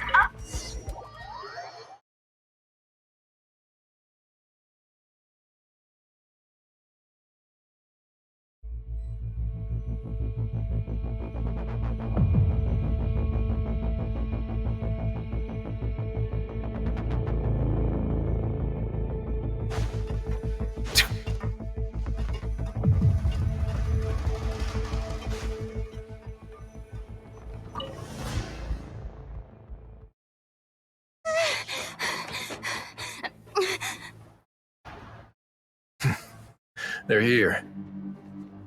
Just like I said. What happened? Huh.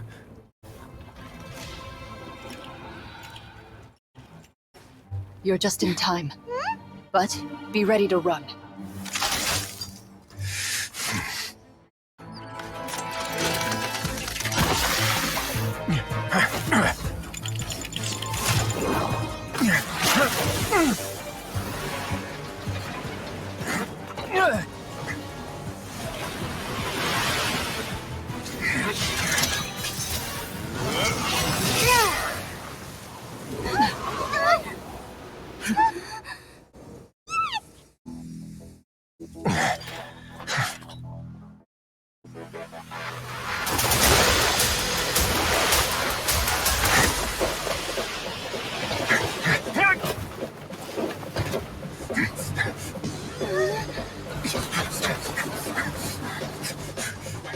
Three, two, one.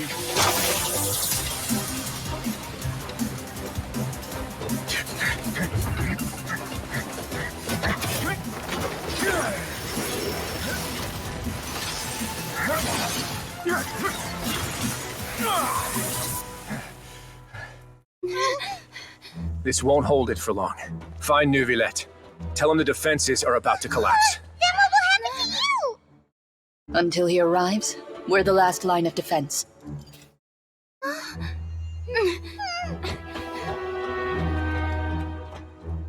The gate. How long do you think it'll hold? That depends on us.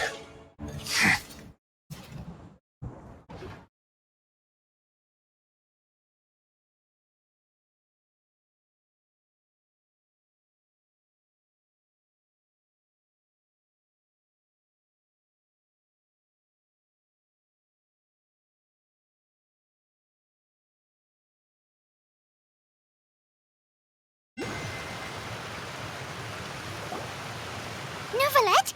Why are you here? Traveler, I need you to head to the Opera House immediately. Farina will soon be meeting with the knave there. You must protect Farina and make sure she doesn't spend too much time alone with her. Will do. You have my sincerest gratitude.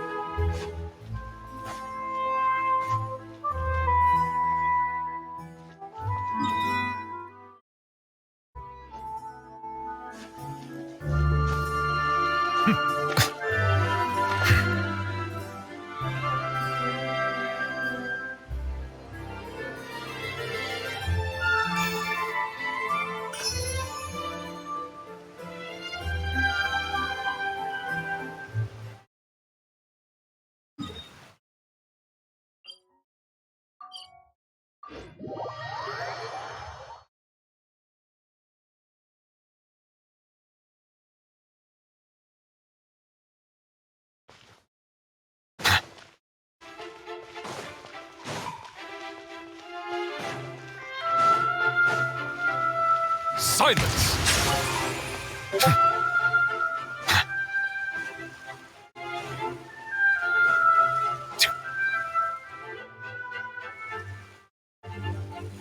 Look!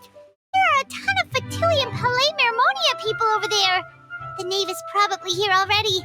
We need to hurry! Are you two the Traveler and Paimon? Monsieur Nervalet has left instructions. Please follow me. Though I'm sure he's already explained, this should be a mostly cordial conversation, unlikely to give rise to violence. But it would be most appreciated if you could protect Lady Farina to the best of your abilities.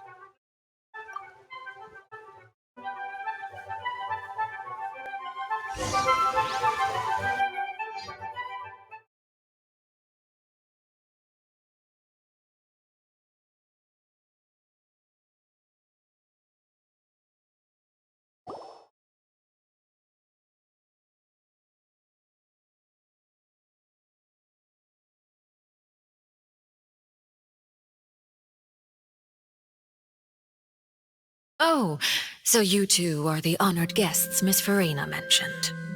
Of course, of course! How could they not attend a meeting such as this? I must always have 2 or more guests at my dessert table. Otherwise, the occasion would be too lonely and unbecoming of my station. It is my pleasure to make your acquaintance, traveler. I have heard much of your accomplishments. I am the Knave, one of the 11 Fatui Harbingers.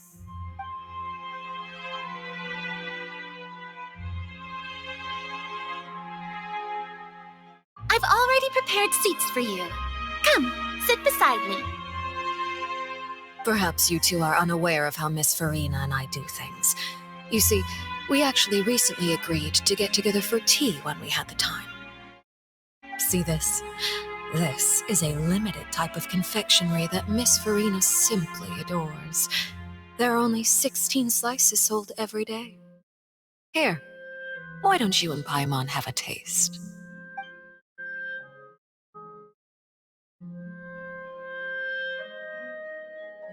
Traveler, what do you think of this cake?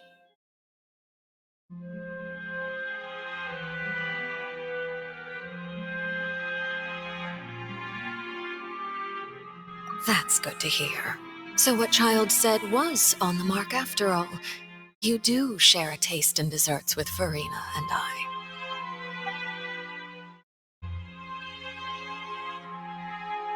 I wonder how he's doing nowadays. You must have heard, right? He's suddenly gone missing. I'm really worried about his safety, you know. Here's to hoping that he's an excellent swimmer. Since we're talking about him, I feel like I should add something. His martial prowess really looked certainly pretty impressive, yeah.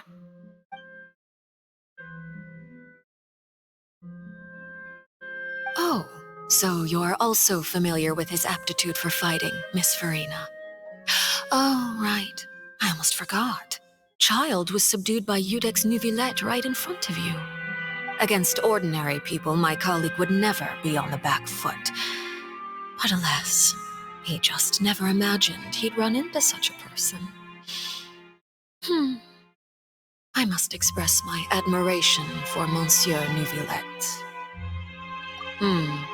Coming from you, that's not surprising at all. But I thought you would be happier to hear the news. Of course, but it's still a bit of a shame. You see, I would have been far happier had I received this news somewhat earlier. As you well know, a long time has passed since Child disappeared.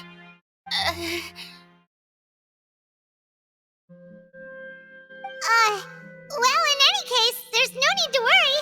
We know for sure that Child is still alive. Oh, and just how do you know that? Because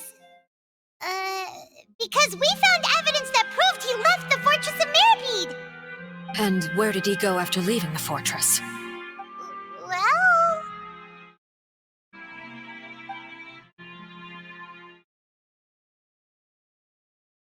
The Fortress of Mirapede lies deep beneath the waves. Unless he pranced right out of the main gate, he must have had to swim for it. Do you have any proof that he surfaced safely?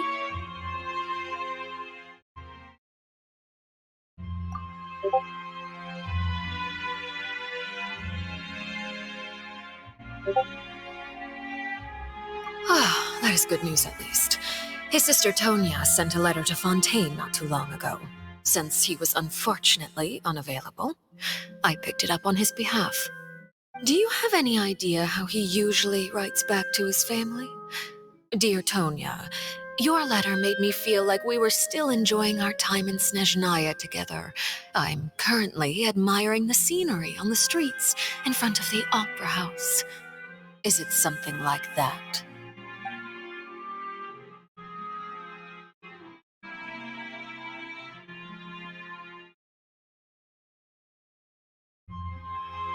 All letters tend to follow the same few formats anyway, right?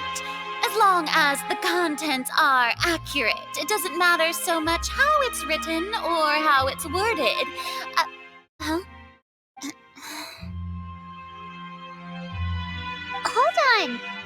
The water in the teacup is shaking. I suppose this is also a sign of things to come, Miss Farina. Huh? I don't quite understand what you're trying to say. Have we entered into the next stage of the prophecy?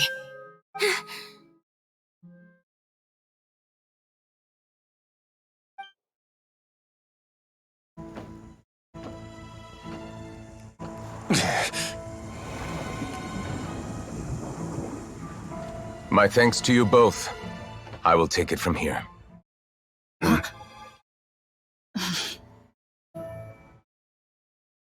Sure you don't need a hand?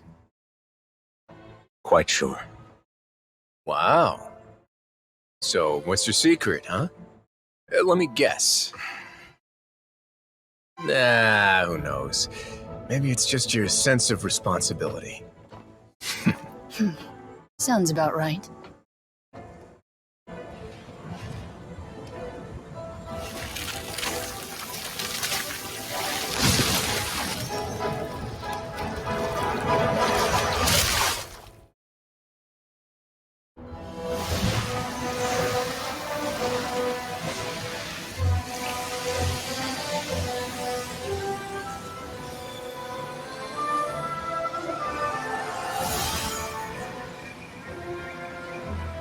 A day may come when the prophecy is fulfilled, and the waters burst forth. But it is not this day! This ancient power could easily obliterate an entire race. A tsunami of fury would unleash endless catastrophe.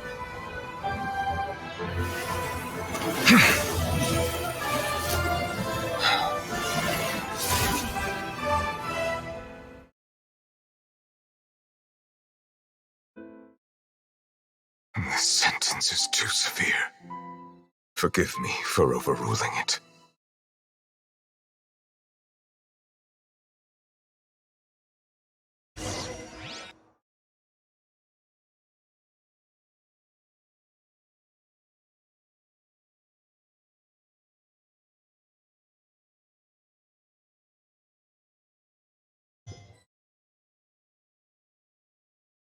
All right.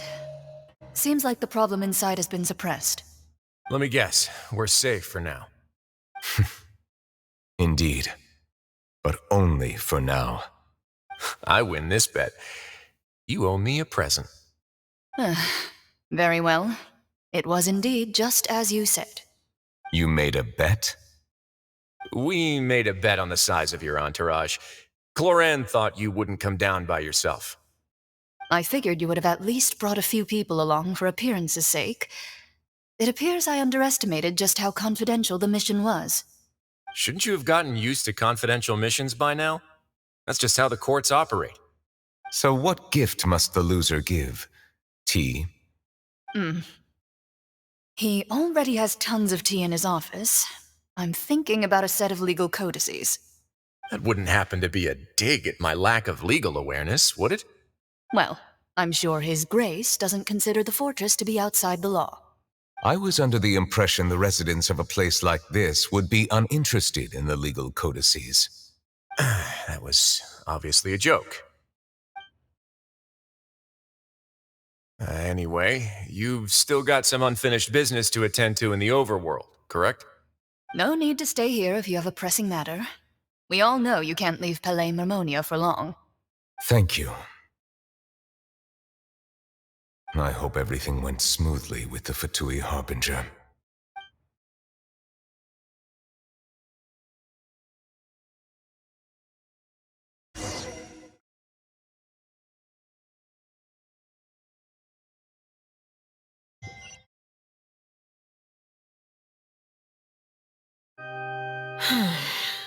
I must say, we've spent long enough playing house. Miss Farina, as the Hydro Archon, I am sure you understand the exact meaning of the phenomenon we just witnessed. Or should I say, that's what I originally thought. But looking at your expression, was I wrong? And you haven't a clue? What are you trying to say? At this point, I don't think there's any more need to speak as diplomatic representatives. Allow me to speak to you now as just a Fontanian. You know the prophecy by heart, and also that every part of it is being proven true. Yet, here you are relaxing, drinking tea, and eating desserts as if it's all nothing more than a few stray bugs in your garden. Do you really think that's acceptable? The prophecy's hanging above our necks like a guillotine. Every faction is looking for a way to either avert the disaster or save their own. Even the orphans of the House of the Heart have devoted everything to saving their homeland. But you, it beggars belief just how nonchalant and carefree you have been. From the very beginning, you, the god Focalor, you have utterly failed to take action. You're wrong. I've never ignored the prophecy, nor have I just been passing the time in self-indulgence. Retract your accusation and stop doubting the wisdom of the gods with such absurd conjectures. I am not alone in my doubts, you know. All the children of Fontaine may be harboring the exact same thoughts right now. Oh, great Hydro Archon. How are you going to save them? Save us? How are the people you've sworn to protect supposed to survive in a land that will soon disappear beneath the waves? I have my ways, and I've been working on them for all this time. Even if you look down upon me, you have no right to judge me. Fontaine will be saved. Even if I still cannot see the true future right now, as long as I continue on as I am, I will be able to hold my head up high!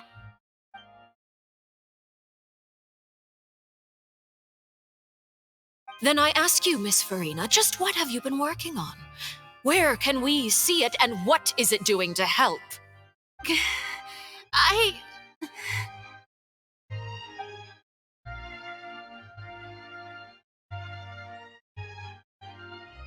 My machinations are just like the prophecy itself. They will only reveal themselves at the fated time.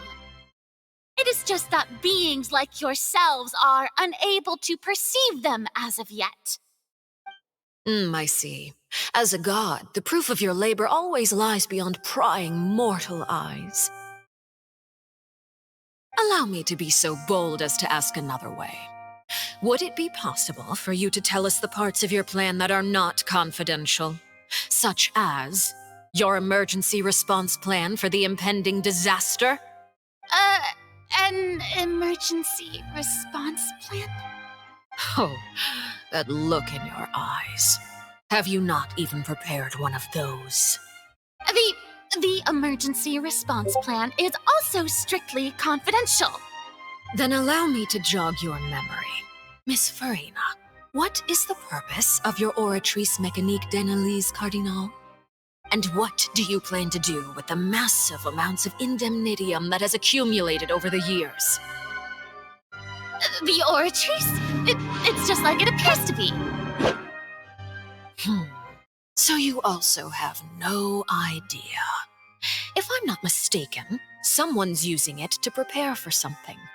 But unfortunately, it would seem that someone is not you, Miss Farina.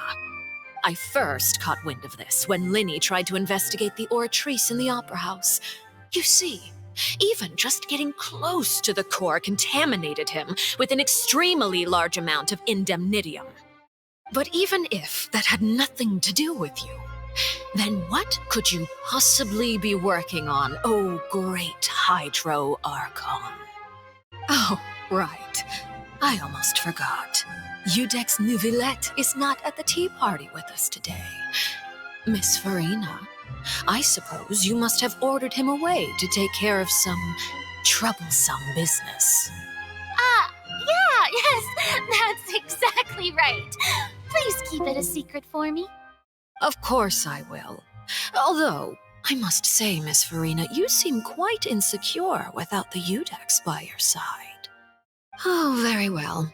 Let's stop that conversation here. There are still a few slices of cake left, so please, help yourselves, everyone.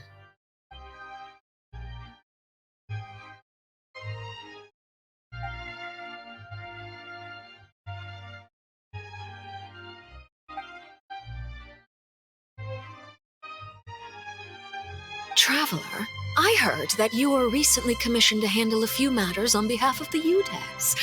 Why don't you take an extra slice of cake? Those who work hard deserve gratitude and praise. You too, Paimon. Thank you. Paimon will take you up on that offer.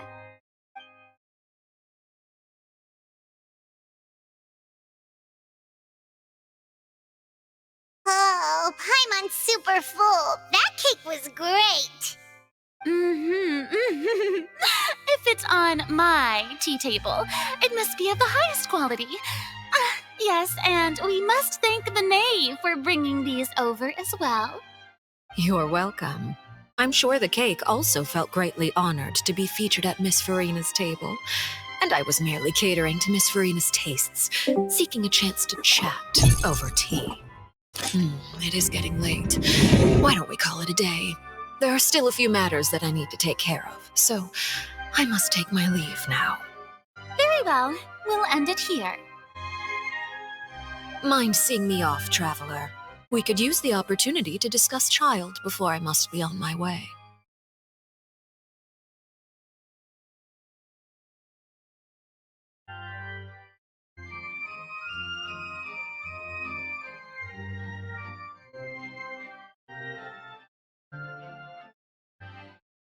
Paimon's coming too!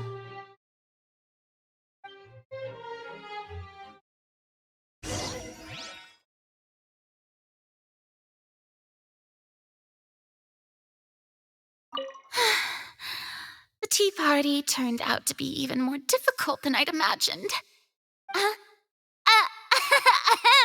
Why are you looking at me like that? Is something the matter? If there's nothing urgent, then I shall be retiring for now.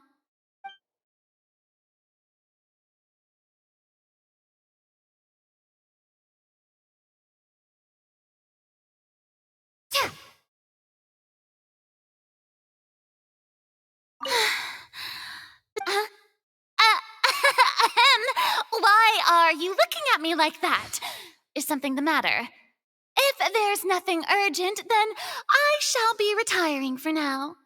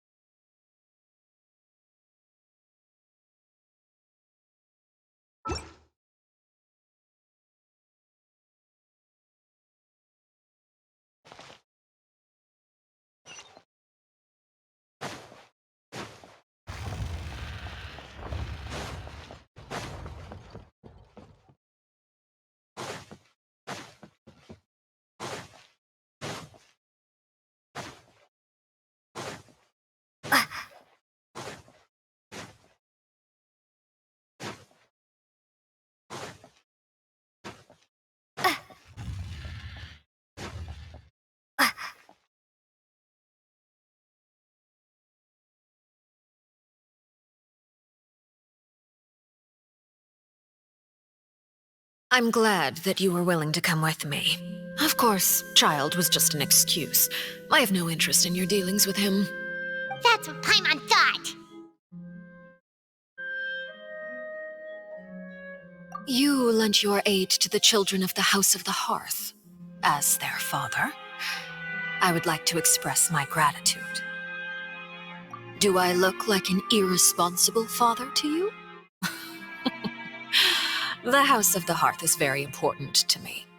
You should know that I care deeply about my children. That was all. Formal topics should be discussed in formal settings, and informal topics in informal settings. I know you just returned from the fortress of Meripede. Relax. I have no intention of trying to get anything out of you. Linny, Lynette, and Fremine are still there, and I trust their judgment and abilities. They've all been working very hard and have always done all they can to fight back against anyone who tried to stop them, especially Linny. You mean Ridesley. He's a tricky one to deal with. It's unfortunate that Linny's so eager to prove himself that he can't learn to rely on others, including me. By the way, and you can just consider this a bit of idle gossip, but what's your impression of Furina?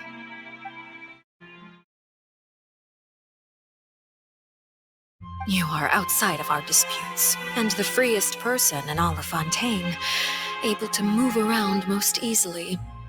Allow me to share my perspective with you. And that's everything that happened during the trial. Master Child was declared guilty and immediately transported to the Fortress of Meripede. Didn't he say he was coming here on vacation? Does he not feel an ounce of shame for all the trouble he has caused?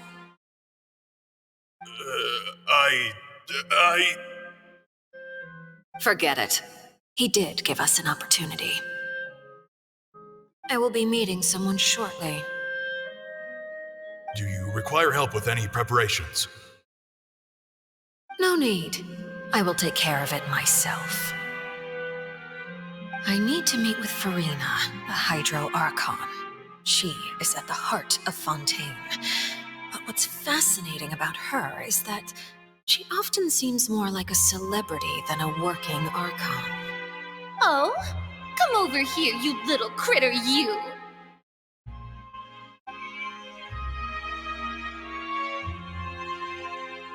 You dare to run from me? Stop right this instant! My goal is just to discover the location of the Gnosis. But I didn't expect the chance to approach Furina to be handed to me on a silver platter. This is so easy, it's actually making me a bit suspicious.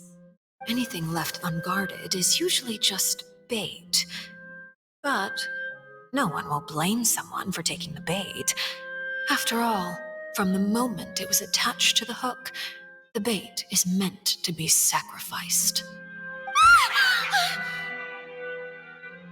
It's just as I guessed in the second before I struck. The Hydrognosis is not currently held by the Archon. In fact, this Archon doesn't seem like a god at all. And I sense that she's under some kind of curse. Who are you? And what are you trying to do? Please don't kill me! I'm begging you, please! The fear in her pupils is genuine, so perhaps she's not bait after all. Either way, targeting her has lost all meaning.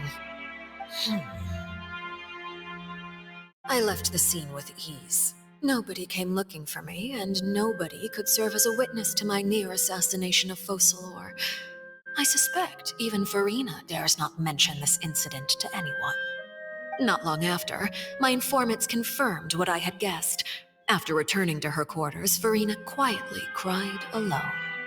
She was so scared that she could not sleep that night, nor could she even bring herself to eat her cake.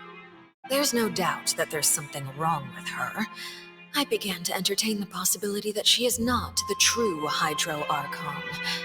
Perhaps Eudex Neuvillette is actually the genuine article.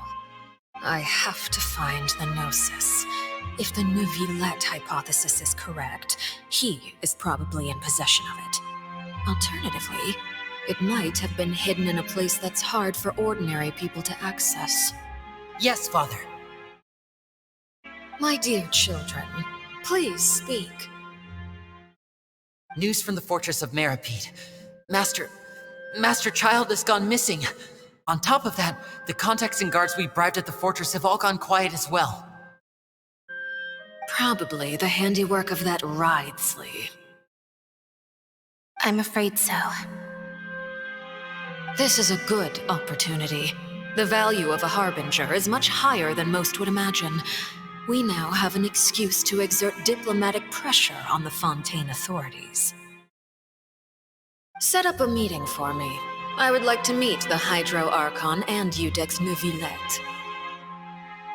Oh, and I have an additional mission for you three. Yes, Father. Tartaglia's disappearance was not a part of my plan, but I can use it to make a breakthrough. With this as my excuse, I can ask for an official audience and continue my investigation of Farina and Udex Neuvillette. The initiative belongs to the House of the Hearth. My wish to investigate the fortress of Meripede will be a front. Linny and his group will be responsible for the actual intelligence gathering.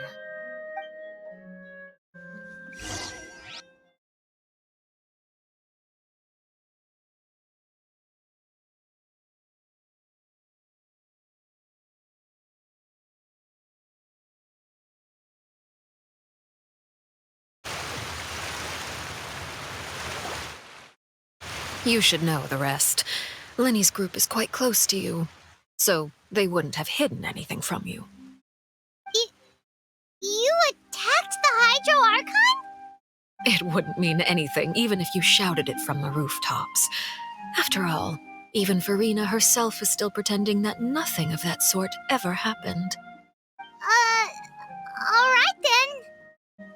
I've now had 2 chances to enjoy tea with Farina. I have to say, the leadership of Fontaine is even more inscrutable than I had imagined.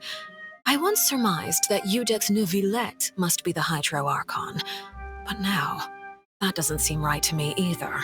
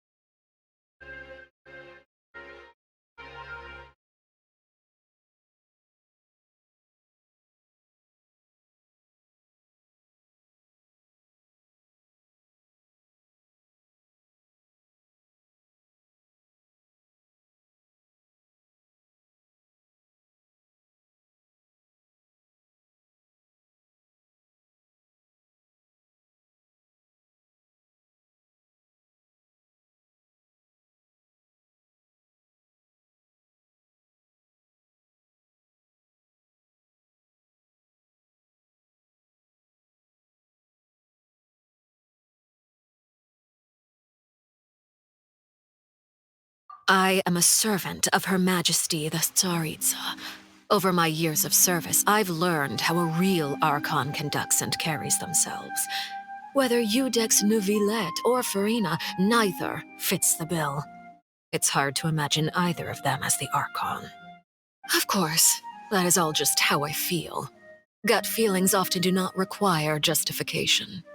It is, however, quite amusing to me that after all my years working in intelligence gathering, I've come to realize I am at a complete loss regarding the identity of the god of the land of my birth. Don't you think Fontaine is quite intriguing? A catastrophe looms, yet many secrets have yet to rise to the surface. It looks like Fontainians will have no choice but to save themselves. Ultimately, though, one must survive in order to do anything else. Should the need arise, I would be happy to cooperate with you. You don't need to commit to anything right now, of course. I have a feeling that the situation will continue to evolve, and as your name is often connected with noble deeds, I'm sure we will work together someday.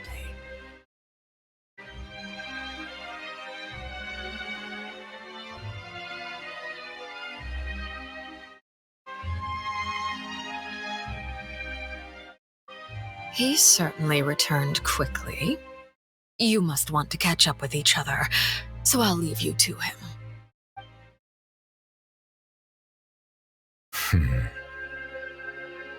Neverlet, is it over? For now, yes. But this issue will prove quite thorny in the long term. I'm concerned that sooner or later the prophesized events will occur. Thank you for protecting Farina.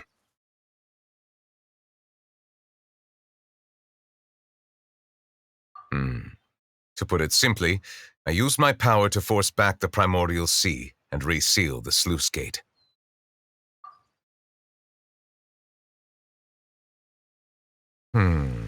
So as expected, the knave has turned up the pressure on Farina. She's trying to feel her out, though I'm still unsure as to her motives.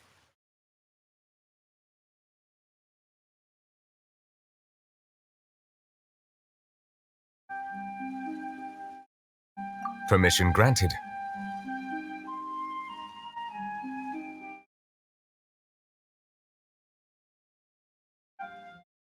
Whoa. It can't be that you're the real Hydro Archon, right? But that's just a speculation on our part, though. You can't tell us? Then that's okay. We can talk about something else. We won't try to force you. You guys in Fontaine are super strange. If by the phrase, you guys, you are referring to Farina and I, Then although I'm not sure just what you are trying to imply, I must clarify that I do not share her positions on a multitude of topics.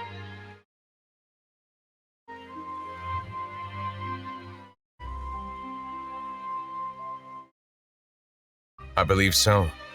The fortress has a long and complex history. It has seen much grief and suffering. And now, another catastrophe will soon be upon us. I mourn this turn of events. Huh? Why is it raining all of a sudden?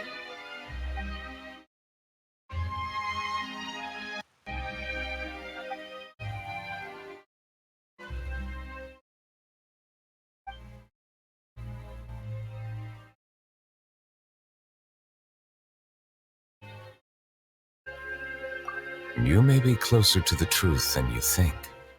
Oh? And what are you thinking? The dragon of... what? Huh? Please do not be so surprised. Farina?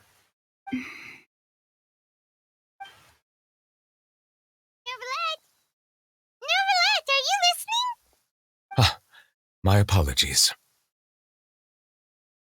We were just guessing randomly. We didn't guess right, did we? You're not actually the dragon sovereign of water, right? Well, if you don't want to confirm or deny... You guessed correctly. I sincerely hope you'll be able to keep this a secret for me. Right, of course. We'll definitely help you keep it a secret. There's still something Paimon wants to ask you, though. Please, go ahead. Well, if you are the dragon sovereign of water, and you were able to force back the primordial sea from the fortress, then since Fontaine's prophecy is all about seawater, couldn't you just use your power to solve the crisis? None of the currently living dragon sovereigns in the world, myself included, possess our full dragonhood. They say that when the first usurper arrived on Tivat, they seized a part of the dragon's power. Today, that stolen power is the basis of the Archon's authorities.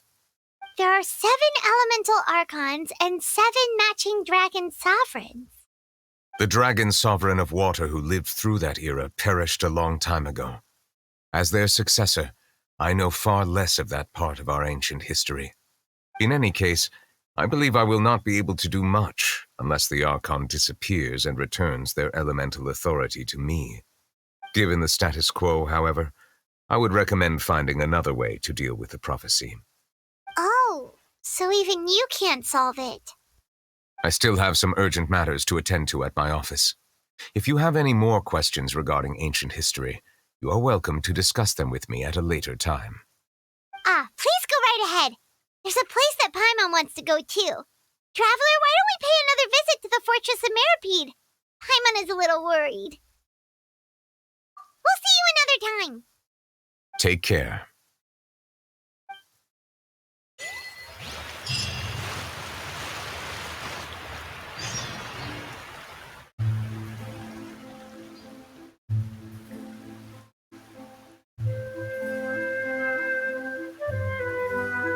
Osmanthus wine tastes the same as I remember. But where are those who share the memory?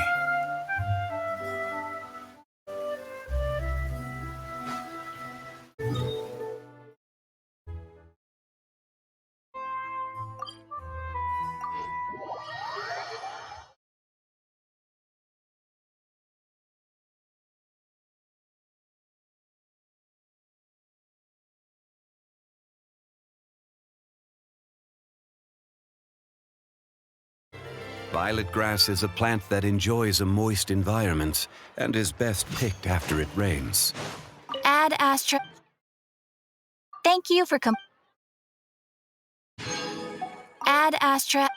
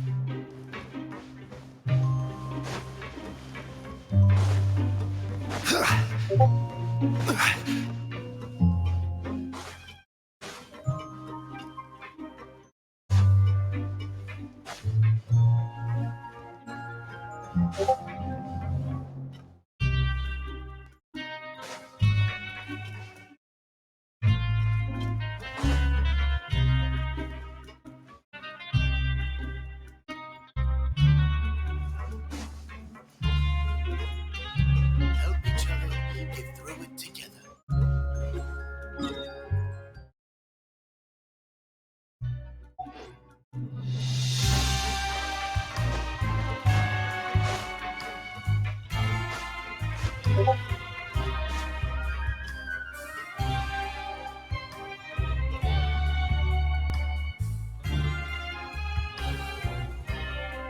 Now guess, what suit will this next card be?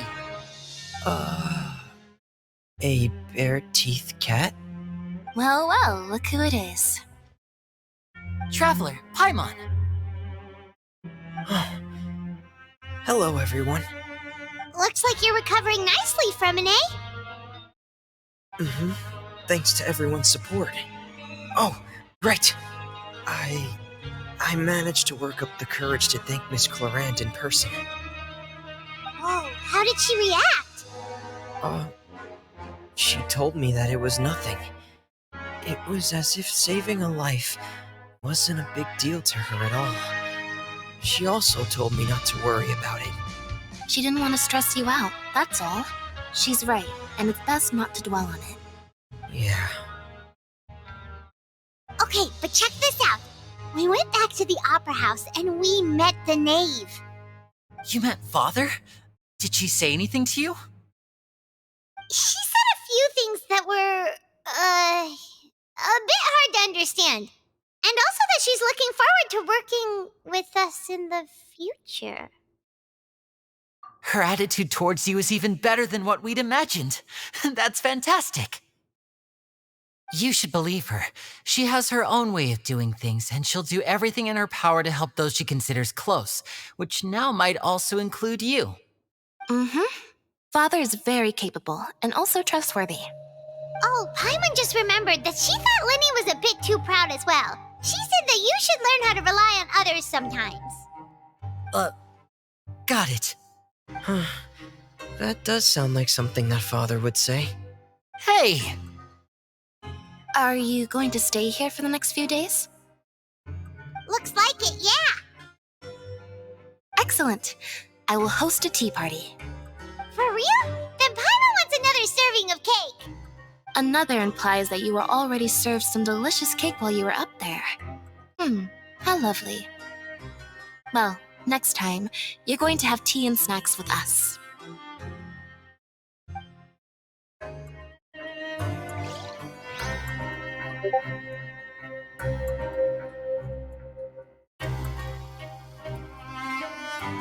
We should start preparing that tea party. Oh, that's a great idea. I'm all for it. I'll help you set it up.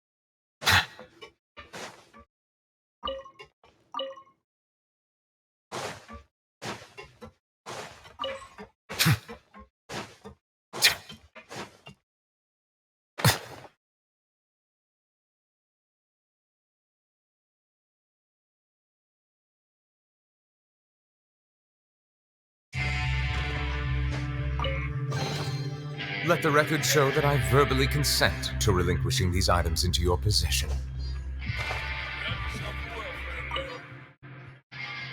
Sijwin! Traveler, Paimon, you're back!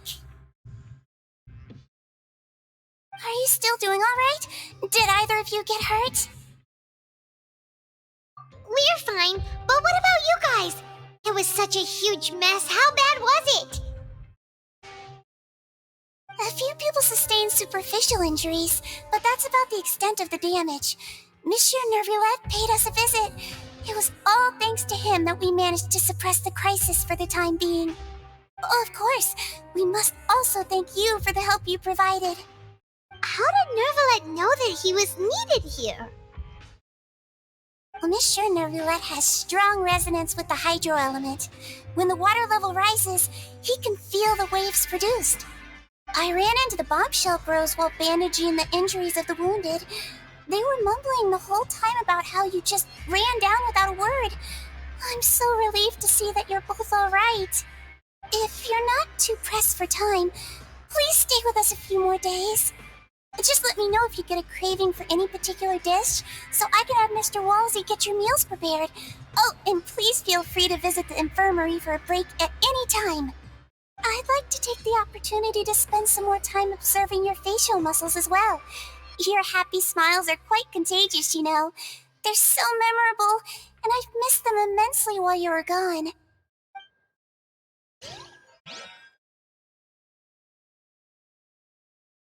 If you can find the time, please stay at the fortress for just a while longer.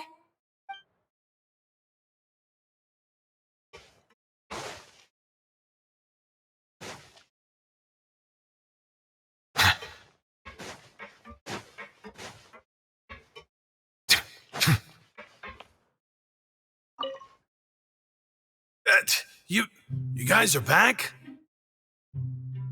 Crystal! Lavaroon! You guys didn't get caught and thrown back down here, right? Huh? No, not at all. And here I thought you'd managed to escape from jail during all the commotion. I'd held you up as legendary jailbreakers, but now you're telling me you just never left?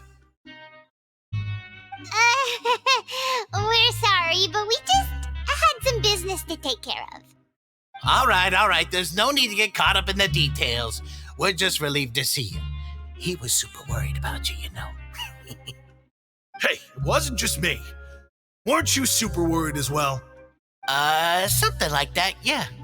I was also transferred to work in the kitchen a few days ago. I can still hear Quisto mumbling to the carrots. Are those two all right? Do you think they made it out alive? Whenever he'd say that, I'd tell him I'm sure they're fine. Wherever they are, they're kicking back with drinks in hand, enjoying the lovely scenery. Hey, there's nothing wrong with worrying about your prison pals, is there? I mean, considering how they always love listening to all my gossip. These two. They sure are a lot warmer and friendlier than when Paimon first met them.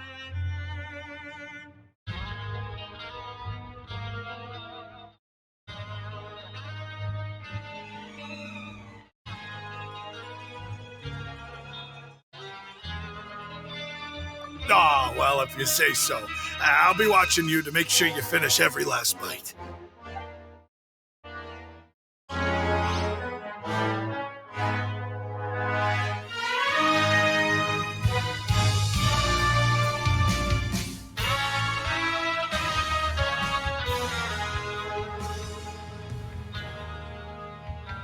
Hey, why don't we have a meal with those two one of these days? You want to cook for him yourself? Why not? Good chance to show them what I can do.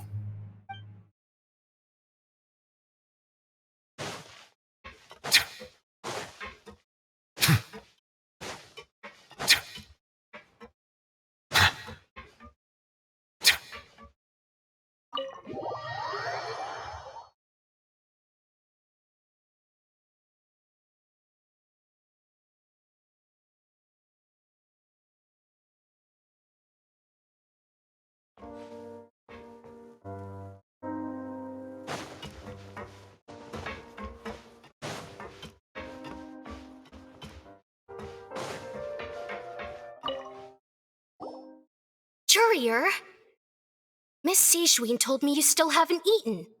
Yeah, I was working on something, so I forgot. That's no excuse for... Huh? It's you two. Courier! Lurvine! We're back! Hello there. It's been quite the mess here recently. How have you been?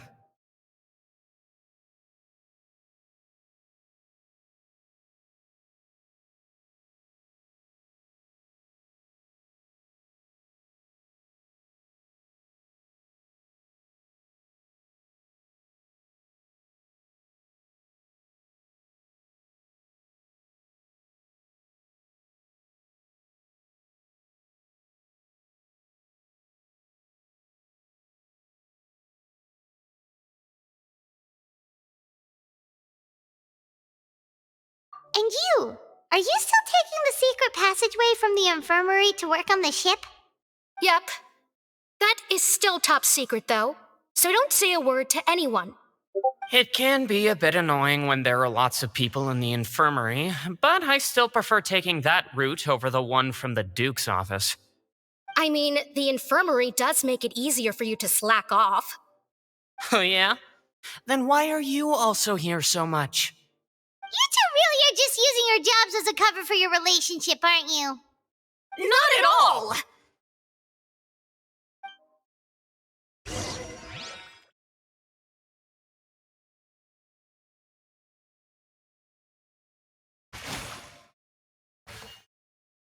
Courier, the rumors about us are literally everywhere now. Please do something about it. But it's not like I caused them by myself. All right. I'll try to do something about it when I can find the time.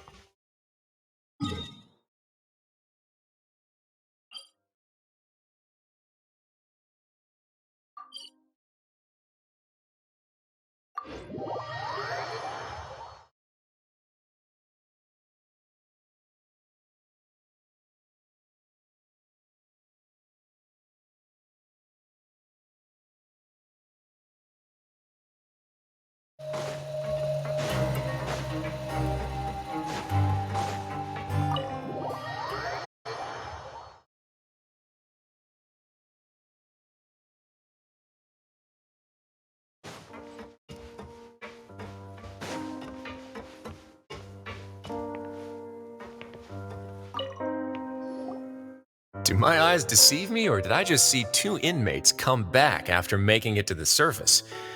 Some strange winds blowing of late. We wanted to see how the fortress is doing. Is everything still alright? We're fine, for the most part. Neuvillette came down and took care of the worst of it. If that's the case, why don't you just ask him to stay here? Oh, yeah, what a brilliant plan.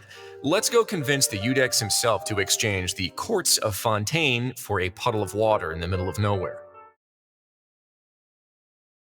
He came here in a hurry and left without even stopping for a cup of tea.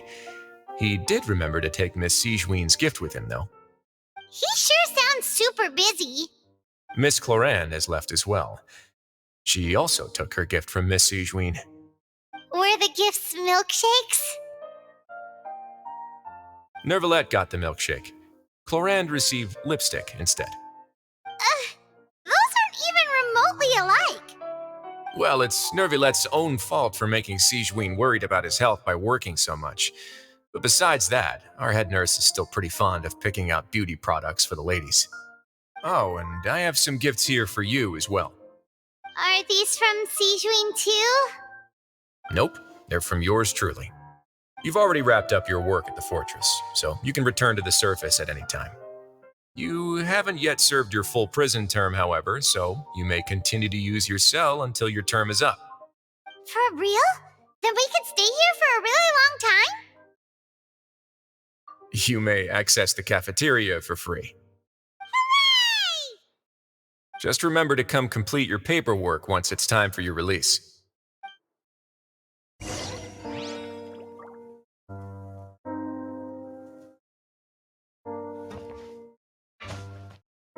Your file can't be closed until we've completed your paperwork, so don't forget to come find me again when you're done serving your sentence.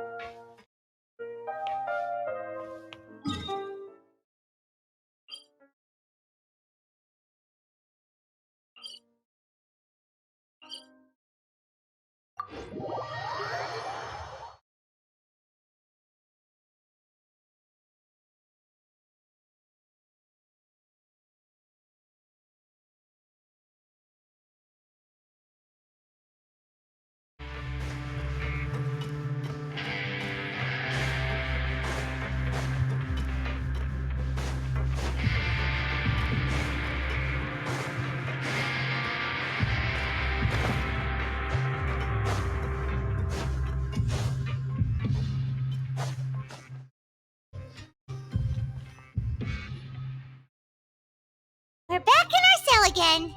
We're no longer prisoners, though, so it really doesn't feel the same. Being free sure feels pretty special now.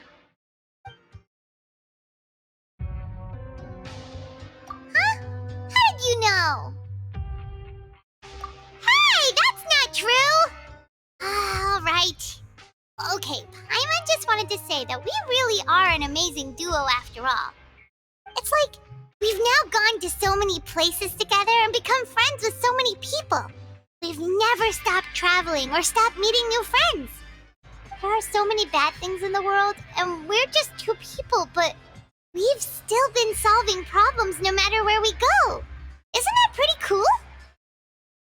You're counting Paimon today? Aren't you the only adventurer here? Then let's ask Catherine to give Paimon an adventurer handbook as well. Paimon will also be an adventurer from today forward. Just our thoughts making Paimon giddy. Paimon's gonna crash, so you sleep soon too. The last time we fell asleep here, we woke up to a whole mess outside our cell. The primordial seawater nearly rose up. That was so scary. We should be safe now, right?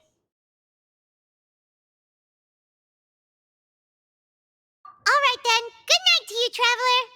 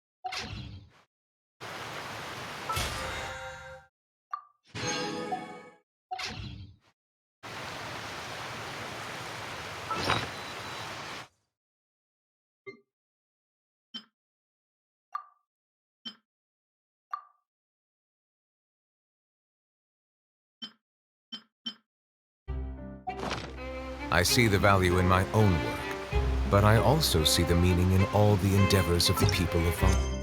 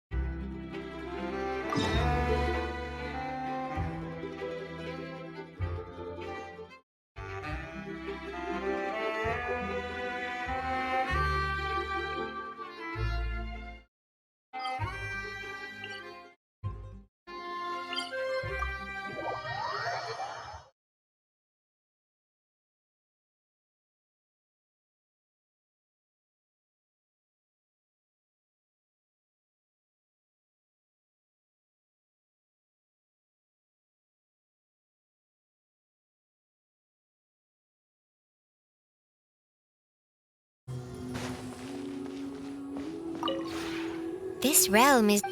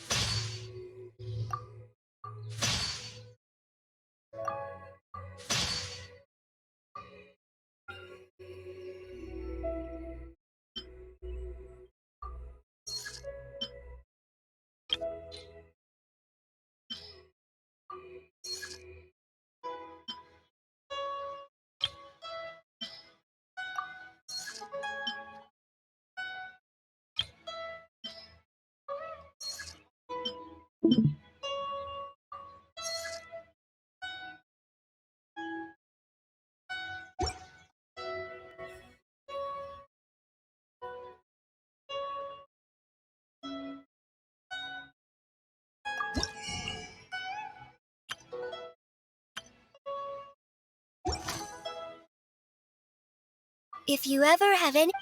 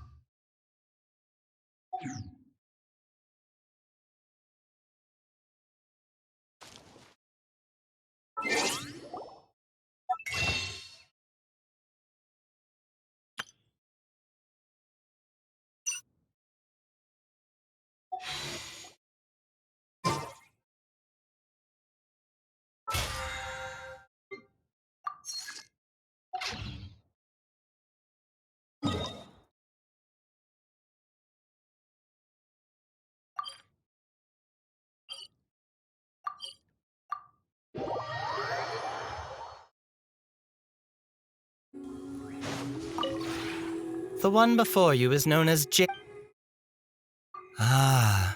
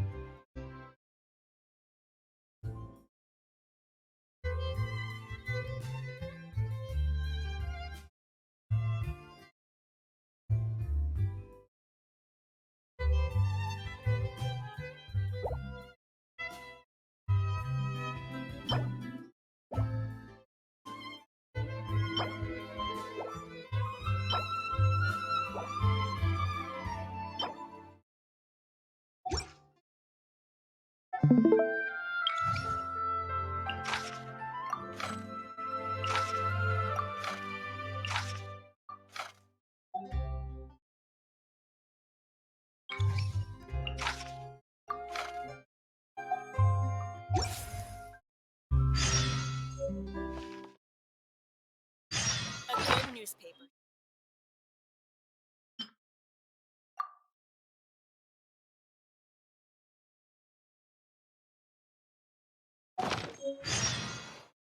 Hello.